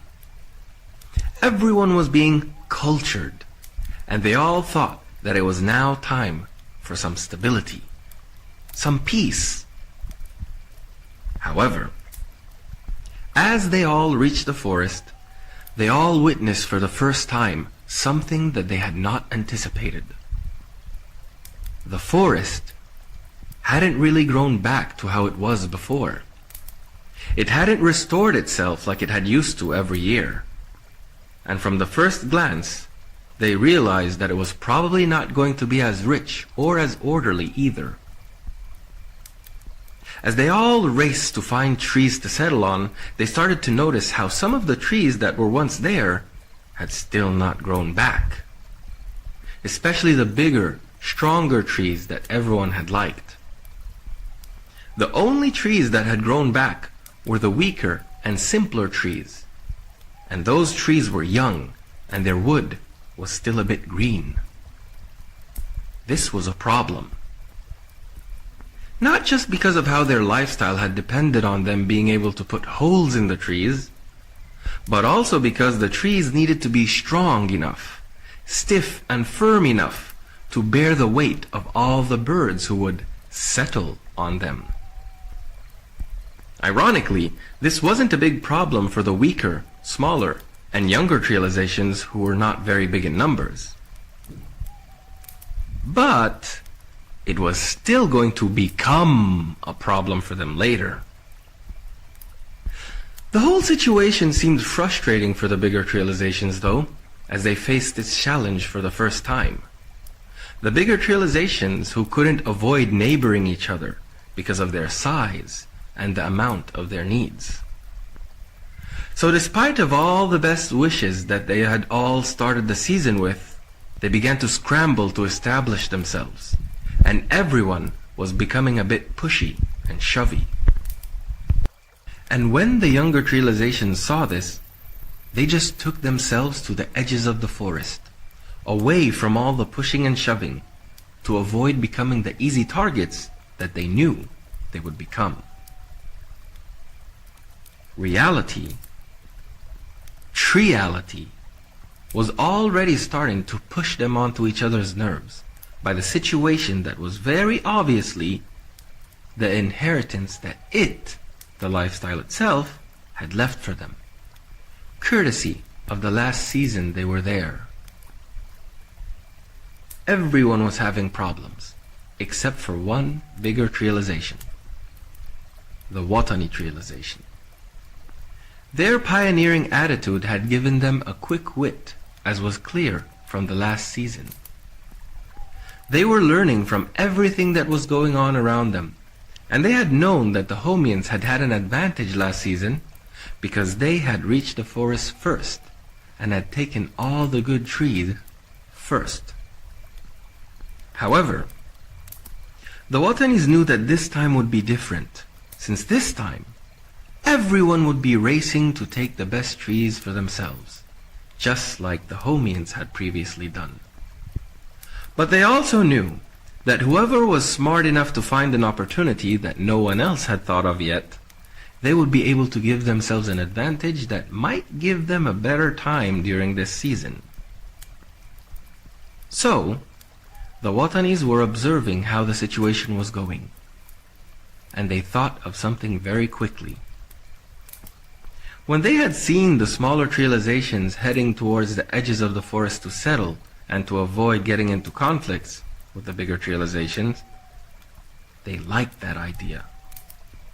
But since the Watanis themselves were a big Trialization, and since all the forest trees were weak and young, they added a little twist to the idea. They decided to spread themselves into smaller groups, as if they were many small Trializations, smaller than even the smaller Trializations that had went to the edges of the forest. so that they could claim as many trees as possible without filling them with birds. That way, they would have lots of space on many trees to last them the whole season, without needing to worry about overburdening any trees. In their eyes, they were not being sneaky or being greedy. It was just the perfect long-term plan that they could benefit from, with the blessing of everyone else's oblivion to the opportunity. After all, the conditions of the situation had practically determined the logic of their idea anyway. It was perfect, because all the trees were too weak or too young to carry large numbers of birds anyway. At least this way, the trees could grow with the smaller groups without getting too weakened too fast. In a way, the real question was, why didn't the other realizations think of this? Perhaps they were too rushed, too excited, or already too programmed to do what they've already done before, to try to win this time the same way they've already won before. Meanwhile, back at the heart of the forest, after some minor fights had broken out here and there, most realizations had ultimately been able to settle on enough trees to make a basic start, without any of the pushing and shoving turning into wars. And everyone could now take a sigh of relief. But then something else that they hadn't thought of came to their attention. All the food seemed to not be where it always used to. After all, long ago, before trialization, worms had their places, insects had their places, and fish had their places. Everything had their natural habitat that they grew out of, places where they and nature built themselves around each other for thousands of years to where they had become. But since the previous season, when everyone was there, since trialization, everything kind of went out of place. After the birds had migrated the last time, all the insects and worms and even some of the plants that were on their trees had just fallen where they were. Some insects and worms were able to find their ways back to where they naturally belonged, but most couldn't. So, many creatures had just started to settle wherever. And that had consequences. The landscape had become a bit different. The soil had also become a bit different. The food wasn't concentrated where everyone was used to it being. Everything was just all over the place in smaller concentrations. It was all a mess. And the other incoming migrating animals that had also depended on being able to find their fair shares from the previously usual places were also affected by this mess. Overall, the whole forest wasn't the same. But tree habitants gotta do what tree habitants gotta do. And the first thing was first. No open bird headache. So they all went on search and assimilate missions to make sure that there wasn't a single open bird in the forest to give them any headaches for the duration of the season's planned, pure trialization experience. They had only found a few, and they were able to make most of them join trializations, though they hadn't forced them into any specific trializations. They let the open birds whom they found choose who they wanted to join. And since most trializations had gone together, each showed off their talents and attractive parts of their culture that they had developed, really trying to convince and seduce the open birds whom they had found to be part of whichever trialization they liked. The bigger trializations even encouraged the open birds they found to join the smaller trializations, as if to encourage a balance of power between everyone, to make peace. After that was done, the whole forest was set up, and it was time for every trialization to go out to gather food. So everyone started searching and carrying whatever they could to their trees that they had. And the sheer number of organized bird teams all going out to gather food at the same time shocked the forest so suddenly that it practically scared off most of the forest's creatures. The sudden number of so many birds all over the place felt like doomsday. Never had so many birds all try to grab everything that they could at once. Even though some of the animals had still remembered how the birds had started to act as teams since last season, this time it was really too much too sudden. And by the time the first food gathering session was over, almost every other living thing in the lower parts of the food chain had started to go into hiding. It was a panic. Little did they, the other animals, know that more problems were still yet to come.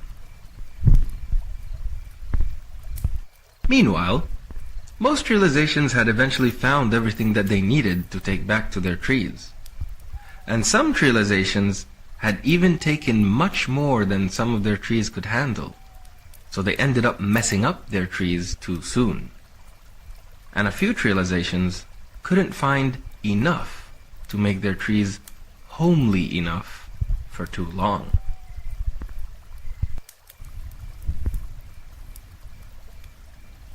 The concept of God for the open birds had come to them as a result of them seeking to understand the once granted, more innocent and harmonious order that they wanted to be able to talk about and bring all the birds back to living under.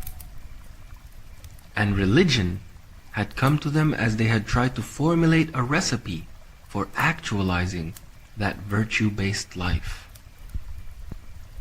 However, religion and religious ideas in realization had begun to form in a very different way. After all, the realization birds were already settled about the kind of life that they wanted to live, accepting it with both its new vices and virtues. And ultimately, religion to them, like everything else, had become all about helping them adapt themselves to their new lifestyle, and or helping them achieve a competitive edge amongst each other. And don't forget, dearest, realization life had recently opened for them many new organization capacities, occupations, and relationships that each realization wanted to now thread together.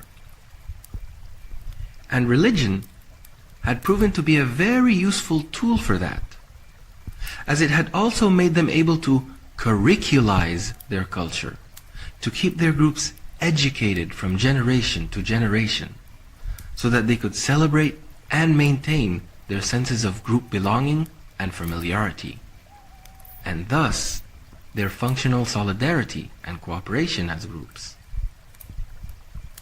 Also, they thought of religion as a new way of thinking that seemed to enable them to neutralize their anxieties and mysteries into metaphors and new meanings, useful to their cultural synthesis. As religion had now provided them with a sane context for such dimensions of thought to become sensical and socially useful. Now, they were able to align even the most fringe knocks of intrigue and mystery with whatever needs that the workshop of their designer cultural consciousness had required. So, they started to take fresh new looks at everything that had mystified them before, and think about how they could mind comprehending them in new ways that worked to their advantage. and everyone would start to learn a lot from this process. So, for example, before religion, some birds would get intuitions about things like ghosts knocking on the doors of their mind, which, to most of the birds, just presented a scary, strange, and mysterious dimension of thought. A haunting, and perhaps recurring one. But still one that was totally a waste of any useful reflection or language within the limits of the immediate world that they had known and lived in. But now, with the new religious context of thought and the new worlds it had opened their imaginations to, things changed. Their vague and wordless intuitions about things like ghosts and many other similar intuitions of the mysterious that the birds had previously just rationally or fearfully passed over and ignored, had now become potential pieces in a sensible world puzzle of religion that they could fit useful concepts into for their benefit. So, the gradually assembling consciousness that the birds had now started to apportion had them apportioning their once wordless and placeless thoughts towards developing useful, speakable concepts and metaphysically inclusive worldviews that help them tie their groups together to the core, and give them a capacity to understand ideas and the world around them using these new concepts, sometimes for the better and sometimes for the worse, sometimes accurately and sometimes not so much. This of course had previously showed in how the Watani birds had understood the concept of God, constructing their understanding of God from a personified ghost-like concept, instead of understanding God within the wider, though premature, complexity of what He was about to everyone and everything, as the open birds had initially thought of God. So, to some realizations, God had become a personification of power, control, excellence, spiritual alliance, or an incarnation of exceptional perfection. And those realizations whom had accepted that idea had started playing with the concept based on fitting it well as a useful addition to whatever they had already culturally tended to think, like, or want to represent. So, some realizations who had a use for discipline and had seen God's usefulness that way used the idea of God to add to the discipline of their organization and respect for their kings. Some thought of their kings as God Himself, and some just thought of their kings as God's representative. And some simpler realizations just didn't like personified thoughts of God or gods, or any other ideas about powers they couldn't communicate with. Yet, they still found different ways within the kind of worldview that religion had given to appropriate their intuitions about things that birds now had words for, like ghosts. They liked how the God idea had seemed to imply that there were more worlds than just the immediate one that they lived in. And they also liked the assumption that there was more alive in the world than just themselves and what they could directly see around them. So, some of them would daydream about their late loved ones or dead relatives whom they had missed. And as these visits by their dead loved ones in their dreams would come from time to time, they'd think, what if these visits were real?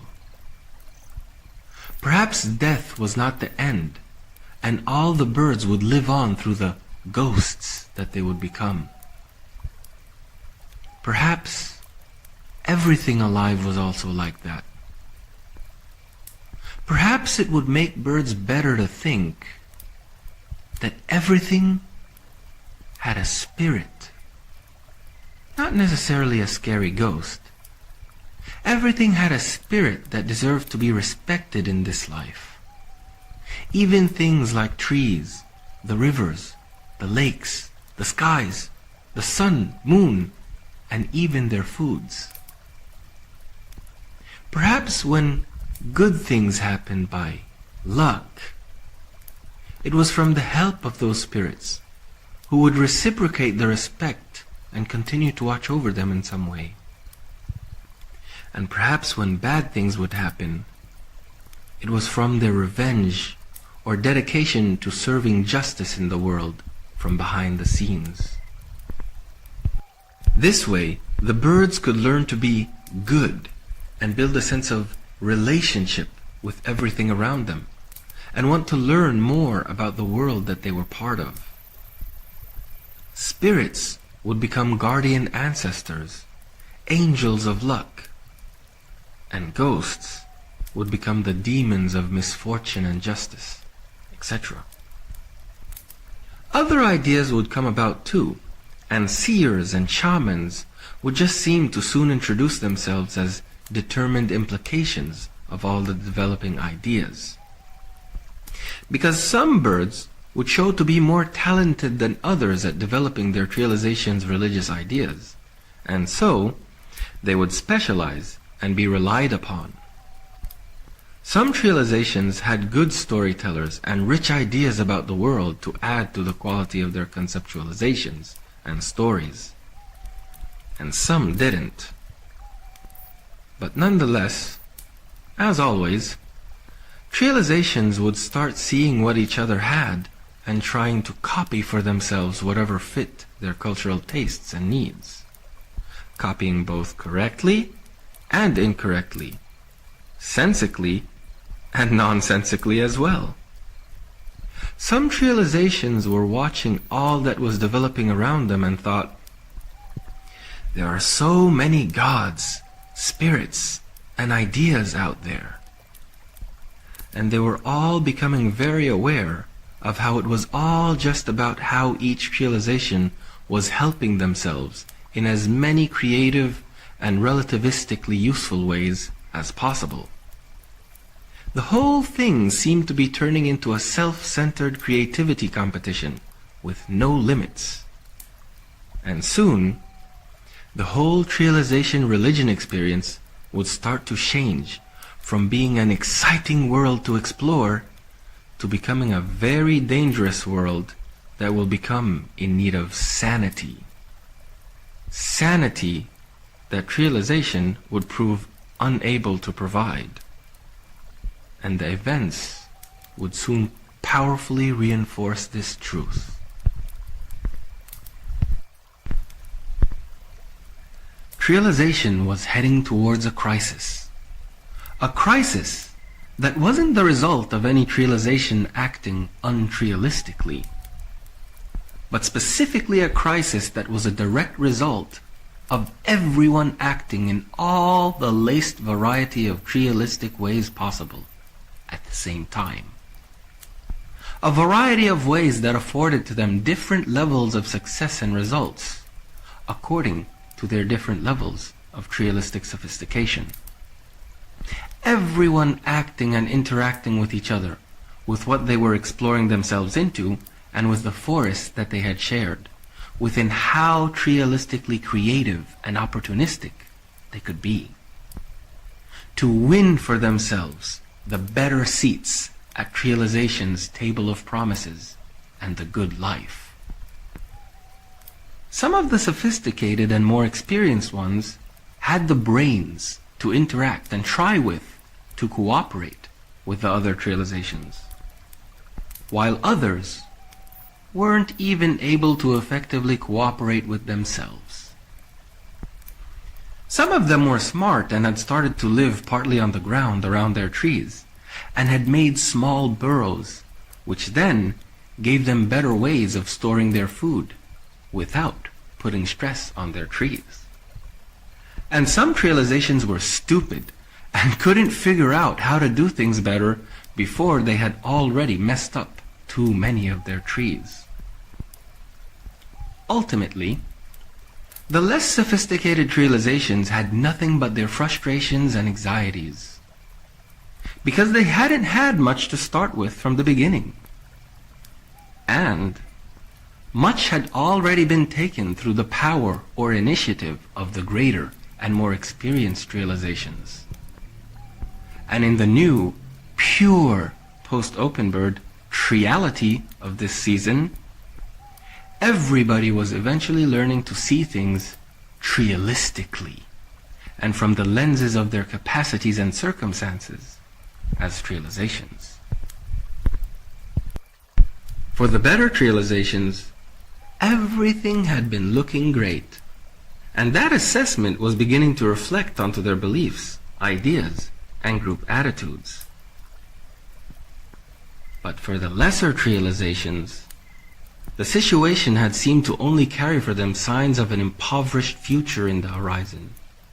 And it also seemed that these unfortunate realizations were left to think about their futures alone, and worry about the feasibility of their futures by themselves.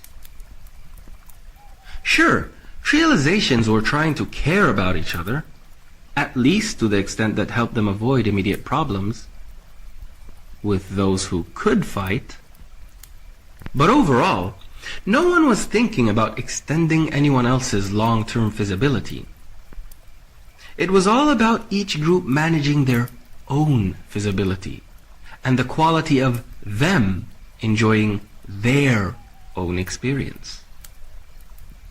After all, realization hadn't started as an everyone idea from day one. It had always been the business of those who had wanted to give themselves that settlement lifestyle within their own groups and in their own trees. And as reality had always worked, with its teams and the destruction they would inevitably cause, it had in fact made life a competition to fundamentally prioritize good to the benefit of each group's own. So, in the midst of such circumstances, it was like an old visitor was knocking onto the doors of the birds' minds again, repeating its selfish inspirations now under the newer conditions and circumstances, and amidst the accumulating fresh new ingredients. Because, dearest, the birds would not stop feeding on the fruit that realization's destiny tree had to bear for them, feeding their growing realistic spirit with the kind of implicit fruits that they've been tasting throughout the discourse of their experience, their wars, the way they fed, the way their settlement politics had worked since the start. The fruits of their consensus over mutual indifference and normalized estrangement. Overall, it seemed that their realistic mentality was now being both implicitly fed by the tree of their realistic development and explicitly inspired by the visitations of its corrupt spiritual core at the same time. And the questions of right, wrong, and ought were now becoming questions that could only properly relate to their own lonely concerns over their own futures. Futures which no one else would afford the inconvenience of making their business, or burden themselves thinking about how fair things were for strangers. Though, on the realistic bright side, they reasoned that the question had now become about being mature and responsible. Every realization had to carry their own weight to their own lot's share of the destined good that realization had to offer. So, as the situation had just kept getting more and more difficult for the younger, weaker, and dumber realizations, being unable to maintain a sustainable experience of the lifestyle for themselves, and also not having any capacity to change anything by actions or by force, their inhibited frustrations would lead them to begin to spiritually wonder. Why should the younger, less fortunate, or less experienced realizations get stuck in the process of their independent progress?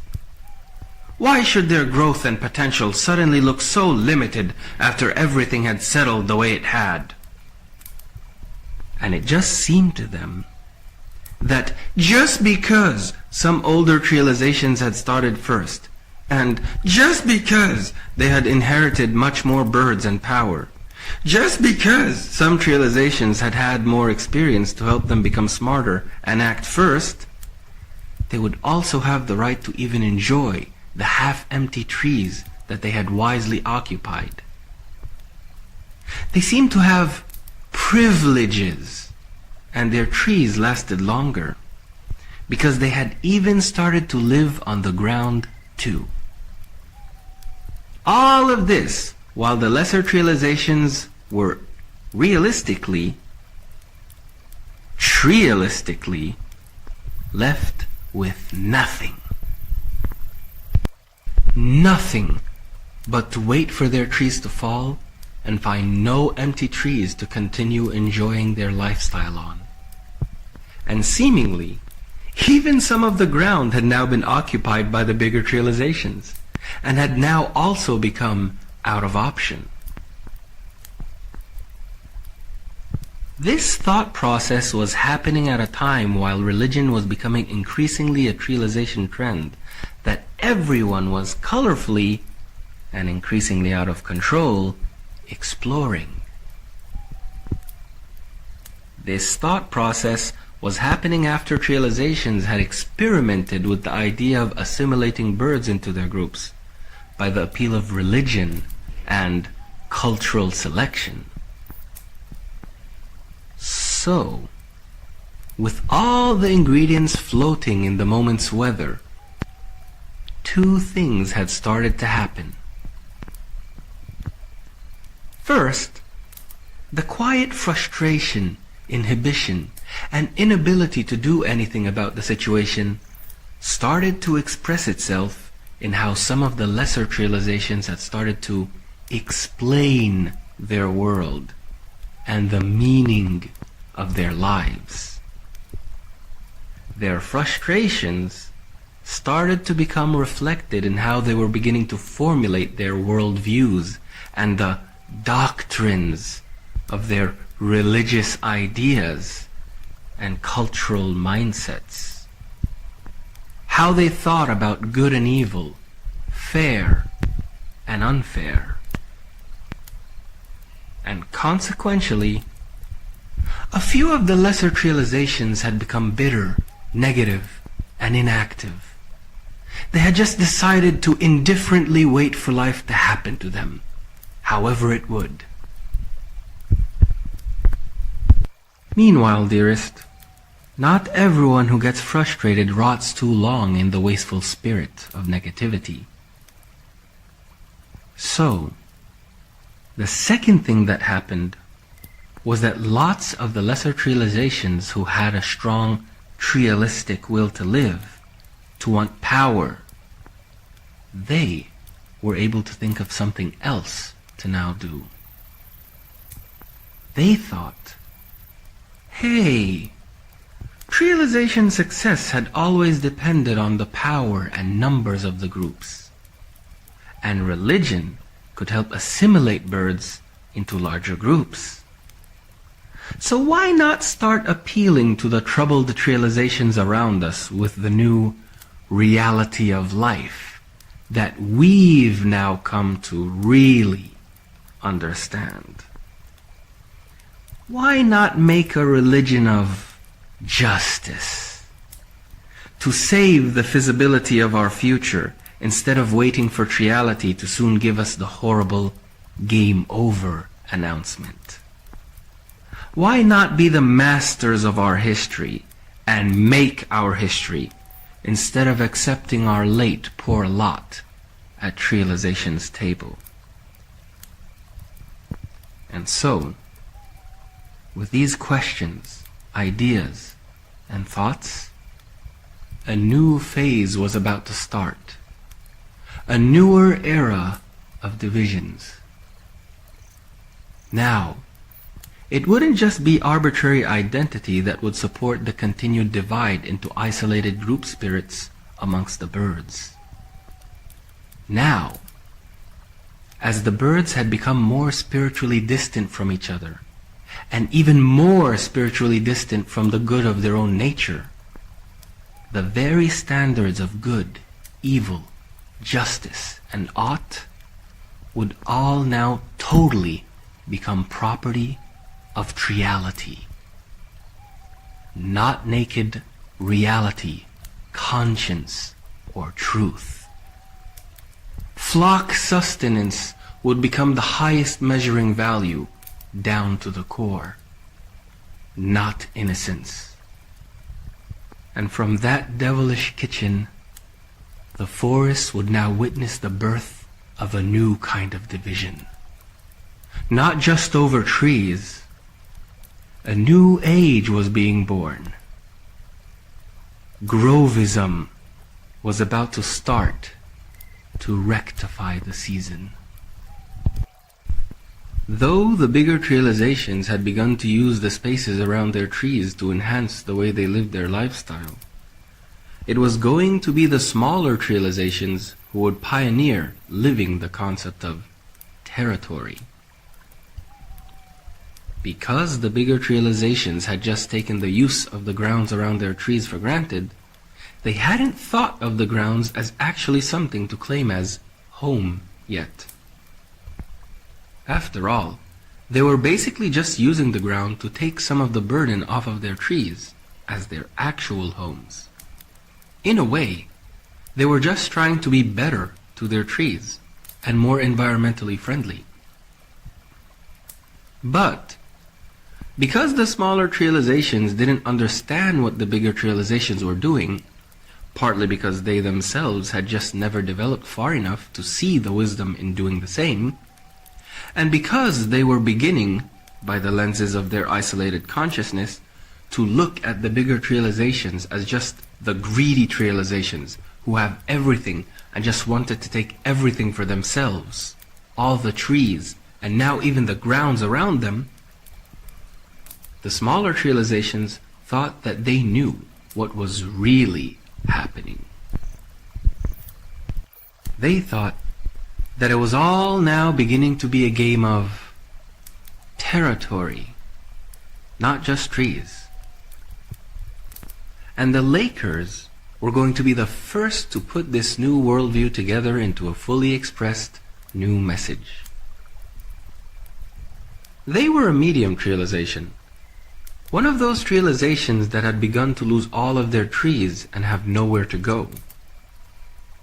And they had wished to open a door of new hope for themselves by the creation of their new religion.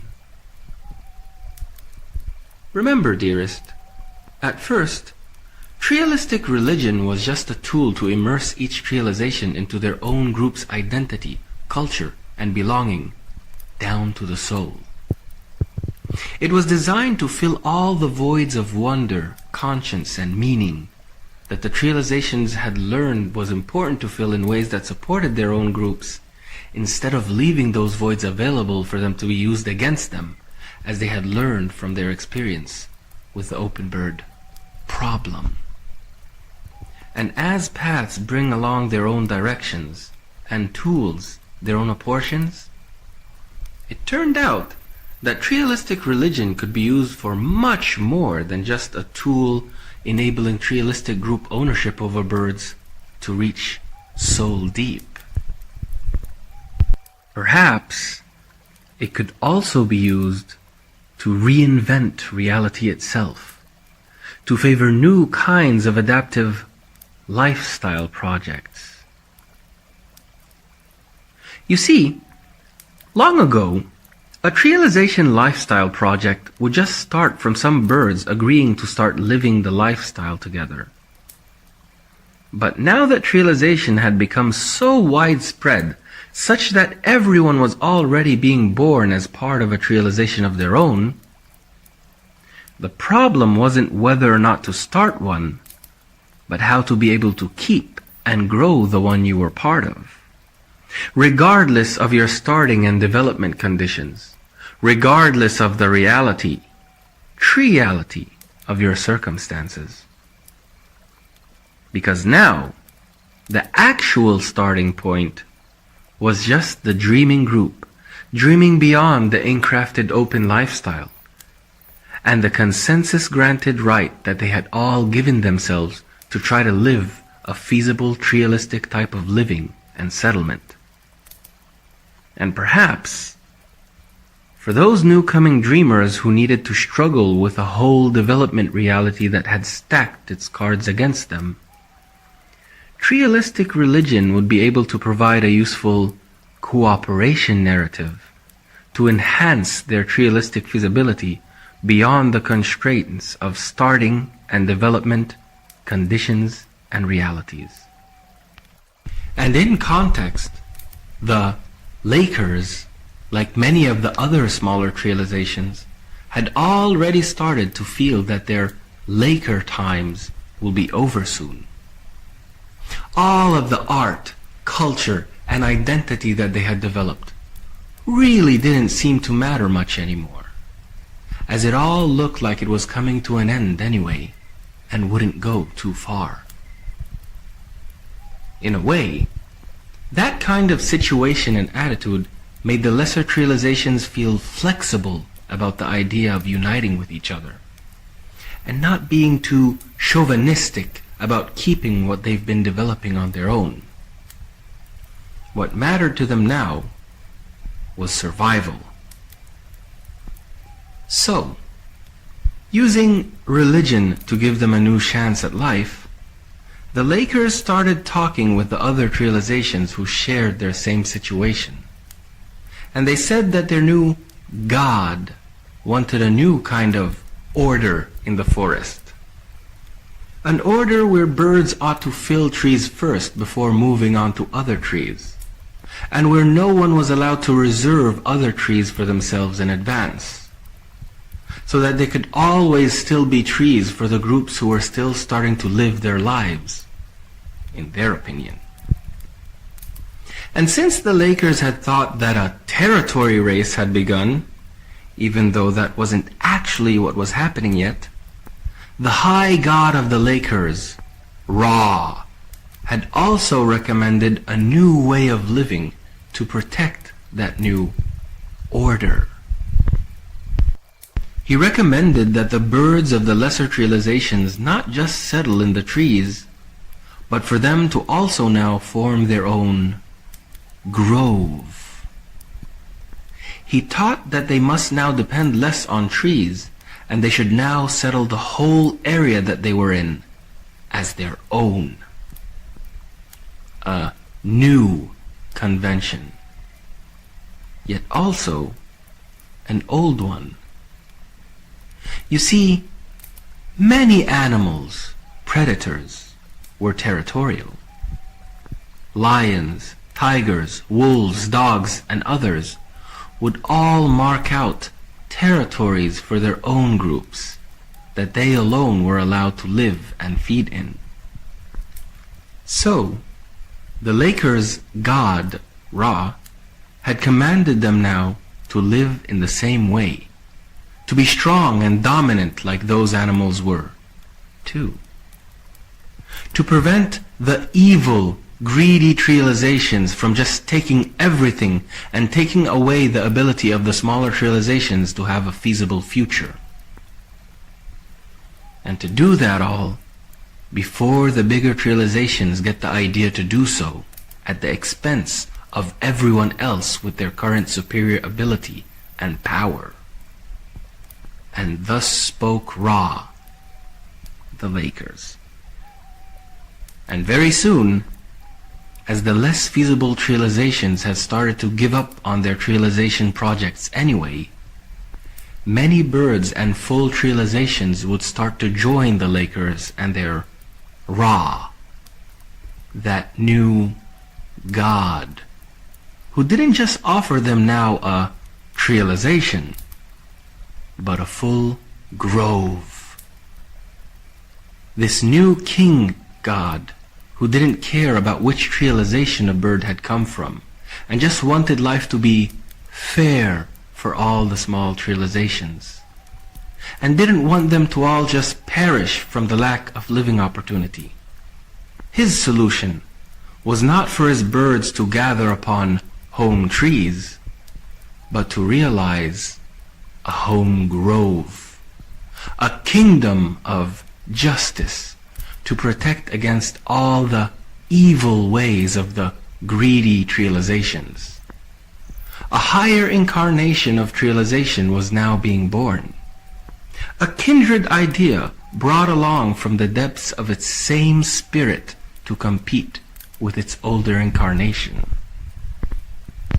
So the followers of Ra started to form their grove kingdom by merging all of their close trees, lands, and even the lake that happened to be within their divine territory as their own. And they called their grove the Kemet Grove, and they were all now the Ra birds. The first realization to become aware of the recent developments was the first of them to send birds to get some fish from the lake. And as they approached the lake, a group of Ra birds attacked them and pushed them away. The realization birds were very surprised, and they rebelled, shouting, "Hey! What's happening? Let us get some fish!" The Ra birds then quickly replied, "This lake belongs to us. This is our grove. Get out of here and stay out. Find your fish somewhere else." Some of the realization birds were hurt, and they couldn't fight with their relatively small numbers, so they had no choice but to go back. And on their way back, they warned every other flock whom they had found on their way. When they had finally reached their realization, they explained what had happened to their group. And in a strange way, a very old conversation started to repeat itself. "What makes them own that lake? It belongs to everyone." They were totally oblivious to the fact that it was simply the legacy of their own realization ways having simply grown a bigger appetite for ownership. It was simply the same authority that had first given trees to the birds that had now also given the lake to the Ra birds. The authority of their wills to preserve a group lifestyle and standard. So, after some chat and banter amongst each other, one of the elder birds of that realization said, "Let's go and report this to the biggest realization, the Homians. Maybe they will know what to do." So eventually, the news reached the Homian king. And he had actually taken the news very lightly. He just thought to himself, of course those weaker realizations at the ends of the forest are freaking out. He knew about the problems that they were having because of their inexperienced lack of preparations and the general lack of empty trees in the forest. And the king thought, so what?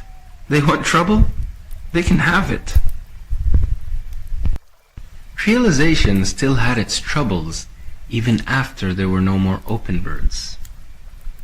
Even though the Homians and the other realizations like the Watanis didn't want trouble and had tried to stabilize the forest by integrating everyone into realizations, trying to cooperate together when they could, there would still be trouble here and there. From the bigger realization's point of view, it was becoming almost like misunderstandings, troubles, and disputes were unavoidable. Because not everyone was being smart, experienced, or mature actors / reliable cooperators. And some realizations just did things in very problematic ways for themselves and for others, Then everyone would just have to deal with those problems together and share the unfair results of neighboring stupidity. And it was becoming frustrating how entitled some of the stupid realizations were being, while they had only contributed to the waste, mistakes, and problems that everyone else would face because of them in return. In a way, it was becoming frustrating for the bigger realizations to have to deal with the problems that neighboring fools was constantly giving them, instead of having realization neighbors who were developmentally on the same page. So, with an oversimplistic and underestimating attitude, the Homian king just thought to himself, "We Homians alone are much stronger than those upstart troublemakers are. Matter of fact, we Homians will go destroy them ourselves, take their trees, and make some new space for us and the other better realizations like us." He thought, when we do ourselves and the other respectable realizations this favor, it will be a heroic win for us, to score points and prestige amongst all the other big realizations. And we could show them all again who the greatest, most experienced, and powerful realization was. And this would soon become the biggest mistake that the Homians would ever do. So, the Homian king then summoned his fighter birds and moved out towards the lake. He took with him many of his strongest birds with lots of fighting experience, because he wanted to make a big display of power, and he wanted to finish off the lake-grabbing birds quickly. But the Homian king had no idea how many birds and how many realizations were behind the new problem. And the Homian king had no idea what kind of desperate and religiously motivated spirit was behind the Kemet Grove Rawbirds. So, with so many birds moving along with the Homian king through the forest, the Rawbirds had eventually heard of the coming attack. The Rawbirds themselves were actually planning to go to talk to the evil realizations about their evil greed and selfish reservation of trees. But they were a bit worried because they didn't know how their message would be received, and they knew a little bit about what happened to the open birds before them, who had also had a message to spread about how the birds should live. And the Rawbirds actually resented the bigger realizations and had just wished that they could just find a way to kick them off the extra trees without needing to talk to them. They felt that it was supposed to be obvious how the bigger realizations had been making it harder for them to continue living their own realization dreams. So, they kind of knew that they should be ready to fight sooner or later. They just hadn't known what to do, and some of them were praying to their Ra to find them a solution. And now, the perfect opportunity had presented itself. Their Ra had delivered to them the king of the greatest realization for them to conquer first. They thought the Homians had even come alone without any of the other bigger realizations to help, and they were away from their trees and their neighborhood, unable to call upon any reinforcements. And the idea that their God had heard them, and that this scary but lucky situation had presented itself as his answer to their prayers, made them feel very supported in their new faith, use, dedication in Ra. To them, it was like Ra was on their side, having had arranged for them the perfect opportunity to begin establishing the new order. So the Rawbirds wasted no time preparing for the fight, from the ground, from their trees, and some of them even thought of ways to use their lake in the upcoming fight. The Homians were in for a big surprise. The Homian king and his army of birds arrived at the lake where the robbers had previously prevented the trialization birds from fishing. And as they arrived, the Homian king shouted, "Where are you fools? You guys think you can own this lake and all the fish in it?" So one of the robbers, their chief religious leader, replied, "We're here laughing at you. Yes, Ra had given us this lake and all of our trees." And he continued, "You arrogant trializations have been taking too much, and you hadn't thought of us younger trializations. You left us to despair alone while you had taken everything and had reserved for yourselves so many half-empty trees. You even took the lands around them for your own benefit. We have the right to live too, and this lake belongs to our grove now." The Homian king then interrupted him, saying, "Grove? What grove? We took no lands. We're just better planners for ourselves, our trees, and for the environment." The chief raw-bird shaman then shouted, "Silence! Ra is the king here, and this is our grove. We know your Homian lies, and we ourselves know the pure truth. We will not be fooled by your lies and selfish concerns." He then yelled, "Attack!" Then some of the robbers rushed to attack the Homians very fiercely. But the Homians were able to beat those robbers. So the Homian king laughed loudly and arrogantly, and at that moment the chief robbird was standing on a log in the middle of the lake.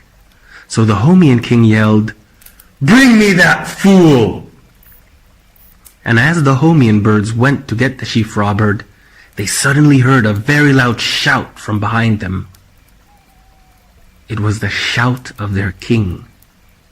The Homian king, who had suddenly been surrounded by hundreds of birds tearing him to pieces. Then, as they turned back in anger to where the chief robbird was, he had already disappeared. And so many of the robbirds had now gathered from all around the lake to fight the now kingless Homian army. And as soon as the fighting had started from every direction, another one of the deadly robbirds' surprises took place.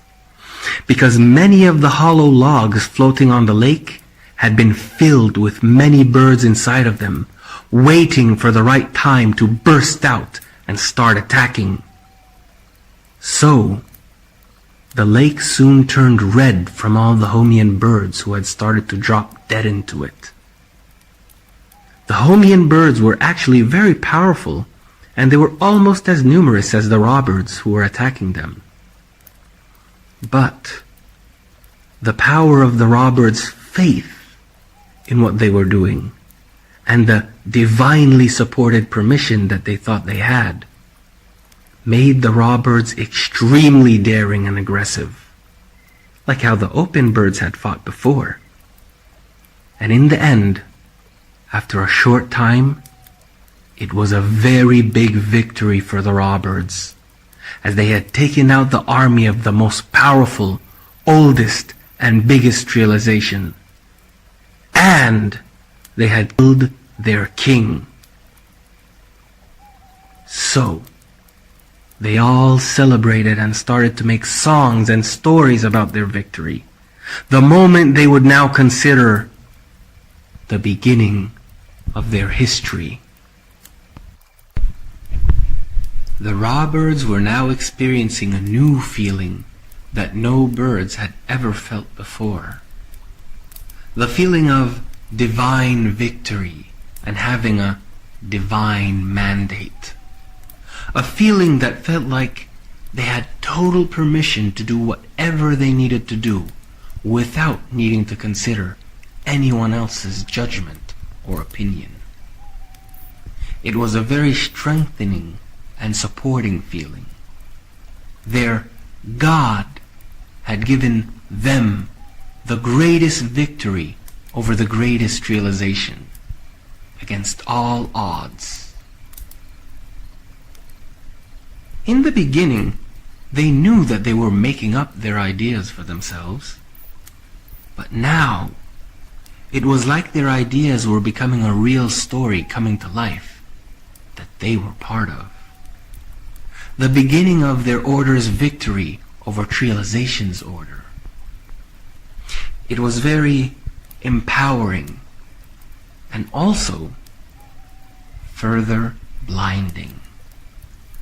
Because to them, life and the future were going to become their stories now, not anyone else's. Hail Ra! Hail Ra! Hail Ra! They chanted. To them, their victory had actually been so inspiring that between the breathtaking surprise and the stunned disbelief that some of them had had over what they had just accomplished, they felt like showing off their victory would help them fully absorb it. So, they ecstatically dragged the body of the Homian king and carried it all over their grove to show everyone and to celebrate. And as they did that, they were inspired with what they thought was the best way to start their new message to everyone. To the small and unlucky Realizations, it was a message of hope. Join our grove and worship Ra with us, and we will be able to teach the greedy, selfish Realizations a lesson. The worship of Ra just meant to follow the grove. But the Ra birds wanted a word that meant to follow that also reflected who they were following. Ra, a god. Hence, worship. And to the bigger, greedy, and evil Realizations, their message was, get off of your half-filled trees. But dearest, the Kemet Grove birds had no idea what they were asking for. In reality, the bigger Realization birds were actually relatively doing the right thing, the more progressive thing, when they had thought of spreading themselves onto more trees at the same time. They were trying to put less burden on the trees and the environment, to be able to live with the trees longer and not always have to move on to or take new trees that would also die fast before the end of the season. So, in the long term, what they were doing was actually better for everyone. But the younger, less experienced, and more immediate thinking Realizations, they only understood things according to how it directly related to their ability to fulfill their beginner's needs. To them, in their isolated group-locked consciousness and their independent beginner's mind, they were just focused on being able to get any trees to start with.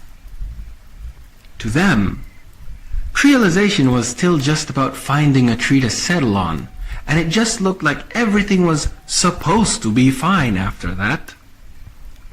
So they just saw the immediate actions of the bigger and more experienced Realizations very superficially, and thought that they were just being greedy, and that they were just reserving trees to prevent others from taking them.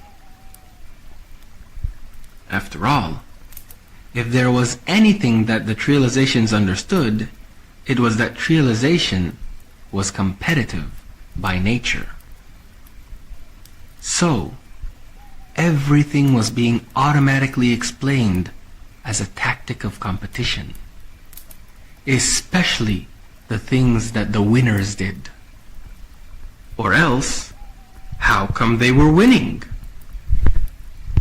And ego's answer would of course never be because they are better than us.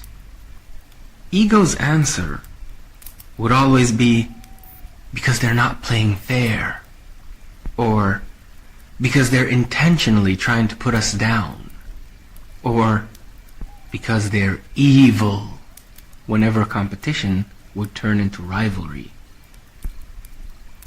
The smaller realizations, now the Roberts, couldn't see the good intentions of the strangers whom had their own futures to prioritize.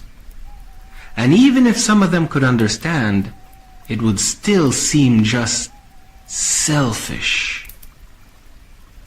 But dearest, were the bigger realizations really being selfish?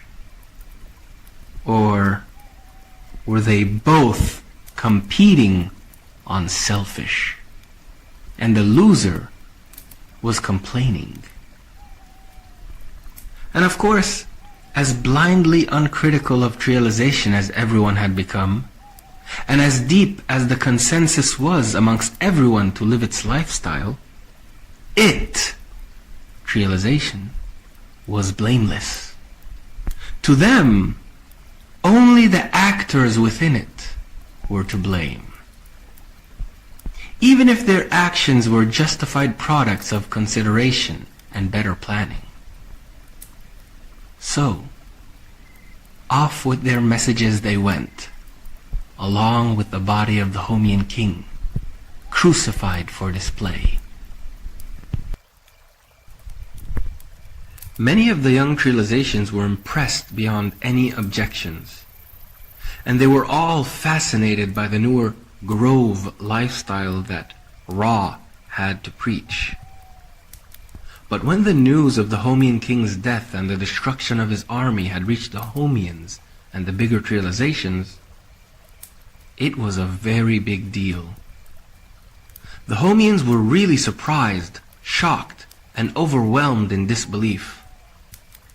They really couldn't believe it until they had sent some birds to fly across the forest and verify the news. And when they found out that the news was true, it was crazy. It was as if the Homians, whom were the biggest, oldest, and most powerful realization, were now suddenly totally naked. It was like all of a sudden they had received a surprise death sentence, because they knew that everyone else had probably known about what had happened too. Their situation was awkward and its implications ambiguous. They had no idea what to do and what would now become of them. But they knew that things would certainly change soon for them. So they just silently waited, waiting to see what everyone else would do first. It was like they have been kicked back all the way to the beginning as a kingless, powerless realization. It was scary, and they knew trouble and drama were on their way. This was when the Watanis sent a group of birds to the Homians. The Watanis had been trying to pioneer in religion, and they didn't like what they had seen the Ra birds turn into. The Watanis expressed sympathy for the Homians, and reassured them that they wished to keep the peace that the bigger realizations had established amongst themselves. And they told them about how the Ra birds had approached them earlier with the body of their crucified king, threatening them, telling them to leave some of their trees and to only move on to new trees after their old trees had fallen down. And they said that the Ra birds also told them to stop being evil. The Watanis said that they tried to explain to the Ra birds why what they were doing wasn't evil, and that it was a bad idea for anyone to live on full trees this season. But the Ra birds didn't want to listen or trust them. They also said that the robbers told them all to stay away from the lake and all the places around it, because it had all now belonged to the robbers' grove. They finally explained how the robbers said that Ra has given us this grove and its lake, and that Ra demands a new order in the forest. The Watanis didn't like how the robbers had become with their new religion, because it was like the robbers were using religion to force their misunderstandings to be true, and they were very hard to reason with. They were too confident and unwilling to change their minds. The Watanis also saw in the robbers a special kind of fierceness that they remembered in the open birds, almost as if that same fierce craze had come back to haunt them now in Trialization's religion, with Trialistic team blindness added to it. In many ways, what they saw had actually scared them. But since the Watanis had already been interested in investing in the side of religion that was useful to them, they thought maybe they could make themselves that powerful and fierce too, but only use it to actually be good and make justice. They thought the robbers had no right to take the lake to themselves, just like no one had the right to say that the sky had belonged only to them. The robbers were trying to force everyone to do things their way, even when the robbers weren't developed enough or qualified enough to understand what was actually better for the Trializations to do. They were being close-minded, arrogant, and backwards. They were being spoiled, entitling themselves to what they hadn't earned and to what no one had the right to own, just because they wanted to compensate for having been too lazy, stupid, or jealous, the way they saw it. Most of the Watanis hadn't even considered that maybe the robbers were freaking out because they had nowhere to build their own futures as Trializations, because of all the trees that had been taken. Though, deep down, some of them actually did understand that. And yet, they still sought to not care. After all, it wasn't their problem. And integrating full Trializations into their own just to save them wasn't their responsibility. After all, in the beginning of the season, all the new birds had been given the chance to join any Trialization they wanted to. So why hadn't they joined the better Trializations then? Why did they choose to make their own Trializations? Then now they want to think that they deserve to be protected against their own failures / lack of foresight. The Watanis were really annoyed by the robbers and thought of themselves as better, more fair, and just. They thought that the power of divine support, permission, and mandate should be to themselves who knew better and were wiser, not to the messy, immature, and killer robbers.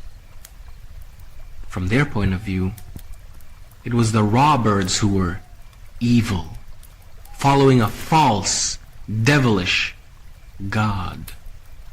A demon, not a real God. They thought to themselves, gods were supposed to be good, not crazy like this, supporting the misguided, the spoiled, and the immature to be unfairly violent. So, though the Watanis and the Homians had already had their own separate gods and ideas that they had made up, now, as the Watanis would explain to the Homians, it was time for their gods to unite. For them to unite, to really fight for truth, justice, and realization's progress. They proposed to unite with the Homians and to both make together and teach their birds new stories of the heroic cooperation that they envisioned between their gods. To spread a new message of how with development came the responsibility to be stronger than and teach the younger, less experienced realizations how to be and act in the forest. To not let the stupid try to mess up the good work of those whom had made progress in development. So, after they were done preparing their new religion together, they urged their birds to get ready, because they had decided that before the season would end, the new raw bird problem had to be solved, and religion had to mature properly as the tool it was for good. Maybe it even needed to be given rules and standards, not just left for anyone to use and make trouble with. So remember, sister, after the open birds had gone, there had now become two ways to use religion. One way was to use it to just assert and maintain the lifestyle you had and its interests, the Watani way. And the other was to use it to assert a whole new reality that better fit yourself pursuing conventional interests, the Robert way. However, between both ways, reality, truth, and virtues were either sacrificed to lies or to the overreaching blindness of participating in misguided conventional interests. Supporting first realizations and now groves that were themselves insults to what religion had originally started to be all about. The open bird message of conscience and establishing a pure, innocent life. The whole forest had now gone into a state of alert anticipation, as everyone had barely gotten a chance to settle down and enjoy whatever life they were living. Because there was a race that was going on, similar to the race that they had started the season with, to force assimilate all the open birds they could find into realizations. Though ironically, this new race was a race over leading with a specific legacy that they had all gotten from the open birds themselves, whom they had purged. A race between two religions and lifestyles. One fashioned by the more developed and realized realization's will, and another one fashioned by the more primitive realization's will. The latter one now not being realized anymore. They were now grovalized.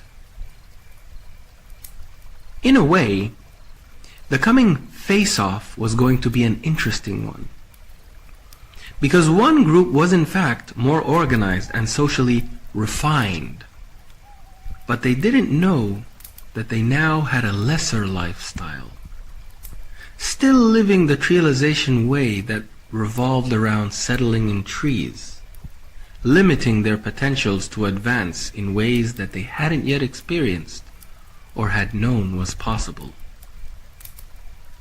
The other group was in fact made up of immature, less organized newbies, but they had unknowingly brought onto the stage of life, with their religious imagination, a superior realization type lifestyle legacy. They themselves didn't know it, but it would develop them and upgrade the whole level of what they could possibly do, in ways that they themselves would think was just magic or divine support. One group had quality and now a lesser way of life, and the other group had less quality but a better way of life. One group had more experience, but more constrained potential, and the other group had less experience, but a much more open potential. It was going to be a duel of ingredients, the first public spectacle of everything that had now become part of what constituted bird life, after trialization had now become the universal and normative consensus. After bird life had started to become a history of competing solidarity projects, independently managed and divided over lording livelihood. Long ago, solidarity amongst the birds was just an extension of them simply being able to recognize the bird in each other.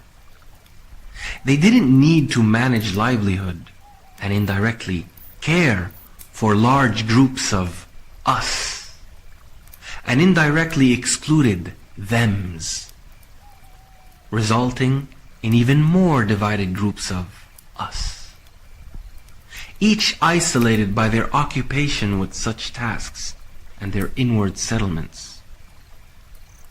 The birds were all oblivious. They had no idea about the kind of spirit that had been possessing them ever since they had formed the first realization. And they all still had no idea how developmentally determined the paths they were unwittingly helping to put together were. Their oblivious efforts to live with a spirit that would keep growing and would just keep getting more and more real, more and more in control, more historic,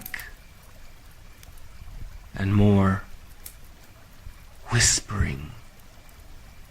Like a distant monster whose destiny was to eat them all, whispering to them from the future into the minds of each oblivious group how to build part of the bridge connecting them to their doom. But until now, all the birds just thought that they were living the right life, the good life that promised a good future. They just kept thinking it was all just some necessary evils that they would perhaps learn to work together to overcome. As actually, they all just obliviously worked together, becoming more enslaved to. The new Watani and Homian Union, now united by their faith in their new, fair Samotrapi religion, had thought about their beliefs very carefully. They wanted to sell the vision of a trialized forest that was rules-based, where all trializations could live in perfect harmony together. So they made up stories of a special, beautiful forest full of gods, whom all lived perfectly according to these rules, and had great lives full of love and peace. They had even made an honorary place for the dead Homian king in their story, as they said that he was a martyr, and that he had a special place as a high king in that otherworldly, heavenly forest. Martyr, heaven, all these were now new words that the birds were now speaking to express ideas that naturally came to them while they developed their use of their tool of religion. To honor their important birds after they had died, to encourage their birds to die doing what they should, to encourage their birds to be heroes, to be martyrs. Heavens were these great places that they thought their world should be like. There, in heaven, was the perfect life, where the gods, the long-lost loved ones, and we go, if we would succeed in making this life like how the heavens were. It was nice for them to think that death didn't mean the end, and that if they lived their trialized lives good here, they could perhaps live it again, even better, forever. In a place where all trializations were perfect, fair, and treated each other well, like in their Samotrapi stories. They wanted order. They wanted settlement. They wanted things to continue peacefully as they enjoyed it. It was their enduring wish and hope. They were all getting very tired of everything they were going through, everything that had happened all this time. Who had gone up and who had fallen down? Who had become strong and who had been destroyed? They just wanted this constantly unstable history to stabilize. Anyway, the new Samotrapi birds had a good organizational status quo. They didn't need a god who would lead and guide them like how the raw birds needed. They just needed a shared dream and an image of a perfect world, so that they and the other trializations could model and aim at the world that they wanted to create. Like in their stories, like how their wiser and better gods lived in their stories. So that's how their new religion was forming. A new religion that would hopefully help them unite against evil. Religion had started off as a spirit against trialization's triality evils. And although it had now been absorbed to serve trialization, it was still ironically being used to rally against the evils that trialization's spirit kept producing. Or to give trialization what it couldn't give. A feasible call to unity and to satisfying the spiritual harmony between conscience, meaning, and lifestyle. The raw birds didn't want to fight anyone away from their grove, because they had already noticed the advantage of staying where they were and using their place to surround whoever would come to fight them from all sides. So in reality, they just wanted to wait and drag anyone who would fight them to fight them where they were. Meanwhile, their numbers were growing, not just because of the newly found stability that had allowed them to increase in numbers, but also because most of the surrounding smaller trializations had joined them and had added their territories to their greater Kemet Grove. Generally speaking, things were going good for them, and they seemed to notice less of a need to burden their trees. They didn't need to continue bringing things into their trees like how they used to before in order to keep for themselves. They were now able to just keep whatever they used to gather wherever it originally used to be. On the trees around them, the grounds under them, and if they wanted fish, the whole lake had now exclusively belonged to them.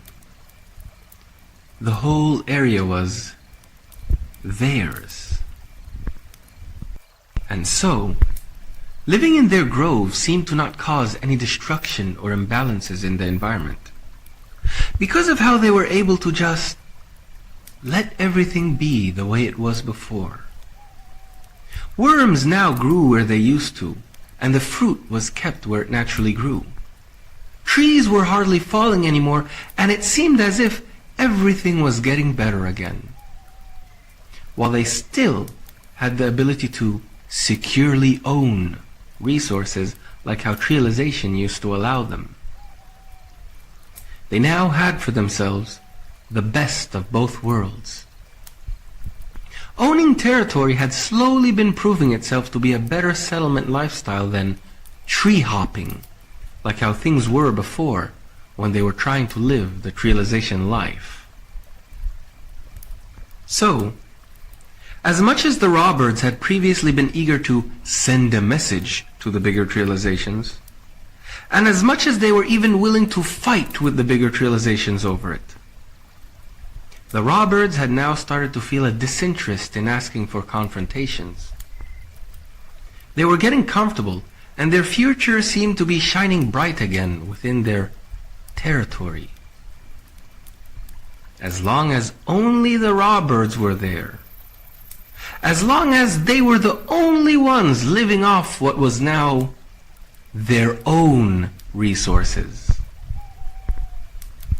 And as the Kemet Grove flourished, while the other parts of the forest were still being messed up by trialization and its problems, the Rawbirds just didn't care.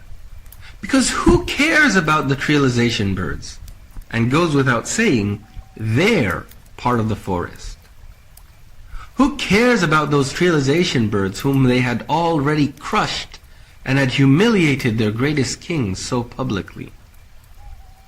Those trialization birds who would now slowly become poor and have less food and trees, and whom will soon have no choice but to come begging for livelihood that they won't get. After all, it was the other way around before, wasn't it? Before they had become a grove, no one had cared about them. Bird groups only cared about their own bird groups. Name care for name. Homians for Homians, Rawbirds for Rawbirds, Loggers for Loggers, etc. That's what name was for. And ironically, it was their turn to think, hey, it wasn't our fault that others didn't do things our way, the right way. It's not our fault that others aren't becoming Rawbirds, worshipping Ra, and joining our grove. Look at how beautiful life had become with Ra. Everything is as good as before, and even safer. Safer from all the trializations and their evils. And also, dearest, things were still almost just as colorful as they were when they were trializations too, with all of their cultural variety and religions. Almost. Because when birds had been relying more on each other in closer, mobile groups to do more of their livelihood activities together as trializations, as their groups had to go outside and come back inside to their kind, culture was then very important. For everyone being able to keep themselves recognized and maybe even usefully encrypted while acting amongst others outside. That was a big part of why trialization had always gotten more and more colorful. As colorful as it had also made them blind, teamish, and spiritually isolated. However, as the Rawbirds were able to once again leave most of their livelihood activities back to their individual birds within borders, they didn't need to carry for each other who they were anymore when they were outside in their open space. As long as they were all in their Kemet Grove, they were all insiders who had permission to use resources. So a lot of culture had relaxed a bit, as their lives were now being secured more by borders than by their direct and constant reliance on group-wide involving action that had to be kept conscious, fresh, colorful, and creative. Constantly being updated about shared insider conventions had now just become less important. Their Ra worship and their borders were becoming enough to identify their group and make them special enough, without needing to carry on with so many special traditions or conventions. And as long as they would all share the same grove religion, they would all have the same basic references for right and wrong. Enough to be able to settle problems without much fighting. And soon enough, even language barriers began to melt. Ideas eventually fused, and no one needed to care much, nor was it useful anymore to care much, about any differences beyond border and raw. While more and more became hung upon a more specific aspect of identity that had now bonded the birds together. Where the birds were born and how they would cooperate to sanctify their territory. In an interesting way, things might have become a bit less culturally interesting and dynamic, but they were still feeling better off. A curious transition was organically taking place.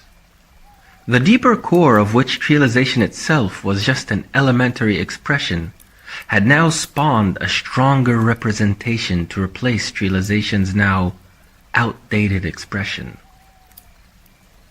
So anyway, as things were, the raw birds were feeling relaxed, secure, and free. And even though they were very confident, they weren't in the mood to exert themselves egging on the inevitable upcoming fight they would have with the trializations.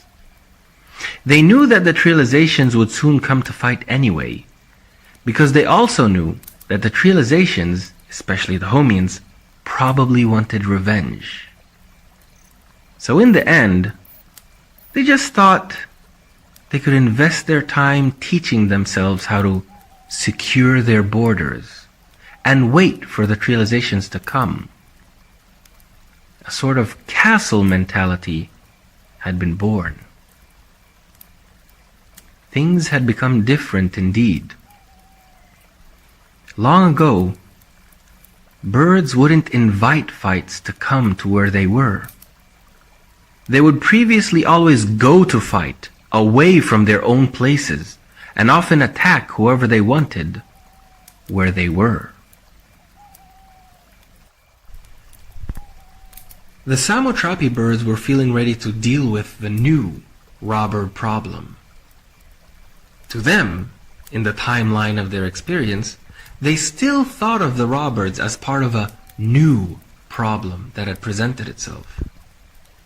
They were all still unable to understand that in reality, what the robbers were becoming was just an inherent, due, and proceeding part of the same spirit that had been born with trialization.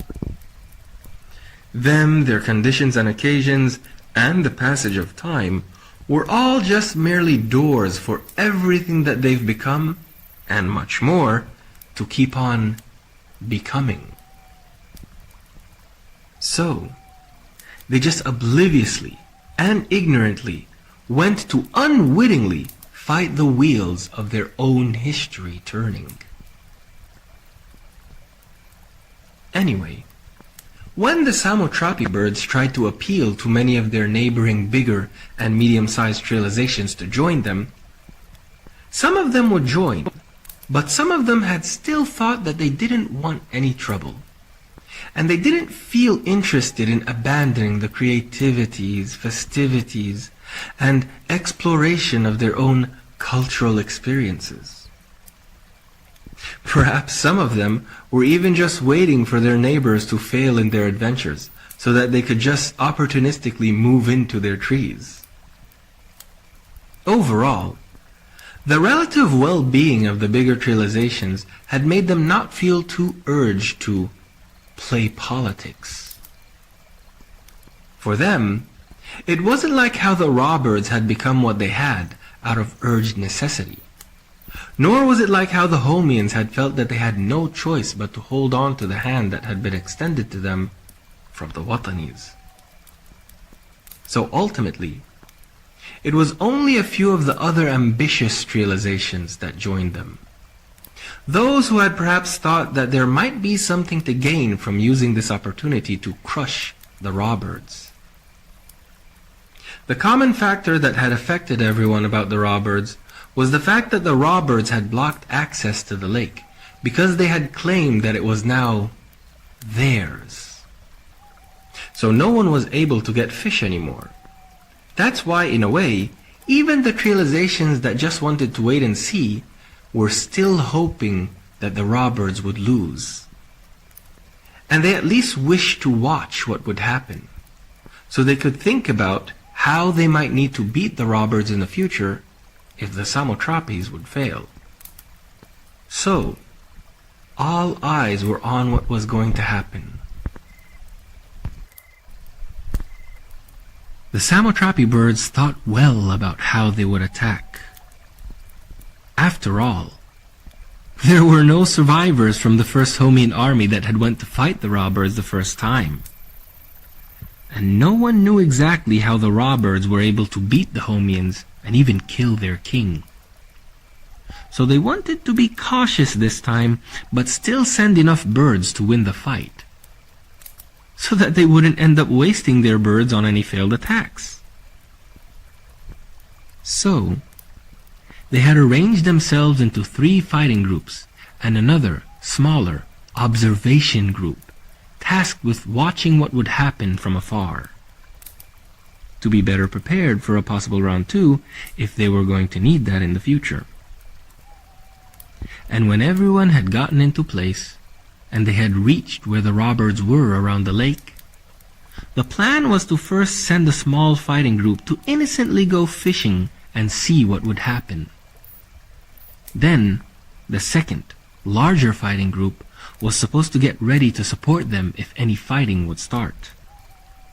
In turn, the third largest group was supposed to also pay attention to find a way to support the first 2 groups to finish the fight in the best way possible, depending on whatever was happening. All of this while the small observation group was watching from afar to carry back lessons. And soon, the Samotrape's leader said, "Go!" And the first group moved out as everyone else kept their positions, trying to stay hidden as the first small attack group went to fish. And as the group had started to fish, the Rawbirds started to react. They got very angry and told the Samotrape birds to leave, aggressively flying towards them to force them away. But the Samotrape birds didn't budge, and they totally ignored the angry Rawbirds who were flying towards them. Oddly, the Samotrape birds were expecting the fight to escalate slowly, and they were expecting an argument to happen first. But they were wrong. The Rawbirds had no intention to discuss with them anything, not on their territory. So, as soon as the Rawbirds had gotten close enough to attack, they attacked with no mercy. To the Rawbirds, the whole place was as if it was their one big nest. And no one talks to intruders who were already standing in their nests. Conversations are only had with strangers who were outside of the nest. So, the Rawbird attack was done so fast and aggressively that the first small attack group barely had a chance to fight back. And the second fighter group hadn't also had a chance to try to look around first before going to help the first small group that was now being overwhelmed. They just rushed directly into the fight that was now raging and getting more serious above and around the lake. Birds were already starting to die on both sides as the Rawbirds had called upon their groups to stand their ground. Then, some of the Rawbirds flew straight up into the sky to watch the whole situation from above, while more Rawbirds were joining the fight, surrounding the Samotrape birds from all directions. And as the third attack group was watching everything, they realized that this fight was going to be very different from any other fight that they had ever fought or seen before. They were trying really hard to decide how to best go in to support their first 2 attack groups. but they were finding it very hard to decide what to do. Because they saw how their birds were being surrounded, while so many robbers were still waiting in all directions to pour into the fight at any time they felt they needed to. And to make things worse, they realized that the robbers who were flying high above had noticed them, as they were observing the situation from the skies and could see everything. So now, they really didn't know what to do. And of course, the small observer group that was also watching all of this from afar was amazed and horrified at the same time. Meanwhile, when the observing robbers had noticed the third attack group hesitantly trying to plan what to do, they sent one of them down to tell their other birds. So the robbers started to fight even more aggressively, and they were told to not leave their grove or go after the other attack group that was waiting outside. They were told to just finish off the two groups whom they were fighting and to just wait. And as the third attack group grew very impatient by just watching their birds being killed and getting very close to being defeated, they had no choice but to yell, "Retreat!" to call back their groups and stop the fighting. So that's what happened. Nearly half of the Samotrapi birds were killed, and the other heavily injured half had started flying back, escaping the Kemet Grove as fast as they could. And as the Samotrapi birds were fleeing, they noticed that the robbers did not follow them outside of their grove. They just let them go. It was a very clear defeat for the Samotrapi birds. They knew it, and their small observer group, hiding far away, also knew it. They had already expected that the fight was probably not going to be an easy one, but they didn't know it was going to be that hard. It was like a new kind of fight. It wasn't like before. This fight was different. The robbers were able to fight without losing any advantage because they seemed to be all over the place, all at home.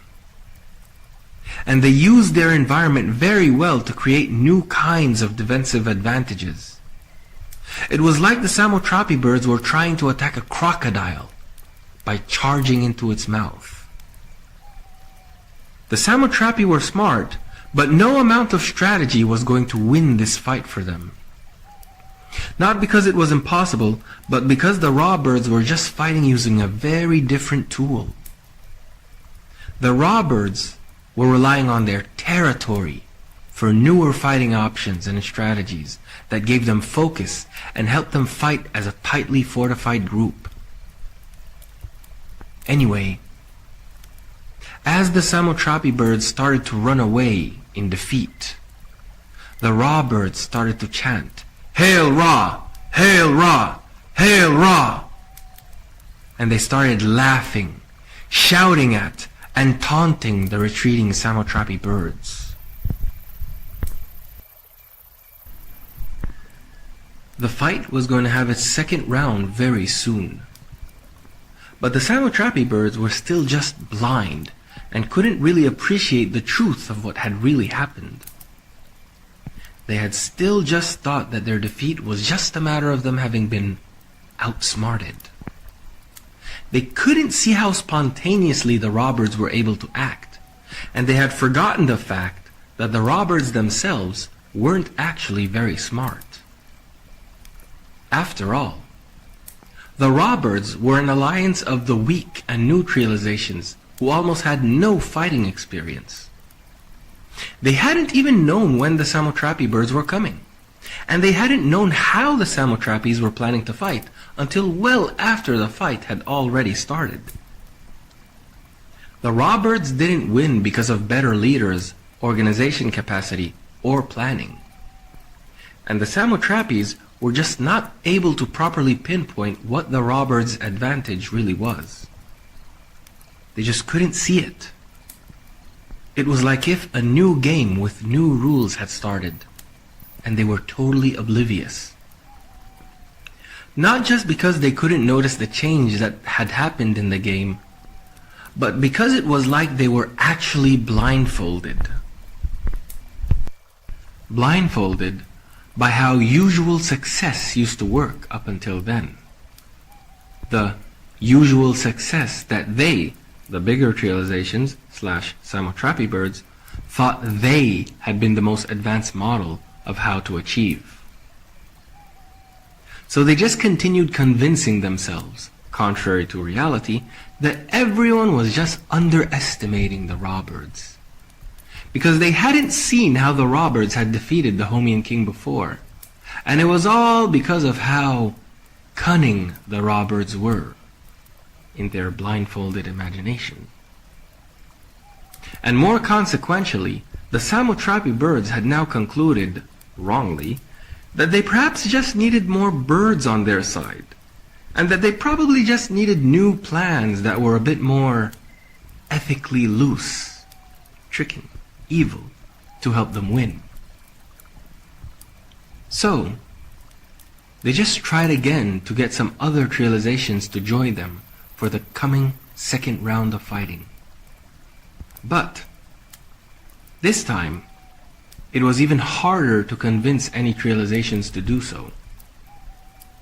Because again, it wasn't just that trialization really liked having their own independent and self-involving social experiences, and they really didn't like the idea of trading off their being words, direction of being, just so they could assimilate to strangers. They were just too grown into themselves to want to do so. But also, trialization religion was something that they had all developed specifically to strengthen their own senses of cultural belonging and independence. They had made religion to strengthen themselves enough from within to not need to rely on outsiders from without. Trialization religion wasn't about gathering birds, like how the open bird religion had aimed to do so. It was about strengthening their divisions. So in some ways, this time, it was very hard to imagine anyone joining the Samotrapis to become one of them. The Watani and Homian Samotrapi mix had really just been a very lucky one. The only concern that could unite all the trializations was that they all had a hard time getting fish. But that alone wasn't too much of a threat to anyone's feasibility. And they still felt comfortable enough within their own section of the forest. They just didn't feel that there was any real urgent need to go pick an obviously dangerous fight, just to get some fish, after they had now seen trialization groups being beaten twice against this strange new problem. Though, in the end, after a lot of hard work trying to convince trializations to help them fight the raw bird threat, some trializations would agree to at least cooperate with the Samotrapis, at least to just go fight with them in the next coming round. And they all agreed that this time, each participating trialization would play a specific role. And they also planned to try to drag the raw birds out of their grove, to be able to fight them easier. So, the second try was now on its way. The raw birds knew that their fight probably wasn't over even after they had won for the second time against the trializations. They knew that they had to prepare themselves for further attacks, and they also worried a bit about what would happen if all the trializations tried to attack them at once. So they started thinking of new ways to fight, and they thought to themselves, why should fighting have to be face to face? Why couldn't they use their environment even more than the first time they had when they had fought the Homians alone? They were starting to notice that their advantage was coming from them fighting in their territory. So they really gave it a lot of creative thought. And they started to say, perhaps we could burrow and surprise attack from out of the ground like how other animals do to catch their food.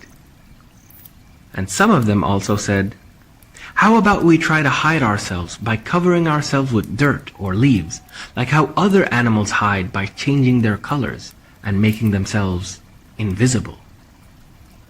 And they continued thinking of many other new ideas to try to make their part of the forest a fort.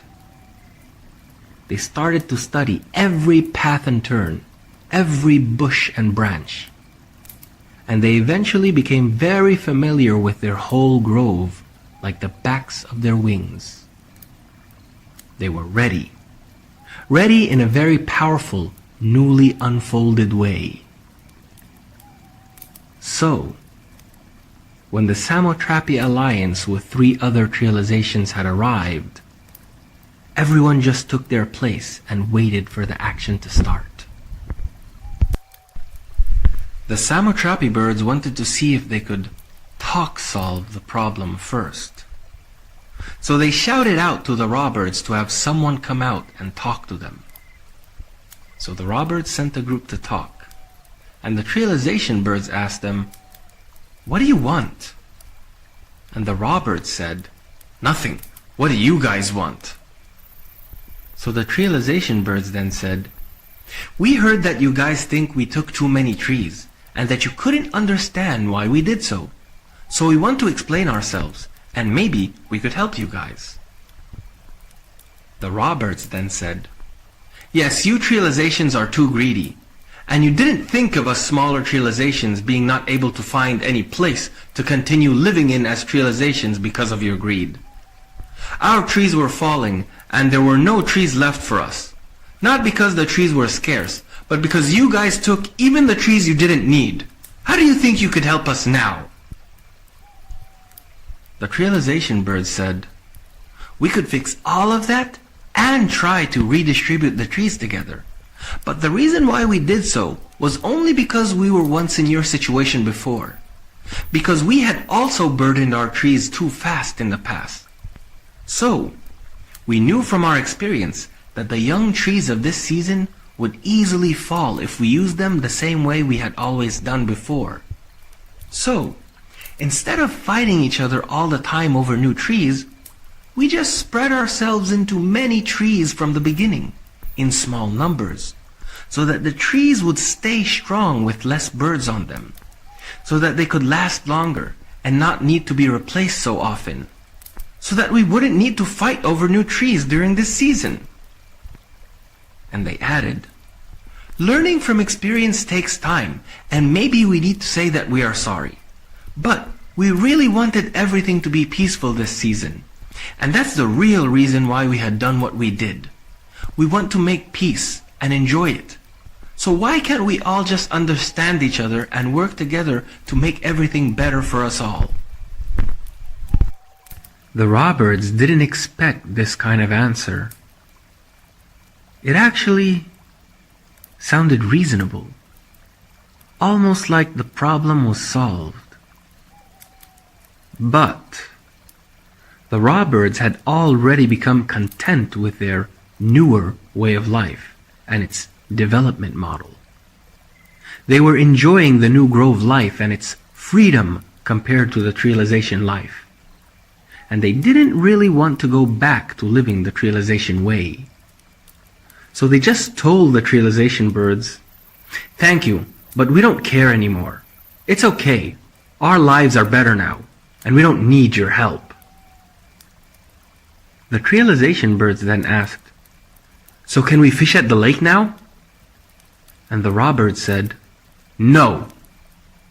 So the trialization birds then asked, "Why not? How come you guys complained when you thought that we were taking all the trees for ourselves because we were greedy and selfish? And now you want to take the whole lake for yourselves?" The raw birds hadn't thought of that. And hearing it from outsiders like that really made some of them feel rudely awakened. Yet, some of them responded to that awakening in humility and thought to themselves, "Oh, hey, yes, what are we doing?"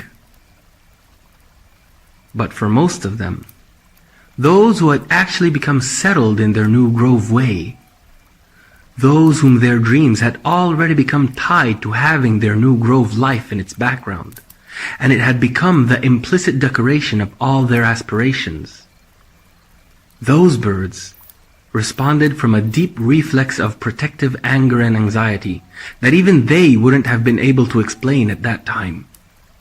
They just said, "No, it's not the same." Even though in reality, it of course was. They thought for a moment, then the smartest of them started to reply. "We took the lake and all the places around our trees because our lifestyle doesn't rely on exploiting trees and destroying them like yours does. We're not like you, and we don't live like you anymore. We're not evil. We don't live to relocate everything to our own convenience, then complain about trees falling." Some of the realization birds heard this and thought to themselves that it sounded interesting, reasonable. But, just like the raw birds, in the minds of most of them, those who had already been settled in their realization ways, whom had already had their dreams cultured by realization's decorated promises, those realization birds just heard what the raw birds said and started to reflexively shout, "Who are you upstarts to judge us? We bring everything to our trees because we care about our elderly and our young." So the situation became very tense, as both sides then started shouting at each other instead of trying to understand each other. And soon after, the shouting turned into fighting. And in the confusion, the raw birds just quickly started to fly back to their grove, and the realization birds had just totally forgotten about their plans and followed the raw birds into their grove in the heat of the moment. So, what happened next was very unfortunate for them.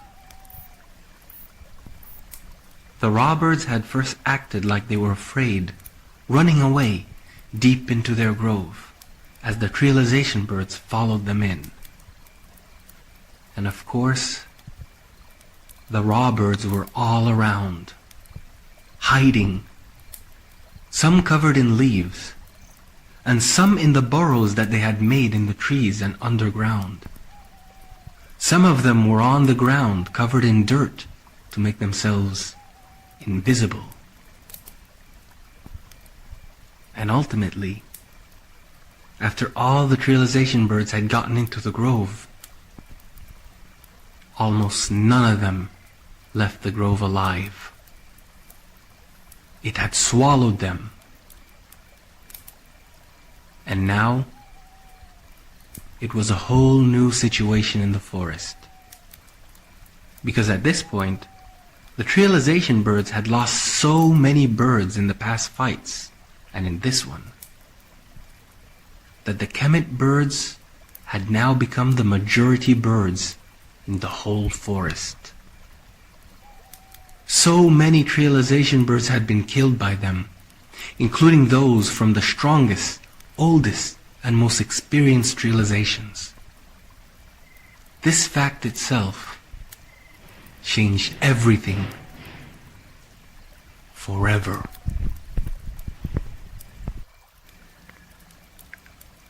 The very few 3 to 5 birds who had survived left as quickly as their injuries would allow them to, and they were in lots of pain.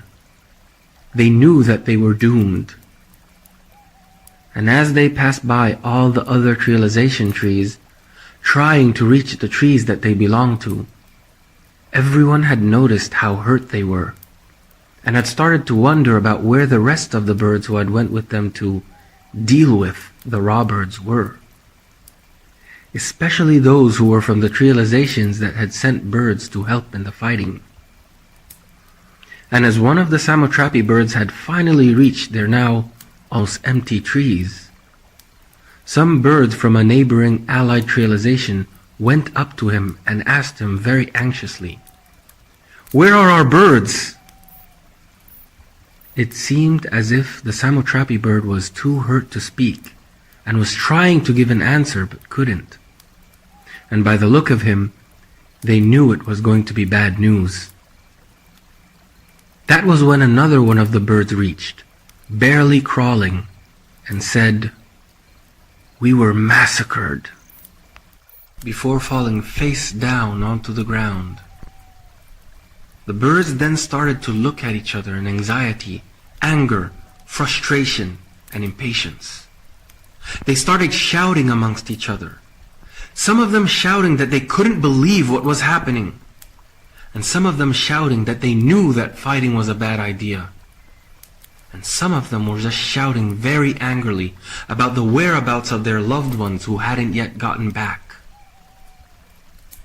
And as the commotion got louder, the few visiting birds from the neighboring trializations quickly became many, and the whole scene spontaneously started to gather everyone from all around, all of whom started talking about what had just happened and trying to get as much information as they could from the survivors about what happened and how it happened. And not before long, the trialization birds had all become very furious, especially when they had heard about how the raw birds were being hypocrites, and how unwilling they were to want to share the lake or any part of the forest they were in that they now had been calling their grove. The trialization birds then all started to realize that perhaps they should have taken the issue a bit more seriously from the start. And as they looked around in regret, noticing how their oldest and strongest trializations had all been practically wiped out, plus all the other birds from all the other trializations who had now perished, they all then suddenly went on full panic mode. Because, realistically, this situation had been all too familiar, as their collective situation had now become the typical one before a winning, stronger trialization would come to destroy the weak ones and take all their trees. So, they thought, what were they to expect from this new, scary grove that had already taken out their strongest trializations and many other birds too, while they were all distracted in their oblivious enjoyment and self-involvement? What would this very strange and unpredictable grove do? And after hearing from the surviving birds a bit about what the raw birds had said, some of them had actually started to think and say out of fear, "Hey, why don't we just leave them alone? They say they just want to stay where they are, and they said that they don't need us nor want us to leave our trees anymore. So let's just forget about the lake and leave them alone." And while everyone was trying to digest what had just happened, suddenly, everyone looked at the sky above them and their trees, and they witnessed something very scary. Hundreds and hundreds of birds whom belonged to none of them were now flying above them. And everyone guessed it was the raw birds. But, to their temporary relief, nothing happened, and they just flew away back towards their grove. Nothing happened, yet the most scary thing was that the raw birds seemed to have been so many that everyone had gotten the feeling that the raw birds were now more than they all were combined. But no, that wasn't the scariest thing. The even scarier thing was how some of the trialization birds were smart enough to understand wrongly what had just really happened. They thought the robbers were perhaps checking how many birds the Trailizations had left, as they were now going to get ready for their harvest, to kill them all and take their trees. And they thought that the robbers had now probably known how weak, scared, and freaked out the Trailizations were. While actually, the robbers were just out trying to check how the Trailization birds were responding to their third defeat, trying to see if the Trailization birds had gotten too angry. In reality, the robbers had only went out in a big group because they were expecting, after so much blood on their claws, that they would be targets. So they wanted to have safety in their numbers as they had gone to check. And actually, as much as the robbers were feeling more and more powerful with each victory, more and more of them were feeling a bit worried. Because as much as some of them had thought, "Hail Ra! Ra is favoring us!" some of them were sober enough to doubt that they would be getting away with everything they had been doing so easily. The robbers were fearful, and so were the Trailization birds. And for a moment, everyone was trying to digest the situation before making their next move. Something happened. The Trailization birds were too afraid to go and attack the robbers for the fourth time. Yet many of them were really worried about what would happen soon if they didn't. And some of them really missed the taste of fish that they hadn't now eaten for a long time. And although time continued to pass without the robbers coming to attack them, most of the remaining Trailizations were still struggling to reassure themselves. They were worried, and many of them had also become very interested in understanding what the robbers' mysterious grove lifestyle was all about. They had only known a very little about the robbers, and one thing they did know was how the robbers had taken their whole side of the forest to themselves. So, one of the Trailization birds got a very good idea. He said, "The robbers took the lake and the fish, so maybe we should also now take everything around our trees. Maybe after some time, there might be something that they might need from our side of the forest. And then, we could perhaps offer them some if they would also give us some fish." The Trailization birds really liked that idea, so they promptly started to apply it.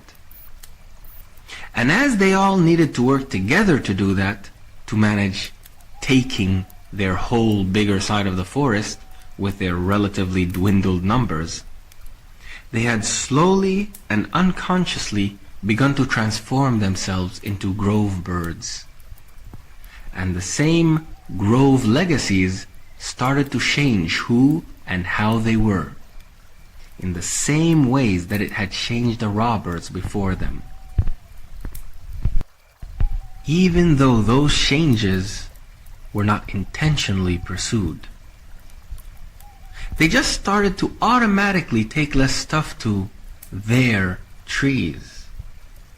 And as they started to prioritize spreading all over their side of the forest and becoming more mobile, they had also stopped crowding on trees or fighting over them anymore. And even though they still initially had their Trailization identities and cultures, it all started to matter less. Because everyone was now working together to own and share a much larger space. And no one was trying to team snatch anything anymore.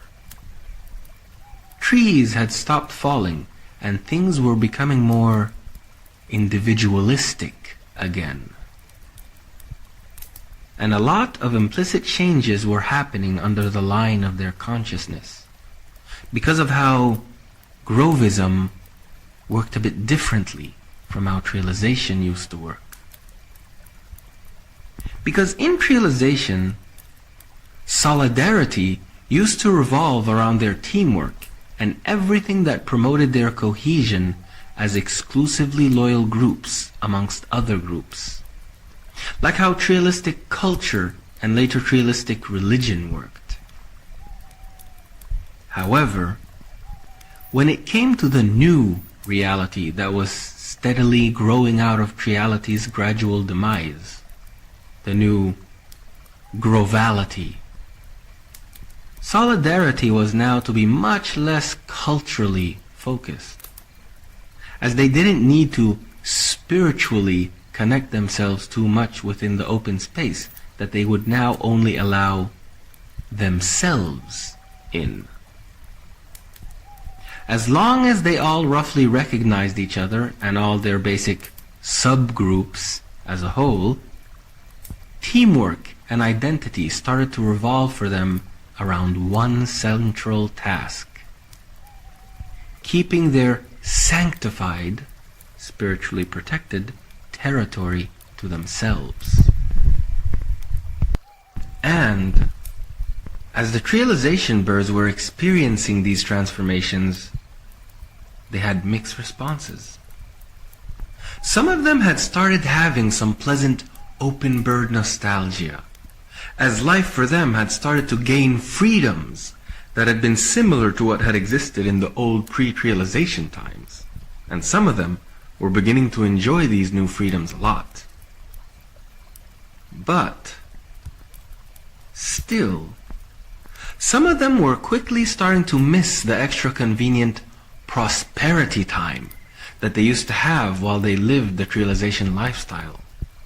That extra time that allowed them to socially play around with and discover all the creative and intimately bonding cultural experiences that each of them were developing for themselves.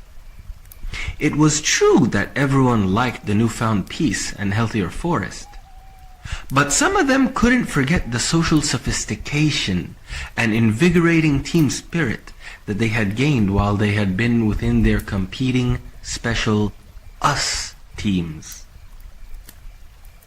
Because don't forget, dearest, the Trialization birds were actually quite successful, and they liked their Trialistic ways. And they were all going through the newly imposed changes out of pure necessity.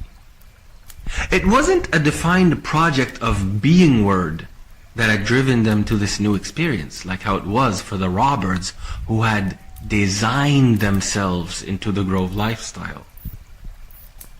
So, even as the Trialization birds loosely started to commit to living the new Grove-like lifestyle, there wasn't too much they shared to bond them or to define with what it all meant to them, or what would they now mean to each other as a group.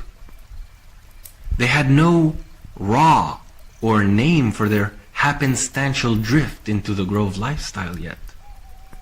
They were just melting into it as a commanding trend.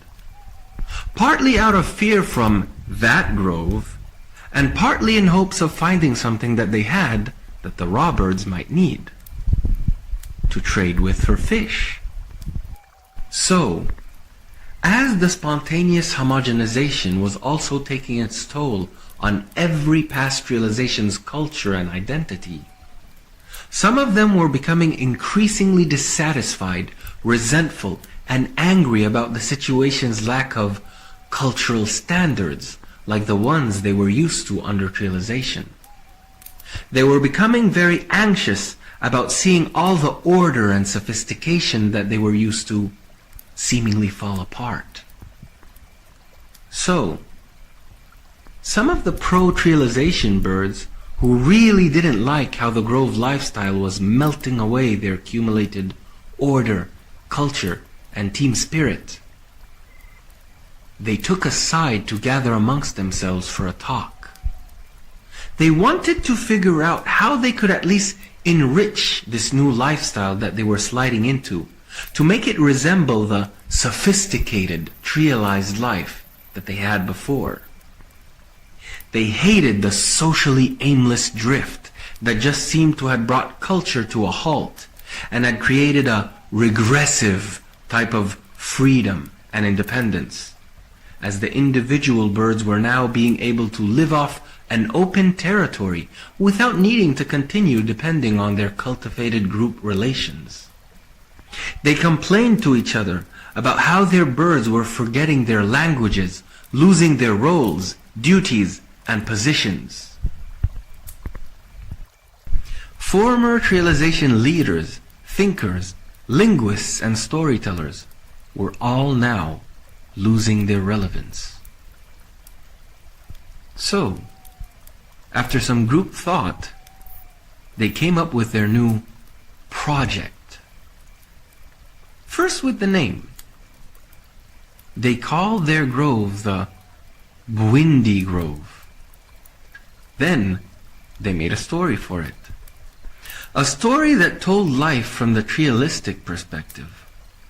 One that gave their trialization lifestyle a beautifully ordained origin myth, as it recognized almost all the trializations, their stories, and their gods into one, his story of development away from evil towards goodwill and unity. A story that started savage and developed into the cooperative attitude that they wanted to have amongst each other, before it was interrupted by the villainous robbers. Notice, dearest, how at this point war and struggle had become accepted, granted aspects of WR reality. Life's reality as qualified after the consideration of decidedly established ways. Evil was so granted that it had almost stopped being a word. It was becoming such an expected part of the story that it was wasteful to even pay attention to it. And the old focus on evil had slowly and subconsciously become replaced by a focus on the villain, the enemy, as history was now being known as the story of how the hero progresses by cultivating culture and defeating the savage enemies.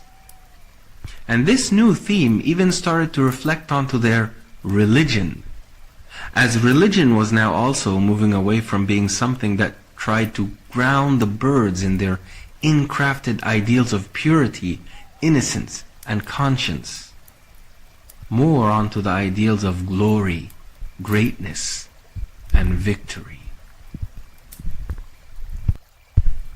Anyhow, as these new Bwindi birds were waiting for the raw birds to come wanting something or to attack, they got busy creating their own cultured grove. And as they were made up of quite a few trializations, they made a system for themselves where every 2 trializations would specialize to perform for their grove a specific role. Like, for example, when it came to war, the 2 war trializations would have to play war games every week, and the one who would win would be decided to lead in any fight that would happen the next week. 2 other trializations would specialize in making and singing songs, and they would both have a show every week. The one who made better songs would be rewarded by everyone singing their songs for the coming week, etc. And any trialization that loses more than 3 times gets replaced and sent to try another specialization. Soon enough, the Bwendis were starting to feel good about their new grove lifestyle, and they were feeling that they had successfully given it some good trialization spirit. Their language soon homogenized, and it was like they had the best of all worlds in their new lifestyle. The free roaming of open living, the culture and team spirit of realization, and the new sustainability of the Grove lifestyle. And soon, they even felt that their numbers had grown to equal that of the Roberts, whom, for some reason, had still not shown up after such a long time. They were wondering, how come the Roberts didn't need anything we have on our side yet? Because they had some fruit trees that didn't grow on the Robert side of the forest. They curiously wondered, were the Roberts not interested in their fruits? Or had they perhaps never tried their fruits before? And some of them also wondered, what happened to the Robert attack that we were expecting? After all, they had assumed that when the Roberts had flown over them a while ago, that it was in preparation for an attack. But nothing happened. It was all quite strange, but they were feeling stronger and more confident than before. So they just eventually decided, why not go and offer to directly trade with the Roberts? They thought, maybe we could go offer them some of our fruit, and we could have some of their fish in return. It seemed like a great idea, and perhaps it was going to be the beginning of something new in bird history. Trade. Stranger bird groups exchanging what they could give each other instead of competing with each other over grabbing everything they could, only for themselves. It seemed like a promising hope for peace, even with all the setbacks that had happened up until now. A hope that would later be tested against the core reality latent within the destiny of their chosen path. The Buindi birds gathered some of their specialty fruit and went over to where the Roberts were. And when they reached the Kemet Grove, they called out for the Roberts to come and see what they had to offer. So, some of the Roberts showed up, and the Buindi birds then offered them some of the fruit that they had, and they asked the Roberts if they had ever tried them before, offering them a taste. When the Roberts had eaten a bit of the fruit, some of them actually liked it, and they wondered to themselves why they had never seen this type of fruit before. So when the Buindi birds noticed the interest that some of the Roberts were beginning to have, they made their offer. The Buindi birds said that they were happy to give the Roberts some of their fruit if the Roberts would give them some fish. They even said that they respected that the lake had belonged to the Roberts and that they didn't want to get the fish themselves. They said that the Roberts could go get them some fish and that they will give them some of their fruit in exchange for the fish. This situation was very new to everyone, and the Roberts knew that the realization birds, the Roberts didn't know about the Buindi Grove yet, wanted fish. But previously, the Roberts wanted to feel that they were made special by being able to eat the fish. And they even thought that Ra wanted them to punish the realizations by not letting them have fish anymore, because of the realization birds' greed, in their opinion. So the Roberts really didn't want to give the realization birds any fish. But they also really liked the fruit, and they didn't know where to get it from by themselves. They had truly never seen anything like it in their grove. So, since they didn't know what to do at the moment, they just agreed and went to get some fish for the Buindi birds. And since there were only a few Buindi birds present, they just went and got some fish that looked as much as the bunch of fruit that the Buindi birds had to offer. And the Buindi birds were just so happy that their idea, trade, worked. The fact that they got some fish without a fight, that without much thought, they just took the fish and said thank you, then left. And the robberds also said thanks, took the fruit, and left. When each side went back and shared what they got with their birds, interesting things happened on both sides. First, more of the robberds really liked the fruit, and there was lots of talk amongst them about where they could find the tasty fruit, and they wondered why they couldn't find any of the fruit in their grove. Second, the Buindi birds were really happy with the fish they got, but eating some fish after so long just reminded them of what they had been missing all this time. And also, since so many of them wanted to have some fish at the same time, the fish they had gotten wasn't enough for anyone, so they really wanted more. So, with the stage being set that way for the coming events, this was what happened. The robberds had decided to just go look for the fruit. They didn't want to share the fish with the Buindis, as they thought, the trialization birds. They decided that the fish would remain theirs, and they just wanted to get some of the fruit for themselves by themselves. So, as the robberds sent out a small group of them to go out searching for the fruit, their group was discovered by some Buindi birds who had stopped them quickly and said, "Hey, what are you robberds doing here?" The robberds were a bit surprised by being stopped and then said, "We're out looking for some fruit." The newbie Buindi birds didn't know what to say or do and didn't think of causing problems, so they just said, "Okay," and let them go. The Buindi birds just thought that that was a good thing because they thought it meant that the robberds really liked the fruit. But when they later talked about it to their other group members, some of them got very angry and said, "The robberds are not supposed to be able to come to our grove to look for or take anything."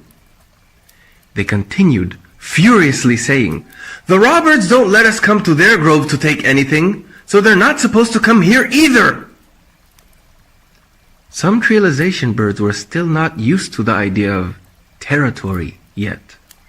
So the woke Buindi elders told the mistaken Buindi birds who let the robbers into the grove to never do that again. And after a short time, some robbers would come again to get some fruit. And this time, they would be stopped as soon as they left their grove across the lake.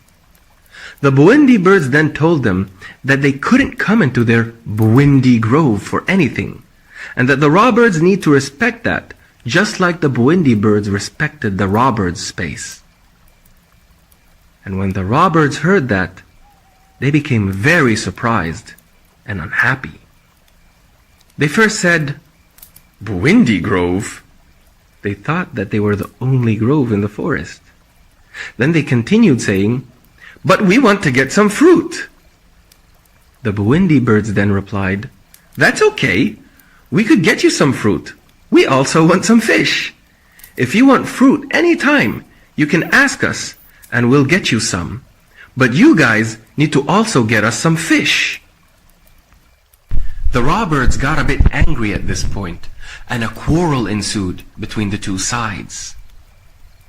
Then, very quickly, the two fighter trializations of the Buindi grove came and fought the robbers away very well. And the border standoff was over. And just as everyone was trying to digest what had just happened, many of the robbers started coming and gathering at their side of the lake to know what had just happened. Their territory idea had just been reflected back onto them. And now, they were also prevented from things they wanted, just like they had prevented others from what they wanted too. Not wanting any sudden problems, the Robert and Buendi leaders had reached the place, and they wanted to solve the situation peacefully. So, when everyone had understood what happened, the Robert leaders then just asked the Buendis to go get them some fruit, and they told their birds to go get some fish. And the problem was over. The trade was made, and everyone went back happy. The Roberts enjoyed some fruit again, and the Buendis enjoyed eating some more fish again. This seemed to work out well for a couple of times, as every time they started meeting each other at their borders' trading table to exchange fruits and fish. And there was peace. Though, gradually, the seeds of new disputes started to arise. Because generally, everyone liked fish and fruit. But there wasn't as many fish as there was fruit. Also, not as many birds like fruit as many as those who liked fish on both sides. The value of both was different because of the difference of how much they were in demand and the difference of how available they could both be made for both sides. Some Buendis started to complain about how they had to give a lot of fruit to get fish, and how they still wanted more fish. And the frustration was also growing on the Robert side, who really saw that their fish were becoming much less than before, and they really didn't want the fruit as much either, even if they could have a lot. They just wanted enough for their birds who liked them, the fruit. And they still wanted to have fish for themselves first, and not just spend it all on trade. So, gradually, every time they would trade, the birds would start to argue over how much they could give and how much they wanted in return. Then one day, everything just got called off, and everyone just left without giving anyone anything. It was a historic and milestone frustration, one that would slide the birds further down away from their original innocence, grace, and capacity for goodwill, into new dimensions of spiritual divorce and oblivion. Even though the two groves had left angrily, and neither of them were able to get what they wanted for their grove from the other grove, the idea of trade wouldn't yet completely stop. Because at night, a few of the Roberts who really wanted fruit, and a few of the Buendis who really wanted fish, those who didn't want to limit themselves by what their groves had collectively decided to endure, they started to trade secretly amongst themselves, by themselves, and for themselves, enjoying together their individual desires under the cover of night and the moon's calm light. Yet, some of those birds felt that they were being unfaithful and selfish as their hearts watched over what they were doing. Some of those birds felt a bit of discomfort, similar to the kind that conscience used to stir in their hearts. But they still swallowed it and kept quiet, and some of them just didn't care. Because long ago, birds didn't need permission getting anything for themselves. Birds were free to just take from the world what the world, had owned. And this transaction was personal. Because in reality, they owed fulfilling their wants and needs to no one except themselves, their own virtues, and hard work. But ever since triality and its possessing spirit, ever since it had introduced its debt of solidarity to trialization societies, birds had been becoming familiar with the feeling that everything they had was by the blessing of their group. Everything they took away from others and from the world was by the group, and thus primarily for them as a group. For their whole group's living bowl first, before being for any of its individuals who had helped work for it. Because they had it all only because they had each other. So, this sense had introduced something new into their hearts that felt similar to what conscience had felt like. But unlike conscience, its core wasn't a concern for moral propriety. Its core was a latent sense of debt that had been implicitly growing within them, like almost being accountable to each other in a debt of solidarity that had now become the soft nerve of their flock mentality. So, deep within the hearts of those birds, some of them were feeling guilty, sneaky, and unfaithful, as they were getting things for themselves and enjoying them without anyone else in their groves knowing or having their chances to also have some of what they were getting themselves. But eventually, most of those birds would start to learn along how to ignore those feelings together with whom they sinned with. They would all gradually learn to focus on themselves, and they would learn to pacify their guilty hearts by rewarding it as they got what they wanted on their own. They would all learn to normalize that over time as acts of being and personal independence.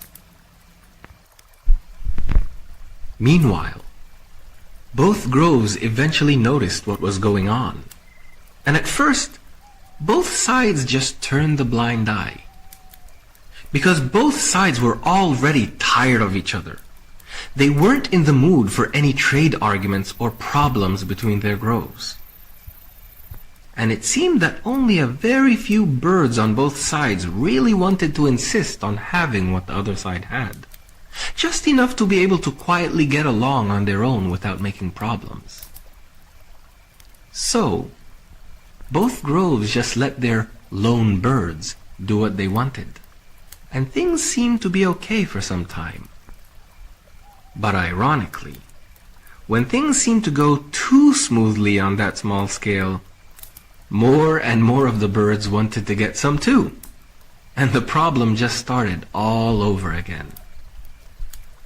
So, this time, both sides totally shut each other off and completely prohibited their birds from doing any trade anymore. And this prohibition eventually turned into frustration, because birds on both sides still wanted what the other side had. And before long, the frustration turned into resentment, and later, hate. Because each side could only get what the other had from the other who wouldn't give. And the situation would eventually explode after the robberds would notice that the seeds that they had once spat out from eating the fruits before had begun to grow into their very own fruit trees in their grove. This, of course, made them happy, but it also made the Buendis furious, because it meant that the robberds didn't need the Buendis anymore, and that the Buendis now had nothing to trade with for fish anymore. This made the Buendis very angry, envious, and bitter. How come the robbers finally got everything they wanted and we can't? It all seemed very unfair. And the Buendis just started cursing the whole situation and saying, "This sucks! Everything in the forest should be for everyone to eat from!" They started remembering how during the treelization times at least, fine, Sometimes the trialization might have taken too many fish for its bigger group from time to time, but no trialization had ever taken away the whole lake away from everyone else. And as they were all angrily protesting, some of them said, "So what now?" And the answer came quick. "Now it's time to make the robbers share the lake." So, things were firing up again in the forest. The Bwindis carefully came up with their plan. After all, they were afraid of the robbers, who had already beaten them as trializations in every fight they had with them until now. But them being themselves a grove now had helped them come up with some new ideas, as they also carefully took lessons from how the survivors would explain how the robbers had won their last fight. So, they told each other, "Before we do anything, we need to move in, inch by inch, taking every part of the place all the way to the lake." So that's what they did. And the robbers slowly noticed how the Bwindis were constantly beginning to live closer and closer to their grove. But they didn't want to do anything about it. First, because they kept themselves to their grove. And second, because they had no idea what the Bwindis were up to. They were just comfortable assuming that the Bwindis were just casually settling wherever they wanted in their grove, and they didn't think too much about it.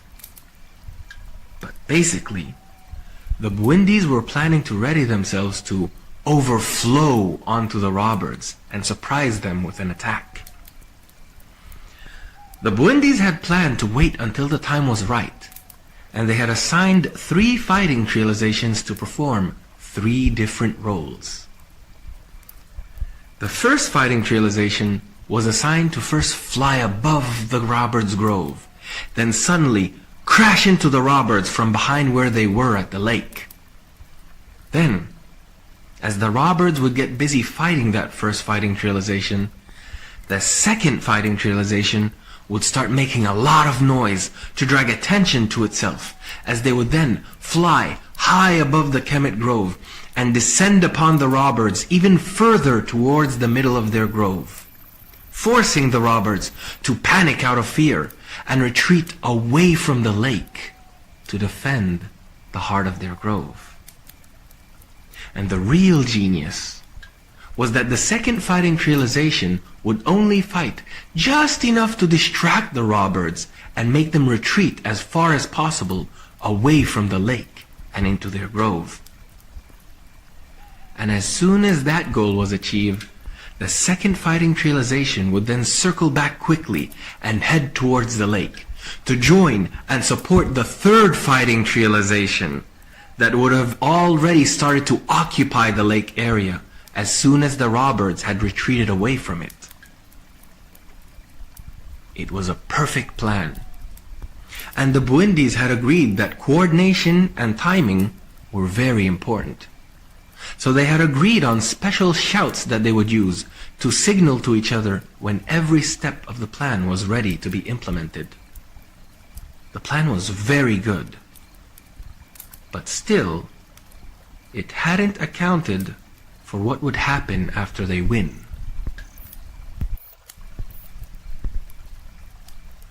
The day would finally come. Everything would go as planned, and many birds on both sides would die. The Bwindis would finally take over the lake area and even move many of their birds to live there so that they could maintain a strong presence and keep the lake. The robbers had obviously retreated, and they were very angry. They felt that the lake that Ra had given them had now been taken away by the same greedy trialization birds from before, whom were now calling themselves some kind of wannabe grove. So they eventually counterattacked. But because of how good the grove lifestyle had strengthened the Bwindis, the robbers could not change the status quo. And after a few battles as everyone was getting tired of the fighting, the Bwindis really just wanted peace. So they offered to share the lake, and they told the Robirds that they just wanted to have equal access to the lake, so that everyone could have fish. They told the Robirds that it was only fair that each grove should have the same as the other. But the Robirds, who had felt that they were attacked, and that their holy lake had been stolen from them, they just thought, who are these foreigners to tell us what to do?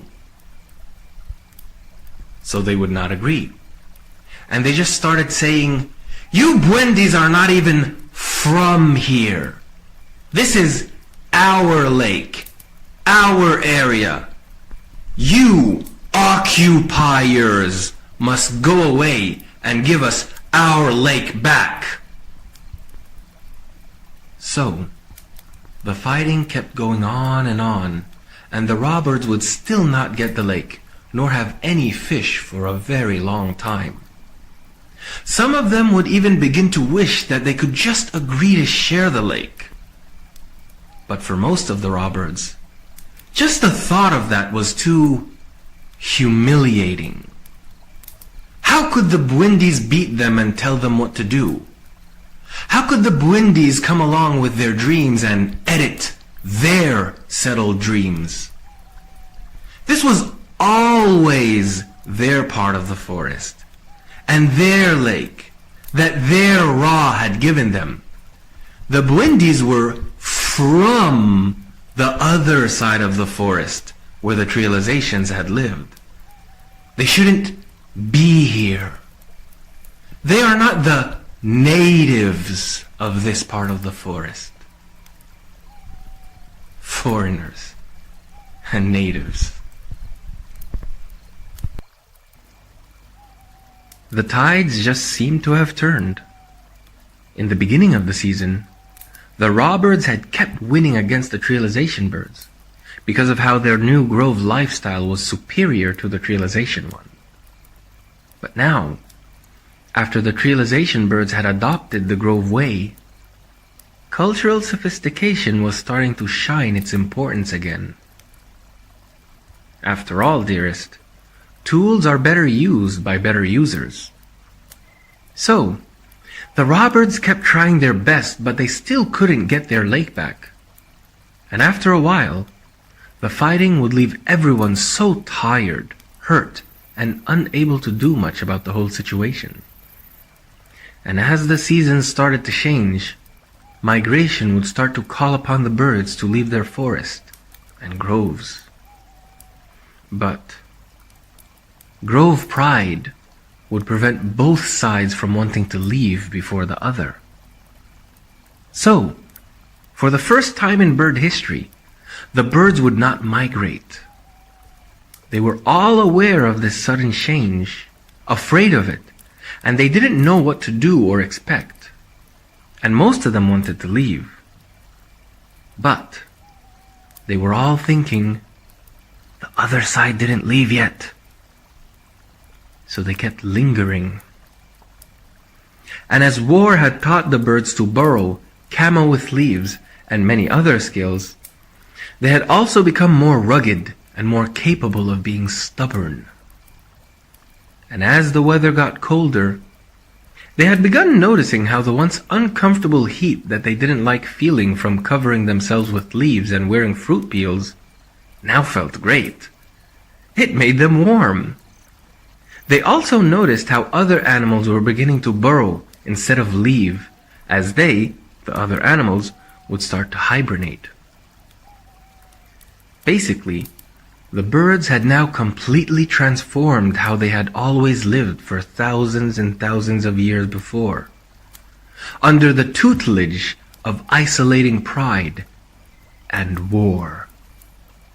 After they had once been living freely, healthily, virtuously, and migrating from season to season, now, out of the legacies of their made-up lifestyles, their toxic alienation within its unanimity, and their stubbornness to keep fighting, to continue along their independent paths within it.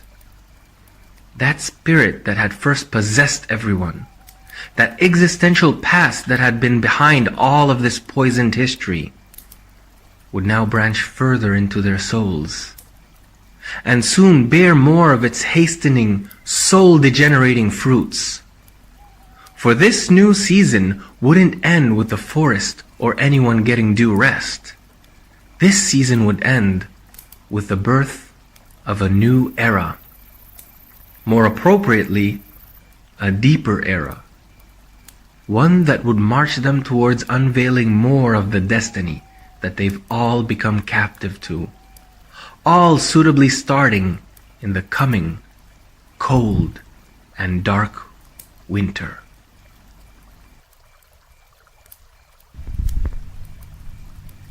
As the weather had changed and everything else was changing in the forest, and as the birds were experiencing these changes for the first time, it was like the birds were discovering a new world.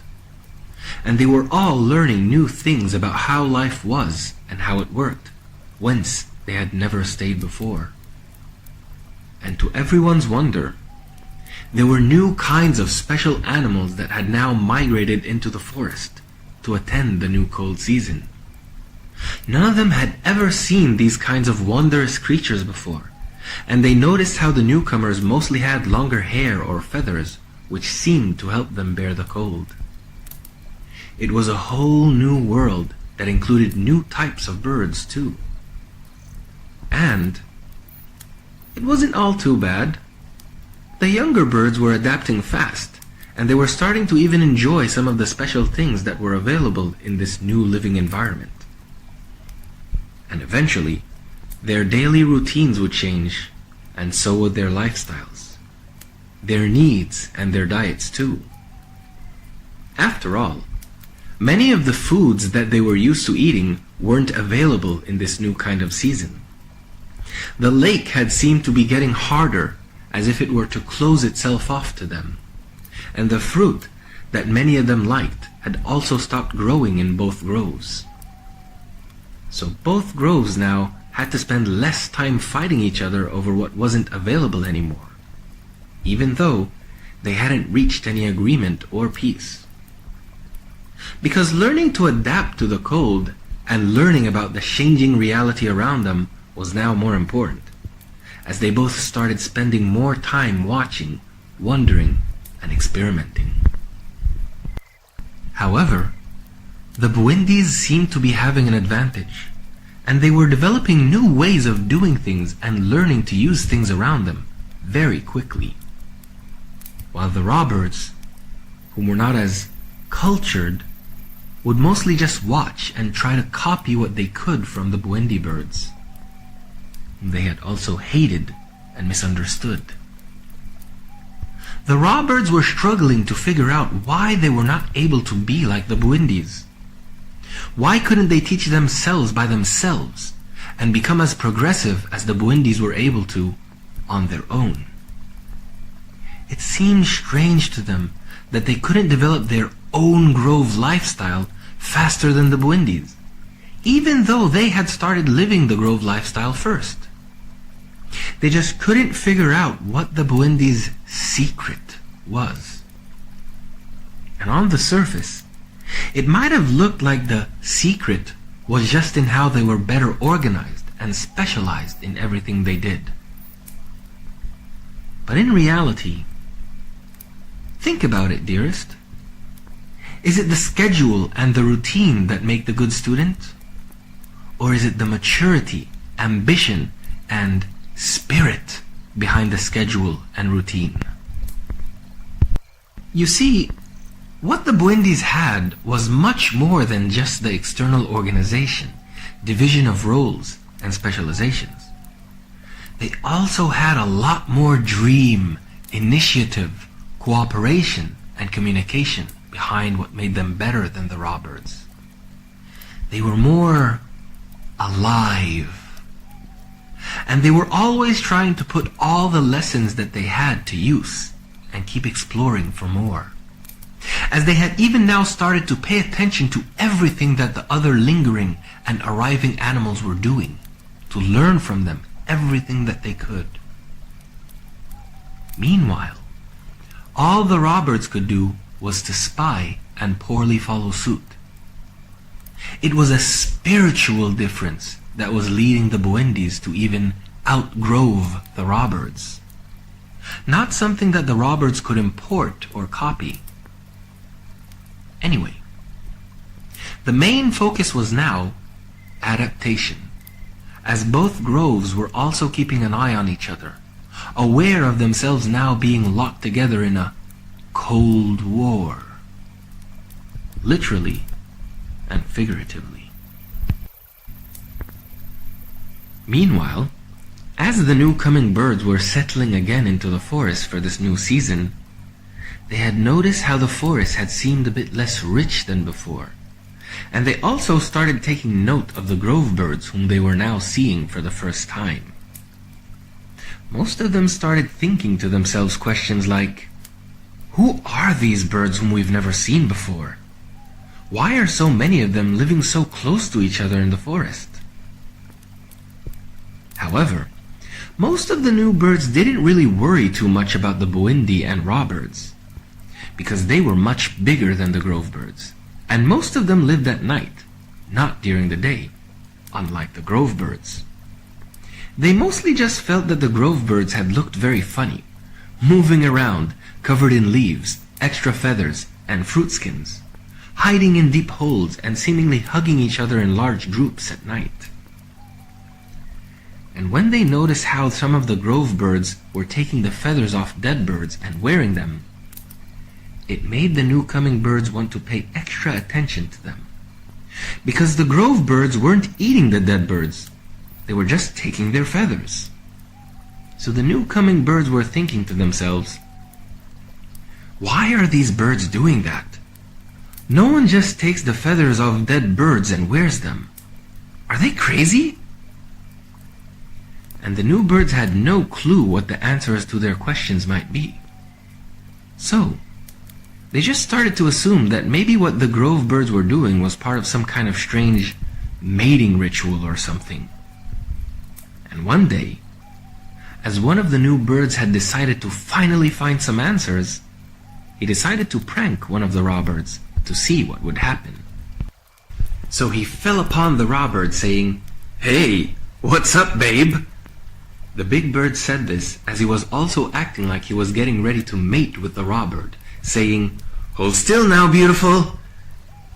And as the Robert was, of course, very surprised and shocked, unable to understand what was happening, and not understanding a word from what the big bird had said, it started resisting and calling out for help.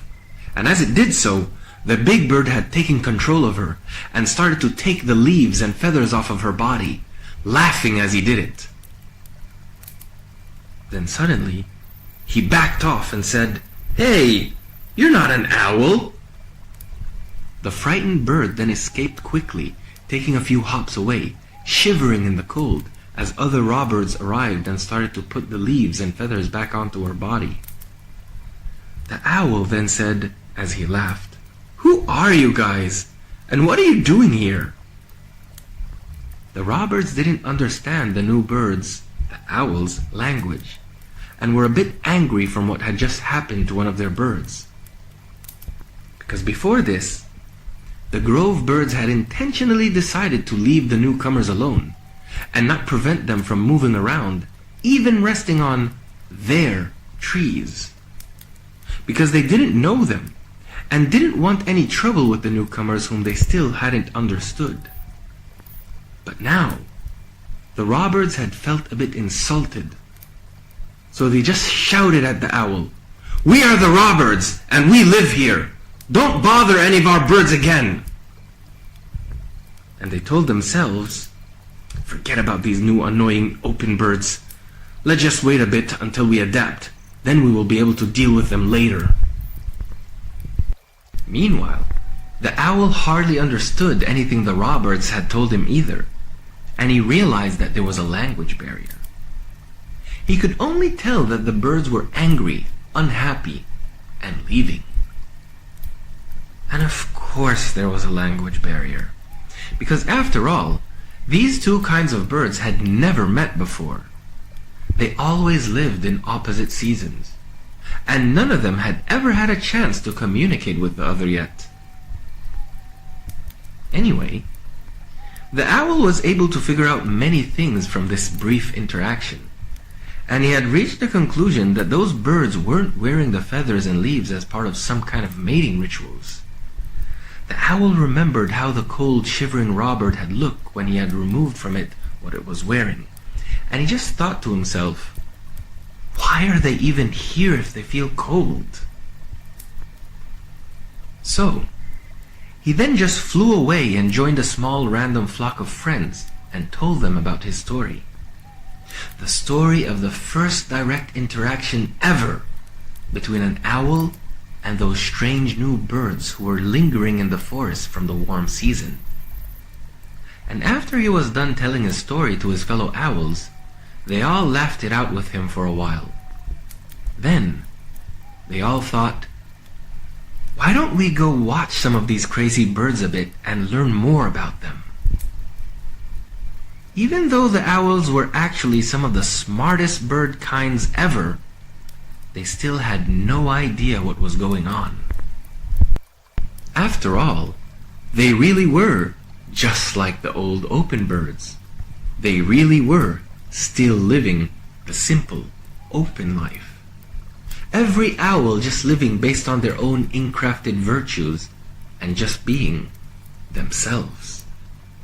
They couldn't imagine yet what the grove birds had actually turned into. They were totally oblivious. So, they, 5 owls, just went out to look for and watch some of the grove birds a bit. And they thought that maybe they could even intentionally mock the grove birds to provoke them and see what would happen.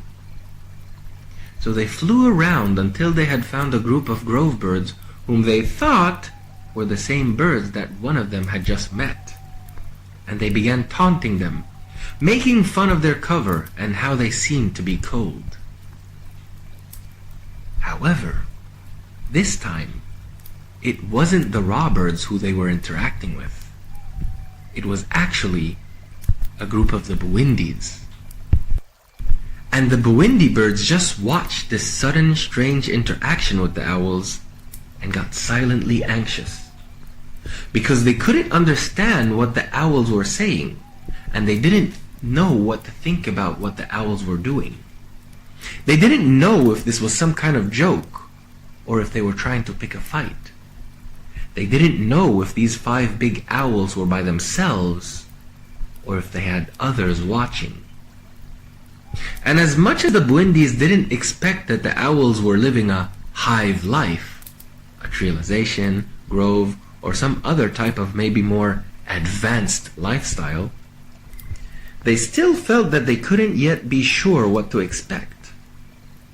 They were not too quick to take for granted that the owls were just some kind of annoying open bird, as the robirds had assumed.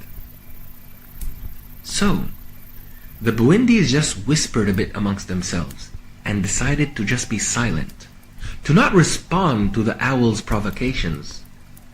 They just quietly waited and kept quiet until the owls got tired of their fun and left. And when the owls had left, the Buwindis started discussing what had just happened to them, and they all decided to start keeping an eye on how the owls lived, thinking that maybe if they knew a bit more about the owls, they would know how to best deal with them. As the owls left, they were a bit frustrated. They really wanted to figure out what the story of those lingering birds was. And after a short time, almost all the owls were talking about it. There would be a lot of talk about how they thought that the cold birds seemed to be a bit smart, like how they, the owls, were. As they had figured out that the cold birds were wearing the leaves and feathers to keep themselves warm and active in the season's weather. But rumors and speculation had also been spreading about the cold birds to compensate for the general lack of information about them, as all the owls were now talking about the Roberts and Bowindis as if they were both one and the same. Because the owls had no idea that the cold birds were in fact not one and the same. They couldn't see it from the outside, and they had no idea that these cold birds were very different from the inside. Spiritually different. Divided. Even though they were just the same kind of bird, seemingly doing the same kinds of things. They had never imagined before how a single bird kind could divide itself within its own kind. And they had definitely not known yet how cooperative and cohesive these new kinds of bird groups could become. Like how beehives were. However, they would soon learn all about it, very soon, as a violent surprise. Because once the owls started to feel comfortable enough about the cold birds, they would begin to also wonder what the new cold birds tasted like. And this would become the most expensive curiosity that the owls would ever pay for. It would almost seem like some kind of divine retribution, sent to haunt the hive birds for all the past sins that they've committed along their path, for all the tainted history that they had complicitly partaken in and advanced, for all the war they had made and assimilation they had forced, for how they had hunted down those who had refused their viral lifestyle norms and its coercive, tyrannical consensus. Now, it was going to be them who would be hunted for a while. Hunted in the serenity of their own slumber. And by the way, the owls didn't act collectively. It was just a curiosity that had started with a few of them as a result of the rumors, and the fact that realistically speaking, they were predators. They were predators who had now discovered a new available food in a forest that they had found less plentiful than usual. So one day, the Roberts woke up and they couldn't find one of their birds. And they tried looking for their bird as much as they could. They searched all around their grove, and it was almost like their bird had totally vanished.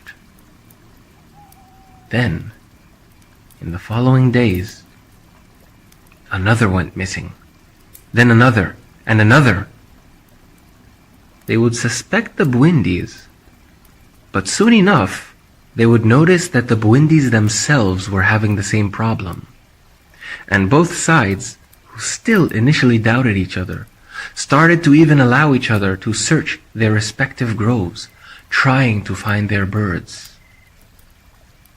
But no one could find them, and everyone was getting anxious and frustrated.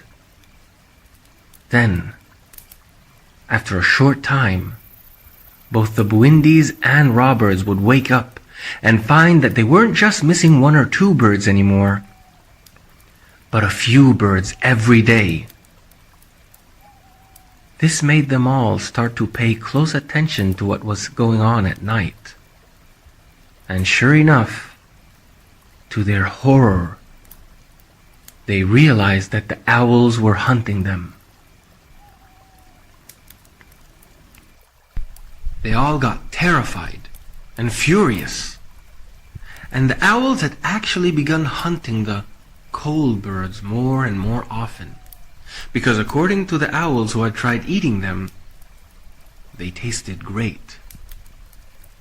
So, resistance started. But the Roberts and Bowindis couldn't see very well at night, and the owls were very adaptive. The owls would wait very patiently until the Roberts and Bowindis could no longer stay awake to hunt them. and they would only attack when the robbers and buendis were too tired to fight. The owls were also much bigger, stronger, and faster than the buendis and robbers, so it was very difficult for them to fight back, even when they had energy and could see. The cold birds were losing, and it was very scary. And the owls were enjoying their fear. And the owls weren't attacking in large groups. They weren't organized. But each owl to themselves, or just as small groups of 2 or 3 friends, were very capable hunters. And also, because the owls weren't organized or working together in big groups, they would attack at random places and random times. And that was very tiring for the robbers and buendis, as it had always kept them on their toes. The situation was getting very bad for the cold birds very quickly.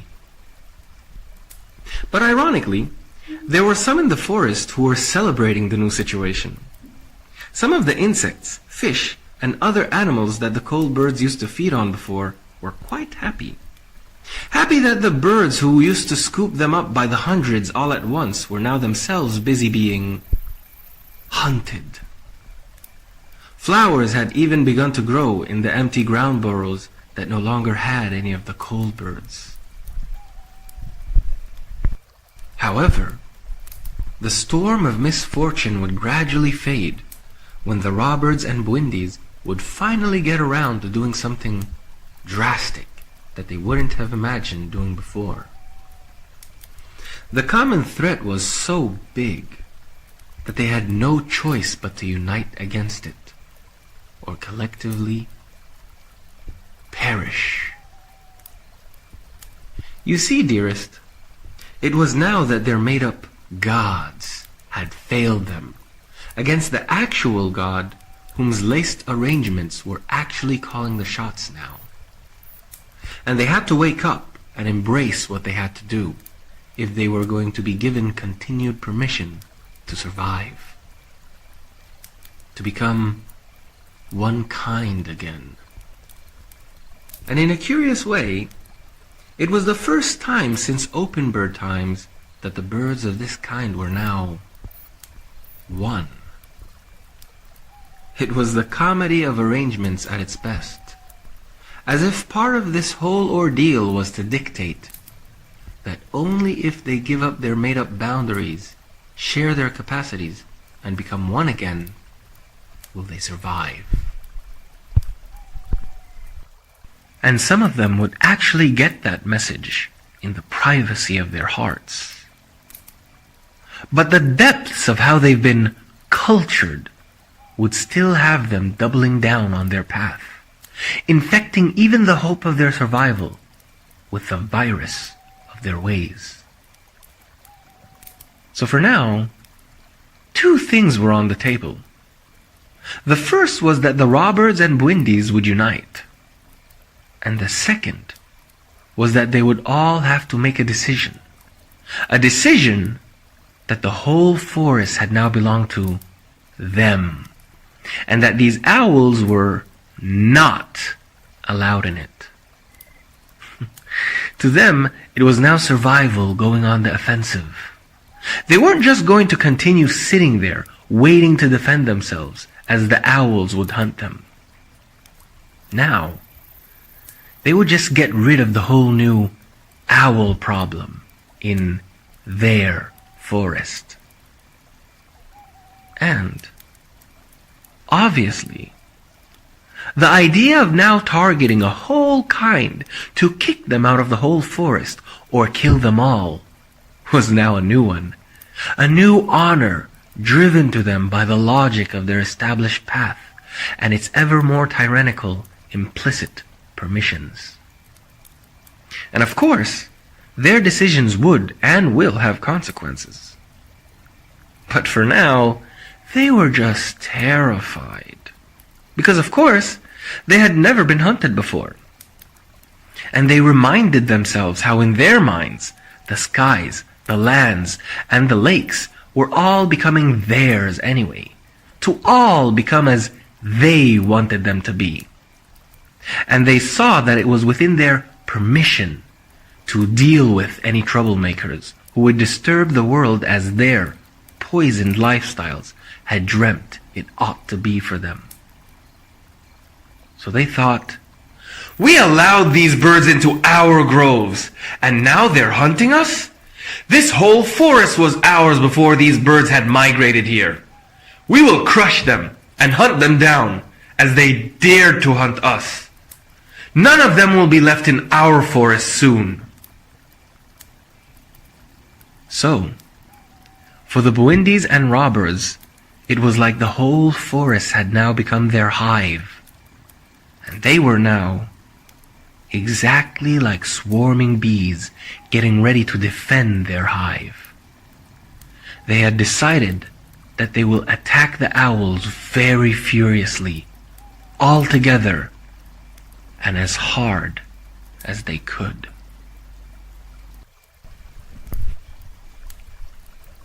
The robbers and Buindis didn't plan to attack the owls at night. And they first took a day or two to scan the whole forest and find out where all the owls were, how many they were. And they planned to start their attack at sunrise, as all the owls were going back to their places to rest during the daytime when the robbers and Buindis could see. The owls weren't expecting anything, because they felt that the coal birds were too weak and usually unable to protect themselves, and also because they knew that the coal birds were not predators. They were the prey. But what they didn't know was that things had changed, and that birds no longer had to be birds of prey in order to be capable of killing. So, when the time had eventually come, as the robbers and Buindis had waited patiently for the dawn to come, they slowly started to see the owls going back to their usual places. The owls had felt that there was probably something strange going on, because by this time they had been unable to catch any coal birds to eat for almost a week. But they had no clue what was going on. And just as they were wondering to themselves where all the coal birds had gone, they suddenly heard voices from behind them, yelling very loudly. It was the Buindis and robbers, flying very quickly towards them, yelling, "Attack!" And hundreds upon hundreds of the Buindis and robbers started to attack the owls, swarming upon each one of them with more than 10 to 20 birds, all attacking their victims at once. It was a massacre. And the owls couldn't understand what was happening, and they panicked. They started to fly off in every random direction, despite of how much more powerful they were. And before noon, there was not a single owl in the forest. They had all fled to the mountains nearby, and the Buindis and robbers were very happy. Their victory seemed easy, and they were all proud of what they had accomplished. The forest was now theirs again, and it was also now safe again. They were so happy that they celebrated their victory together and were thankful for having helped each other. They felt that they had now learned that as long as they could respect and rely on each other, they could always survive, even if bigger, stronger threats would come along to threaten them. So, they all agreed to just accept each other and share the forest equally, half for the Buindis and half for the robbers, including the lake. It was a very happy occasion indeed, and everyone rejoiced and slept very well that night, not at all suspecting that what they had done could be just the beginning of a much longer story. Of course, in WR reality, the Rawbirds and Bwindis never really wanted to permanently unite and assimilate to each other. So in a way, they were all very happy for having won the quick victory that they had, so that they could both go their own ways, happy with their new equitable deal. And it wasn't just about identity. The Bwindis used to begrudge the Rawbirds from the time that they had suddenly taken over the lake and prevented everyone from having fish, attacking anyone who would even try to get fish. And from the start, the Rawbirds really didn't like the Bwindis either. They hated them, even before they had become the Bwindis, since they were successful trializations. And they hated them even before they had taken their lake. In fact, the Rawbirds' whole culture was based on hating on and blaming the more successful trializations / Bwindis from the start. But now, it looked like everything had changed, since they had saved each other, and since they were all now equal too. So, it was only appropriate that both sides were now going to update how they saw their evolving relationship. The Bwindis, who had always preferred peace, since before they had even become a grove, didn't have too much to change. The Rawbirds, however, they started to feel a bit uncomfortable about the way their cultural attitude had started to feel outdated, as their worldview had always revolved around hating the trializations and the Bwindis. So they started to change their attitudes a bit and review their stories and ideas. Overall, this first winter was rough, but it seemed to also be the cure that everyone was waiting for, not to mention how much it had taught them. All the experience that they were all getting as they adapted to their new environment.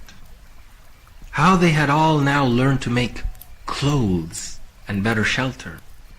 Their lives were becoming more sophisticated, and things seemed to be becoming more stable and peaceful. Everyone had a convenient group-secured lifestyle, and each had their own identifying sense of community, culture, to celebrate with their solidarity, group familiarity, and success. What could possibly go wrong? Except for some murderous horrors brewing in the mountains.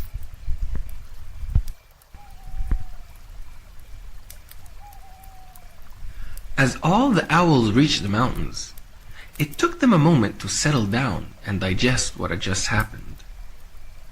And they weren't going to face their new problem like how the cold birds or the later open birds had faced their problems. Because the owls wouldn't all gather around and talk together as a whole group to figure out their situation and agree on a solution together. The owls were more like how the first open birds were before becoming self-conscious open birds. They had no sense of group consciousness. Each owl was just basically to themselves being an owl. And though the owls were social enough to make friends, they weren't in-craft social enough to ever be able to form any kind of large, transforming, and cohesive spirit. Because they were predators, and most predators were less social than other animals. Interestingly, they probably had to, since their main meal was blood. Anyhow, the owls started talking together in their small groups of families and friends, and they were all very mystified by what they had just experienced for the first time. Who were all these crazy cold birds? How come they all suddenly went crazy like that? Never before had any prey that they've ever hunted collectively rebel like that. It all seems so unnatural. Never before had any predator been chased out of the forest by their rebellious prey. The whole event seemed to be totally confusing and out of order. And they also thought those coal birds were being so unbirdlike. They had only ever seen bees attack in the way that they had attacked when any animal would disturb their hives. Were these birds a special kind of bee-like predator? And if they were, why didn't they eat any of the owls they had killed? Why do they keep only taking feathers from the dead birds? Anyway, even as the owls were obviously shaken by what had happened, they weren't afraid. Because after all, they were predators. So instead of developing a fear of the coal birds, they were just angered by the whole upside-down dynamics of the new situation, which, in their intelligence, they were able to understand represented the sudden birth of a new order in the forest. A novel and unfamiliar reality where the natural assignments of nature and its order had become skewed. Prey were for some reason no longer being prey, and birds were no longer acting like birds do. There was something spiritually new, strange, and wrong about the whole situation. But none of them could figure out what the cause of that problem was. And unlike the former open birds, the owls had no physical, moral, or spiritual kinship with the coal birds. There was nothing to establish with any meaningful connection to bridge communication with the coal bird's senses.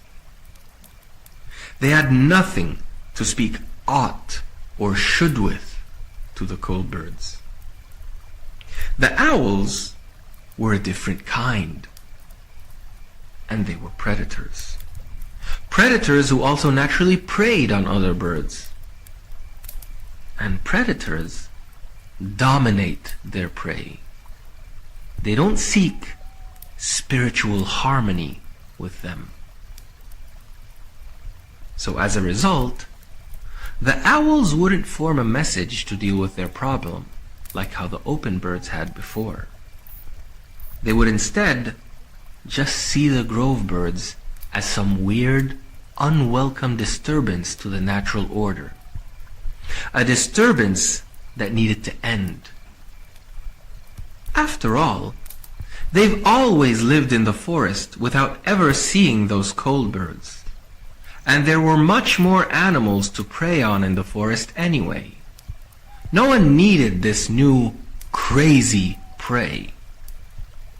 And they wanted to go back to living in the forest as quickly as possible, even if that meant that they had to get rid of the coal birds whom had lingered out of place and into a season that wasn't theirs.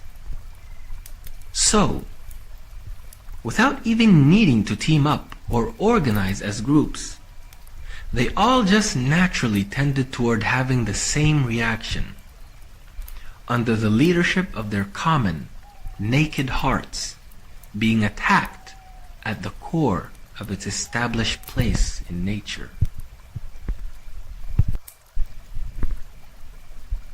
Getting rid of the coal birds didn't have any coordinated plan to it. And what the owls would do would spontaneously differ as they organically gathered around what each owl and their close friends would prefer doing. They were just led by a general drive of hate, and everyone chose their killing preference based on what satisfied their sense of revenge. So, some of them promised themselves to only eat coal birds until there were no more coal birds left.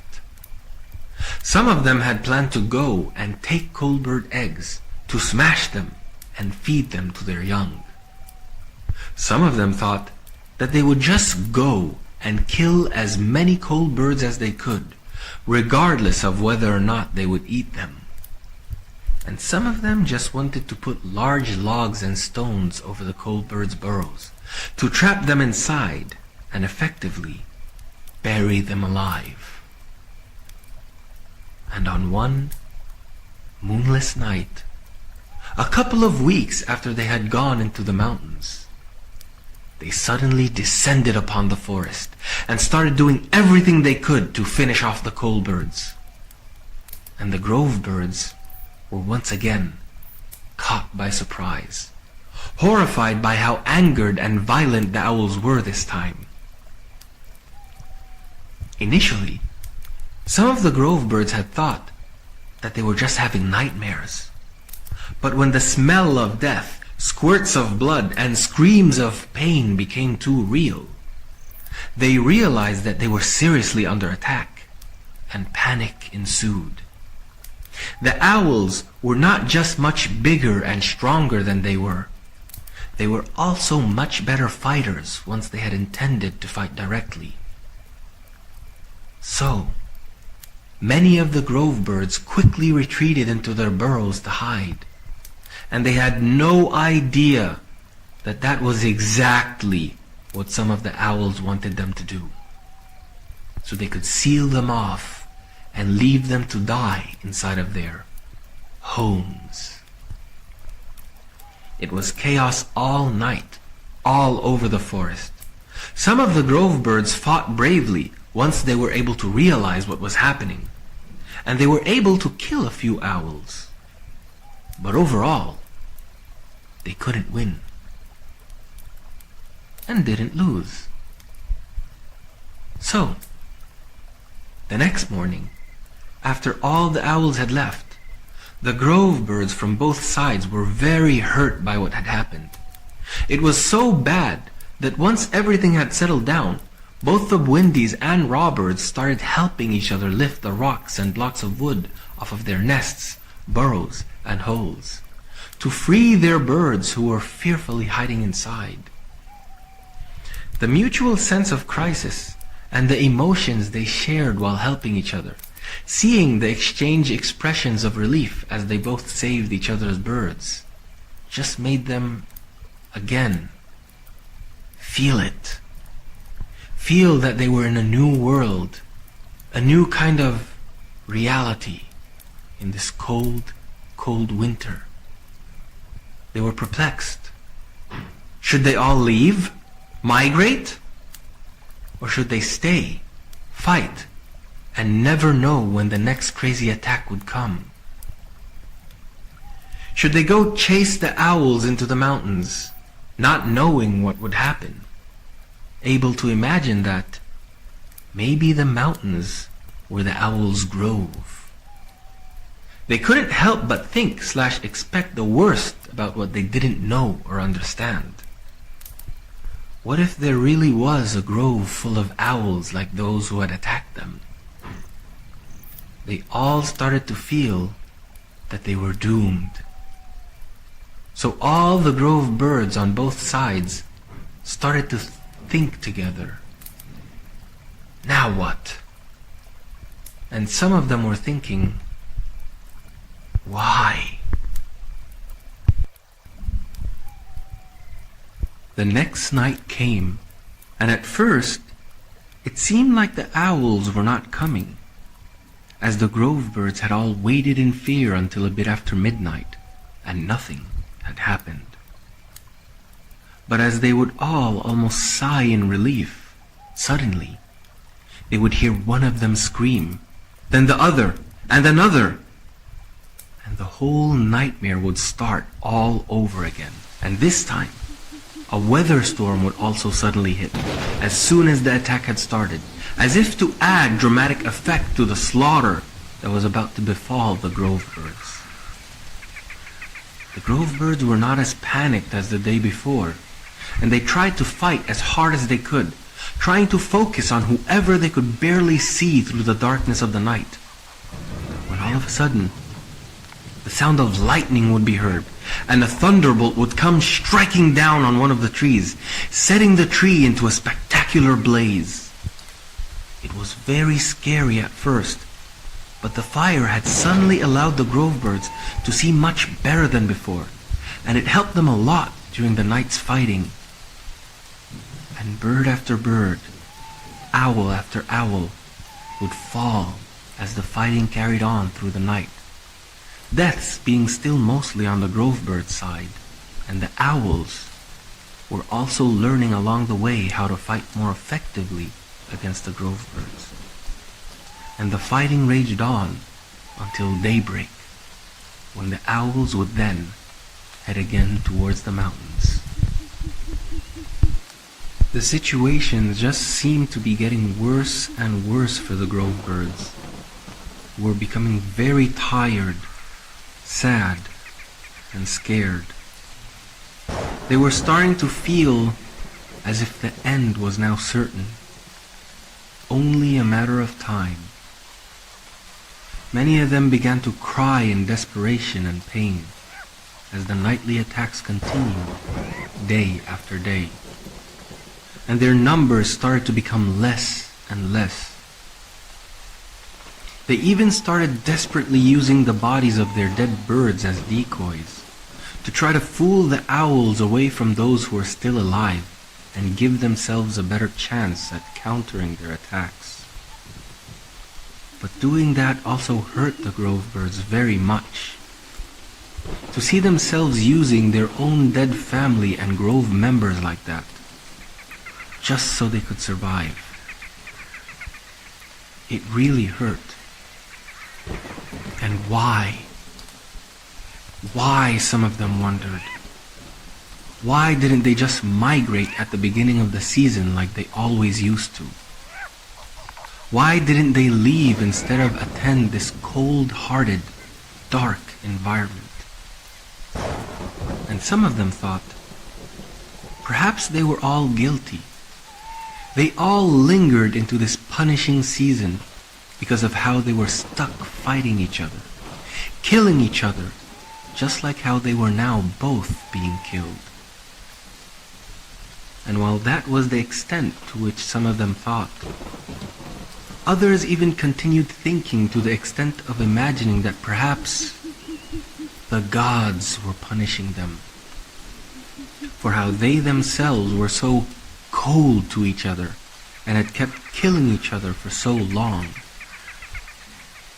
And as they saw each other hurt together, cry together, lose and mourn families and friends together, and have no choice but to use each other as dead as shields and decoys, they just couldn't help but understand that they really needed each other now. How much they needed to depend on each other. Because they now knew for sure that they weren't going to survive anymore if their forest was divided into groves. So the whole situation, both practically and emotionally, would gradually melt all the artificial boundaries between the Bwindis and the Rawbirds. More and more, day by day.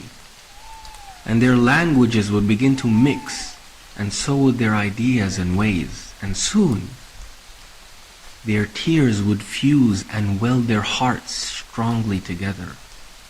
And they would begin to have a new chance at survival again. The grove birds started to think of new collective strategies. Strategies that went beyond the limitations of their previous physical borders, as their spiritual borders had now been melting away. And they had now rearranged the map of the forest to better suit their collective defense. This had them divide the forest into two sides, the mountain side and the family side. On the mountain side, they placed themselves into small, scattered groups, and they stuffed many holes with feathers and makeshift birds to fool the owls into failed attacks. Meanwhile, most of them slept on the family side of the forest, still mostly in underground burrows that were now dug deeper and had more than one exit to avoid getting trapped. The idea was for the birds on the mountainside to be able to receive the first attacks and give early warnings to the much larger group on the family side of the forest, so that the family birds could then come and fight in the largest formations possible, so that they could beat the owls the same way they had beaten them when they had kicked them out of the forest the first time. It was a great plan, and the grove birds would then top their readiness by also harnessing spiritual support through new collective prayers. After all, they had all been feeling very sad by the loss of their relatives, friends, and family members, and they felt that they wanted to fight, to represent. They wanted to psych themselves up and bond deeper as they fused together their most intimate feelings and imaginations. And a new, special kind of prayer would be born to support such an existential fusion. A prayer that focused their now unified spirit on their collective vow of vengeance. And they gathered the birds who had the most visions and dreams from both groves, and they now called them the contact birds. These contact birds would cooperate with the storytelling birds and prepare together special prayers and songs. The contact birds would then lead all the birds in performing the prayers and singing the songs that they had made, before these contact birds would then go to sleep and wait for dreams, answers, and spiritual visits from their dead relatives and their dead relatives' kings, who were the gods. Finally, when the contact birds would wake up, they would talk together about what they've seen, and they would then form a message to encourage everyone, console them, and psych them up. Ultimately, the grove birds were now spiritually and strategically prepared for a better fight. And soon, they would in fact win. The grove birds would soon prove to have two critical advantages over the owls, because of their new, unbird-like nature. Though the owls were bigger, stronger, and smarter predators, the grove birds were on their way towards ultimately winning. One reason was because the grove birds would work together as a collective. This meant that much more was possible for them to do that could only be done when a collective would cooperate together as a harmonious and coordinated whole. Like everything they had achieved until now, from the perfection of food gathering to fighting tactics and all the cultural festivities that they had established. Two could always overpower one, and two could always better distract and trick one. One bird could be smart, but two birds could do smarter things together that a single smart bird could only imagine doing alone. The more, the better. And the same thing applied for many groups acting against any single group. The other very important reason lay in how the grove birds were able to create their cooperation, and how they were able to also maintain it, even when things got bad, when hope seemed scarce, and when conditions would suggest that they were all done for. They weren't just a bunch of individual birds who would only come together to cooperate for a single specific task, then later disperse, each individual onto their own life and way. They were able to live together as sustained entities through their diverging sense of collective identity. And they weren't just like any other collective species, like the ants or bees, who could only work together in a fixed manner, then all fail together if they were put out of place or if reality changed for them how their lives used to work. They, the grove birds, wouldn't get stuck waiting for themselves to lose a fixed game. They were different because they were also flexible enough to all change together too, even if circumstances and events were what led them to do so until now. They had an evolvable spirit thanks to culture and thanks to a special tool that they had, religion, to support, to imagine, to communicate with, and to maintain a vision of who they were and how they could become. So, in a way, this all meant that they could now organize and work together well enough, consistently enough, and adaptively enough to remove any threats from getting in the way of them living their established lifestyles. And if reality itself looked grim and less promising, they could just collectively reinvent how reality and their lives worked, and challenge how their circumstantial realities could forecast their fates. Their special lives were fruits of a certain forbidden tree that had been growing in their souls since they've eaten its first fruit of realization. A tree that would continue to possess them from within and bear new fruit and new lifestyles, refusing to ever die, regardless of any challenge, expense, or liberalized permissions, for good and for evil. As the owls continued their attacks, day by day, they started to notice that they would be killing less and less of the coal birds, and that more and more of them were being killed. They would also start to notice how much more sudden, aggressive, and effective the coal birds' attacks were becoming. So the owls started to wonder, what the heck is happening? And why does it look like there are much more of these birds than before? But in reality, it was just the coal bird's strategy working perfectly. So perfectly that as the coal birds were starting to notice themselves winning, they kept becoming much more confident and aggressive.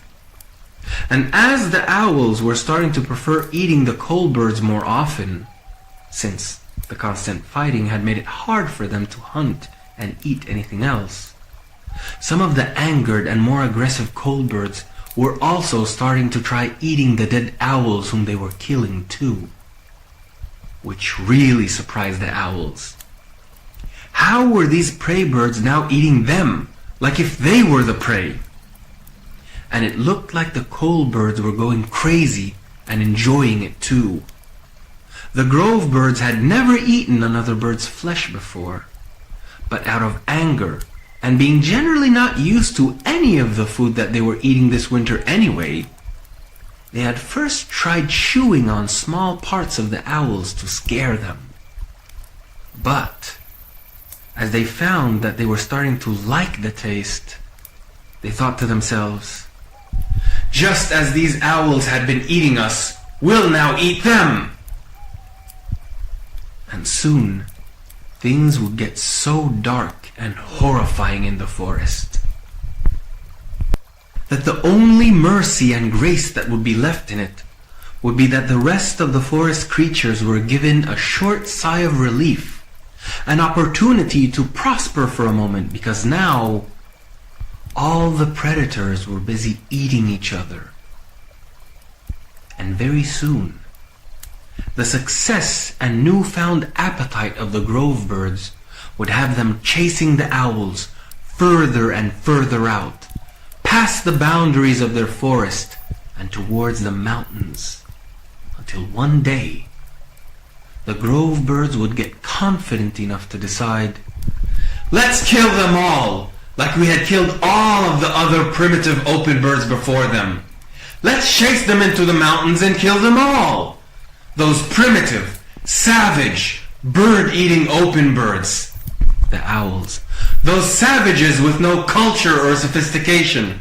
Those birds with no home trees, groves, or teams. Those nobody, nowhere birds. Prejudice grew alongside their collective success, and their conceived concept of what open birds were had now grown to include the image of loser predators whom, if left alone, would have eaten them, the grove birds. And ultimately, almost just as suddenly as the weather had started to change, the grove birds had finished killing the last owl there was in the mountains. And when the last owl had been killed, the grove birds were extremely happy for their success. They thought to themselves very proudly, "Who now is stronger than us? Who now can threaten us?" And they had the whole forest to themselves. A single grove, a heaven, with them now being united again as a single kind. And the weather began smiling again after the nightmare of the dark, challenging, cold season was finally over. And perhaps all the wars had now come to an end, and maybe, like how this book had started, peace had been restored.